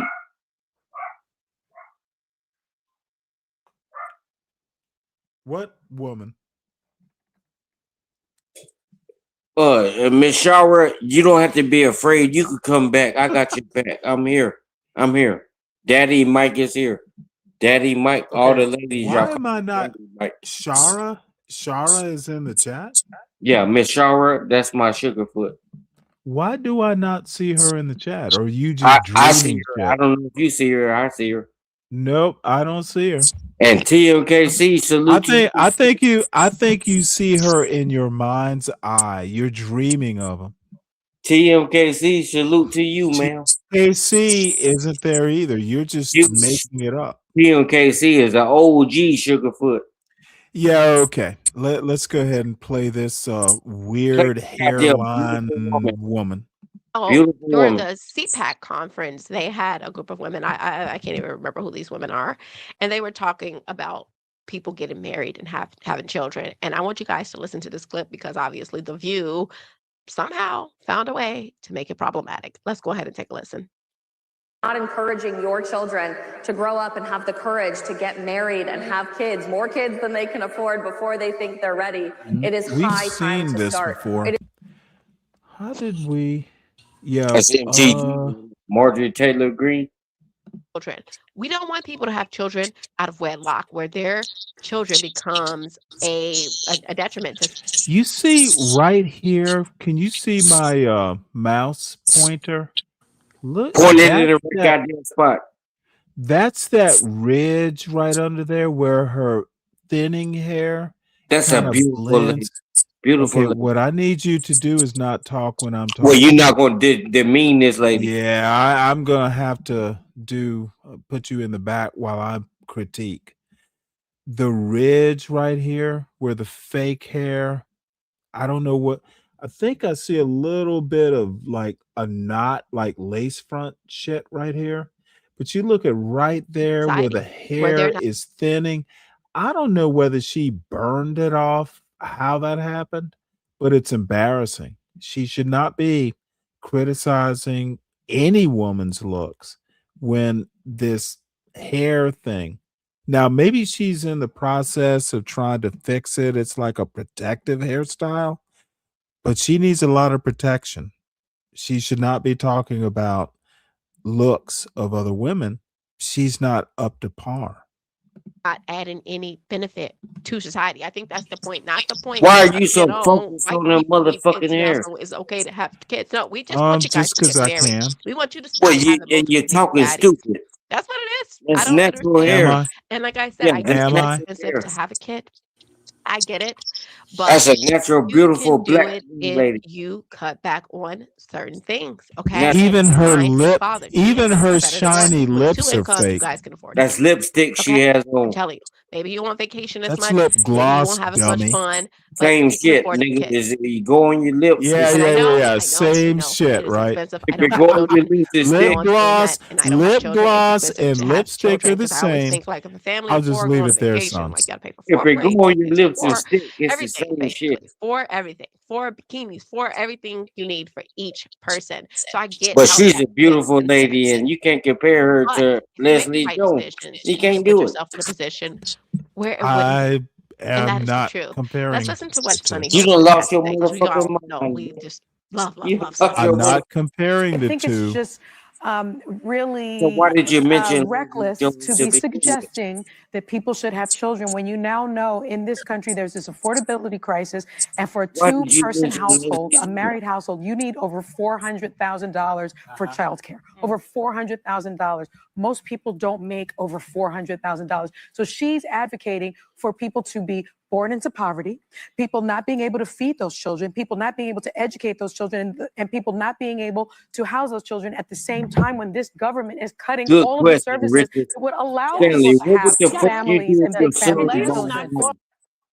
Okay, I'm on the $400,000 in childcare. I don't know. I think she's saying what like the fuck for a would year. you do I actually don't know. I feel like she was saying it if for a your year, son bought her 400,000, home? and it's This just like beautiful that's the lady. whole point of the woman staying home. You save She looks better $400,000. than That's an the number. Asian. I know it's not.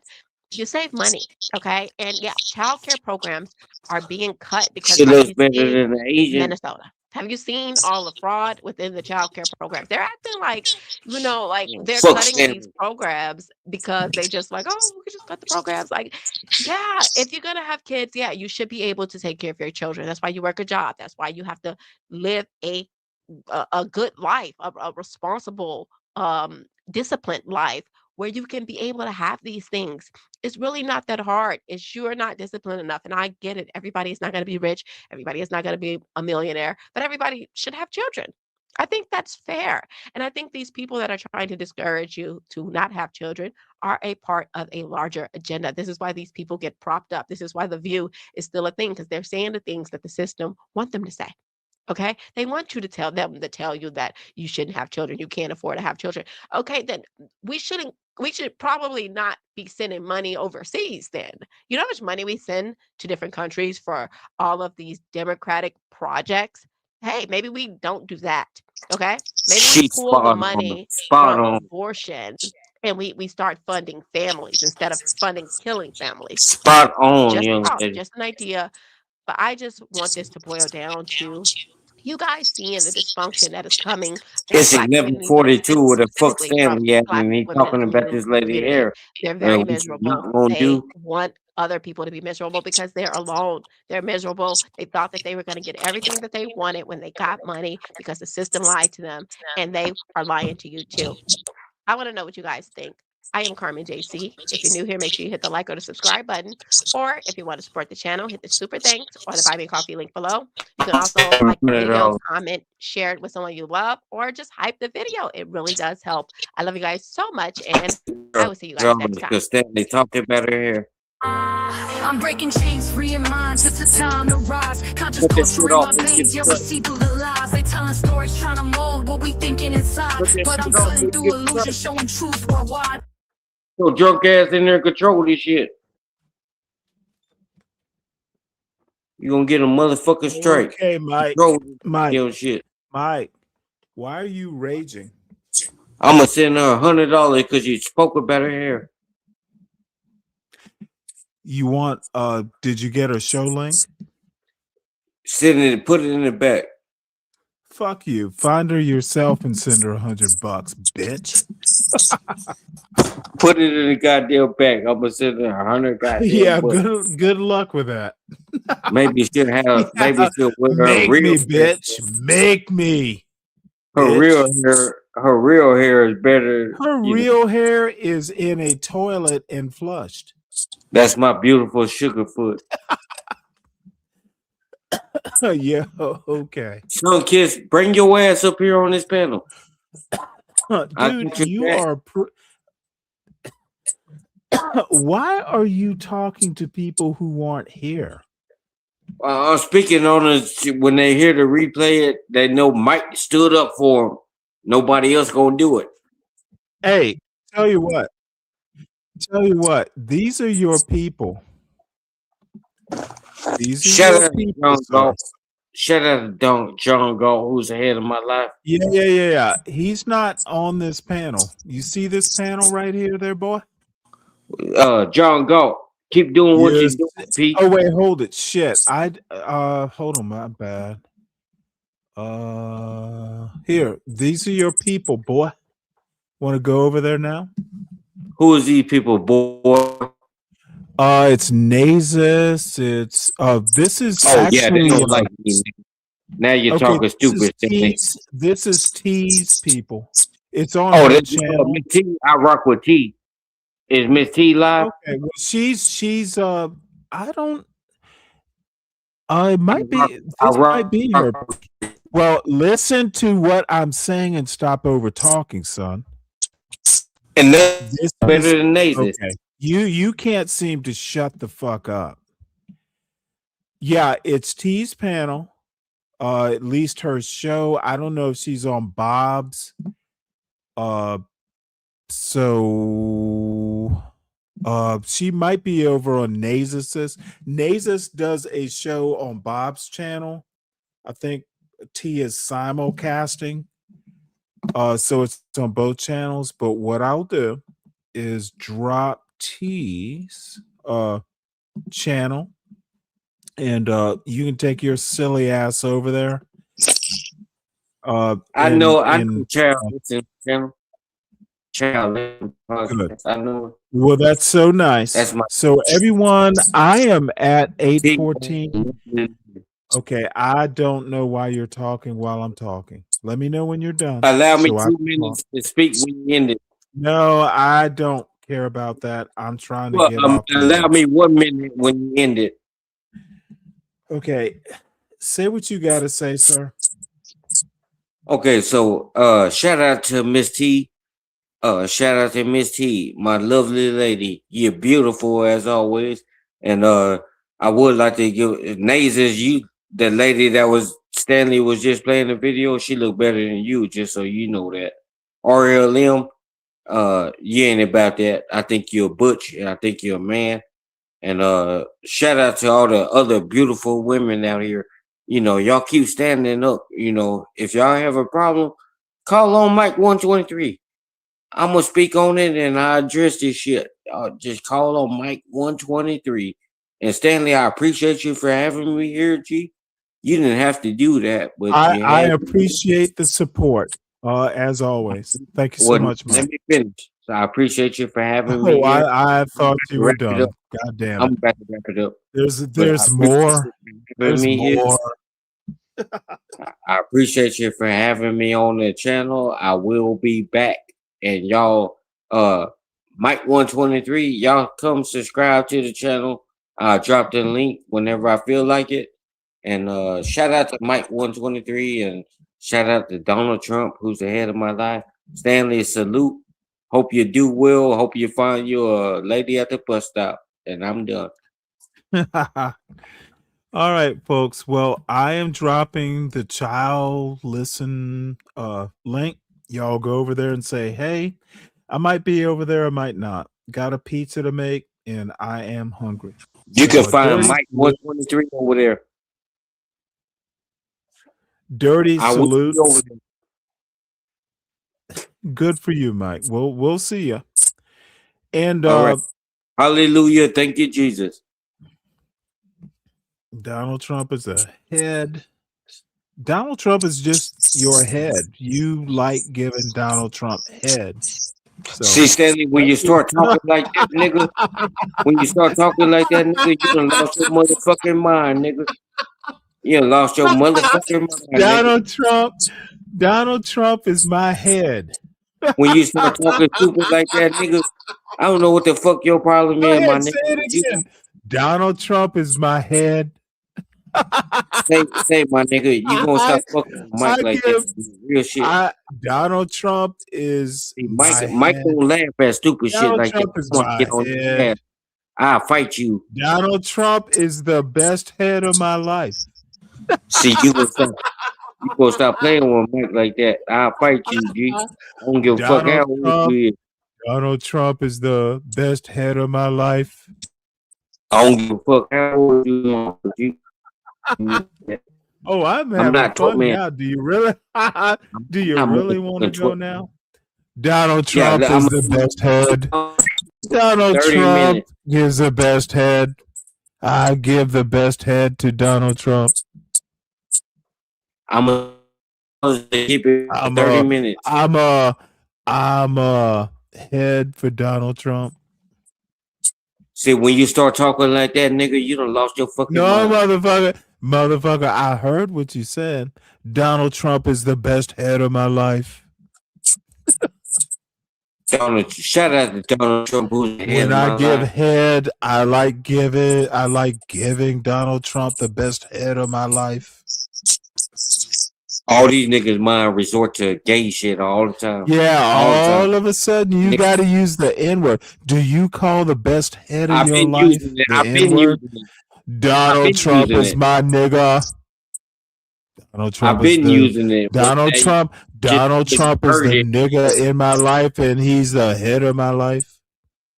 I've been using it, but now because you heard I've it, it's a been problem. giving Donald Trump head. So shout out to Donald Trump. And Shout out. to his beautiful The best head of my life I give shout outs to. and some kids. I apologize on Stanley's behalf. He You know gonna what? talk to you. Oh, dude, I have such a comment. It's gonna gonna piss you you like that no more. if I made this comment, it would piss you and Sunkissed off for the rest of your lives. You'd never be happy with me after this comment. Would you like me to make it? Well, make the comment. Make the comment. Let me judge it. No, I want to keep my channel. What? I wouldn't give a fuck. You don't have a comment it to make. involves. Let me give you a hint though. It involves you. It involves Sunkissed, Donald Trump, and Head. Well, Stan. Now you're talking stupid, G. Now you're talking stupid. It involves the three of you. Now you're trying to. It involves the three of you Now you're and talking Head. stupid. Oh no! I don't think you know it, dude. I'm not gonna make the You have too comment, much but it involves Mike 123. It involves Queen Sunkissed. It involves Donald J. Trump and Head. Well, let us hear it. Let the people hear it. No. I want my channel.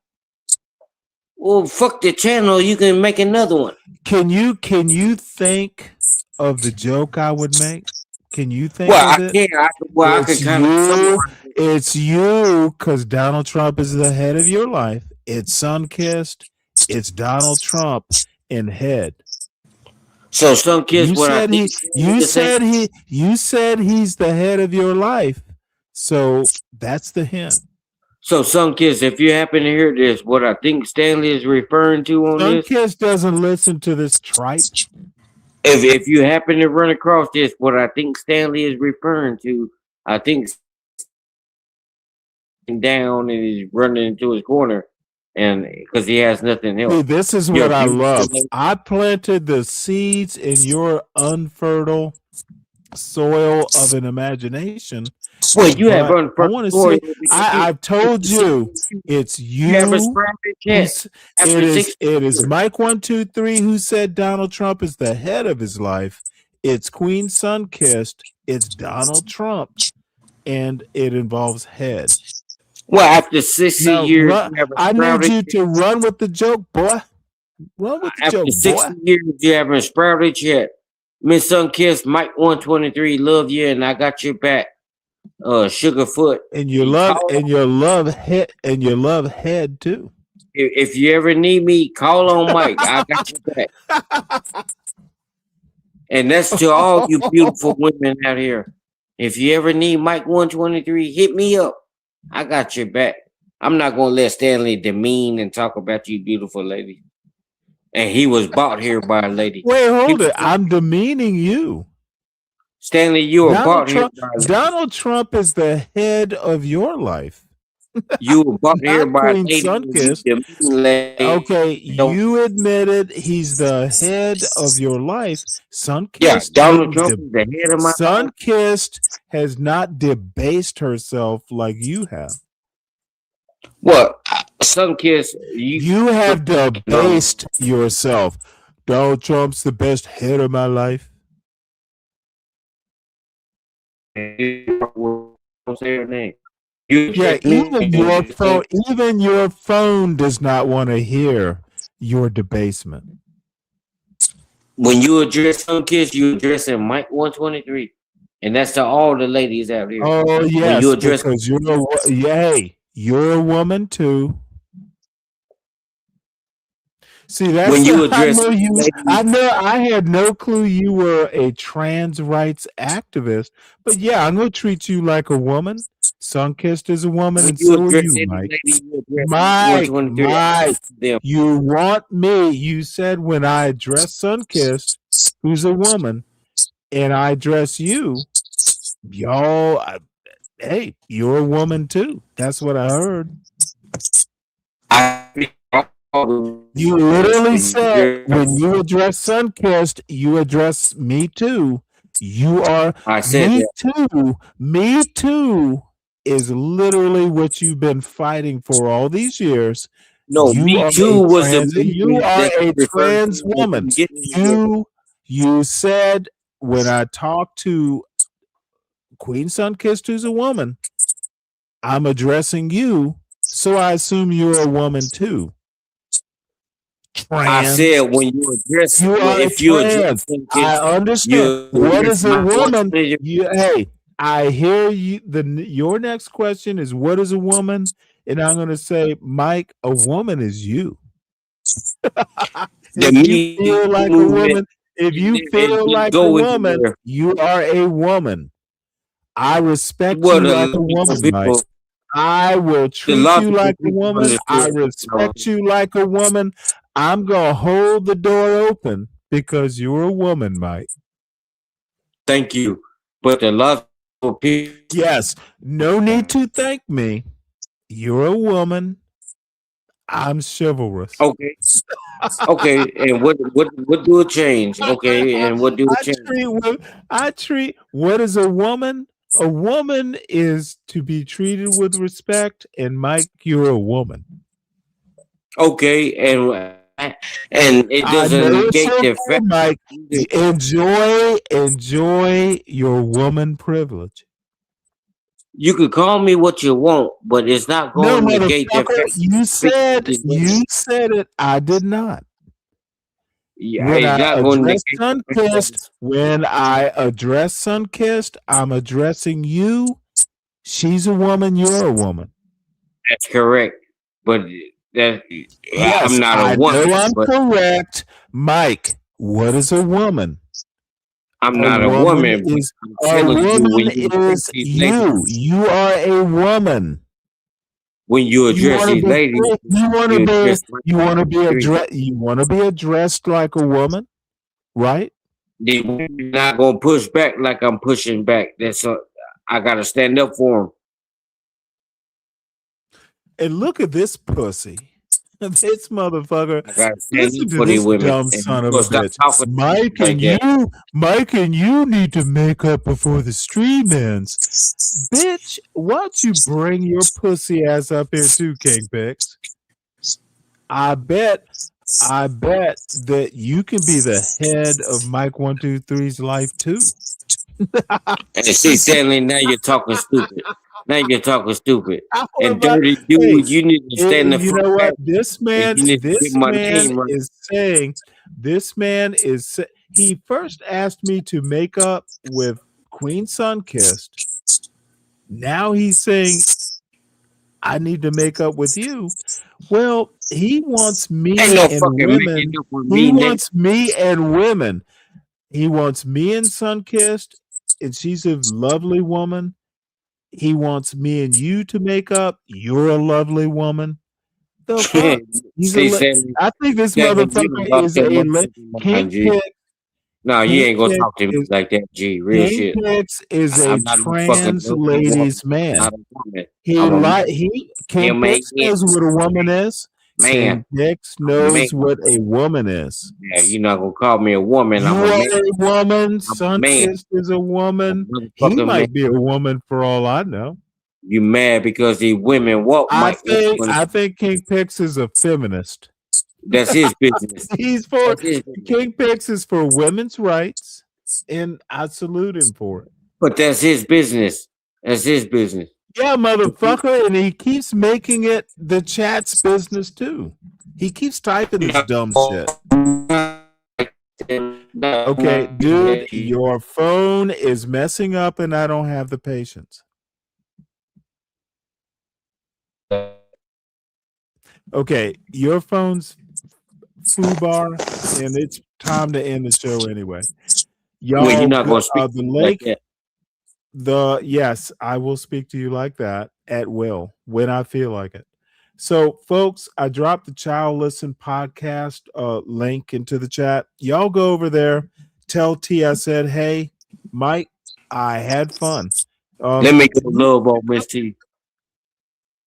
Yeah, go over there and love on Miss T. She needs you. Go over there. I'll pull up on Miss T. She in my city. Have fun. She like Mike and she don't like Stanley. So I will see y'all later. I thoroughly enjoyed it. I appreciate you for having me here, nigga. Yes, sir. So, folks, yeah, it got kind of, out of hand, but I actually enjoyed it. You gotta do fuckery every now and again. So I don't go here every day, so don't try to put it on me. Correct. See you over on T.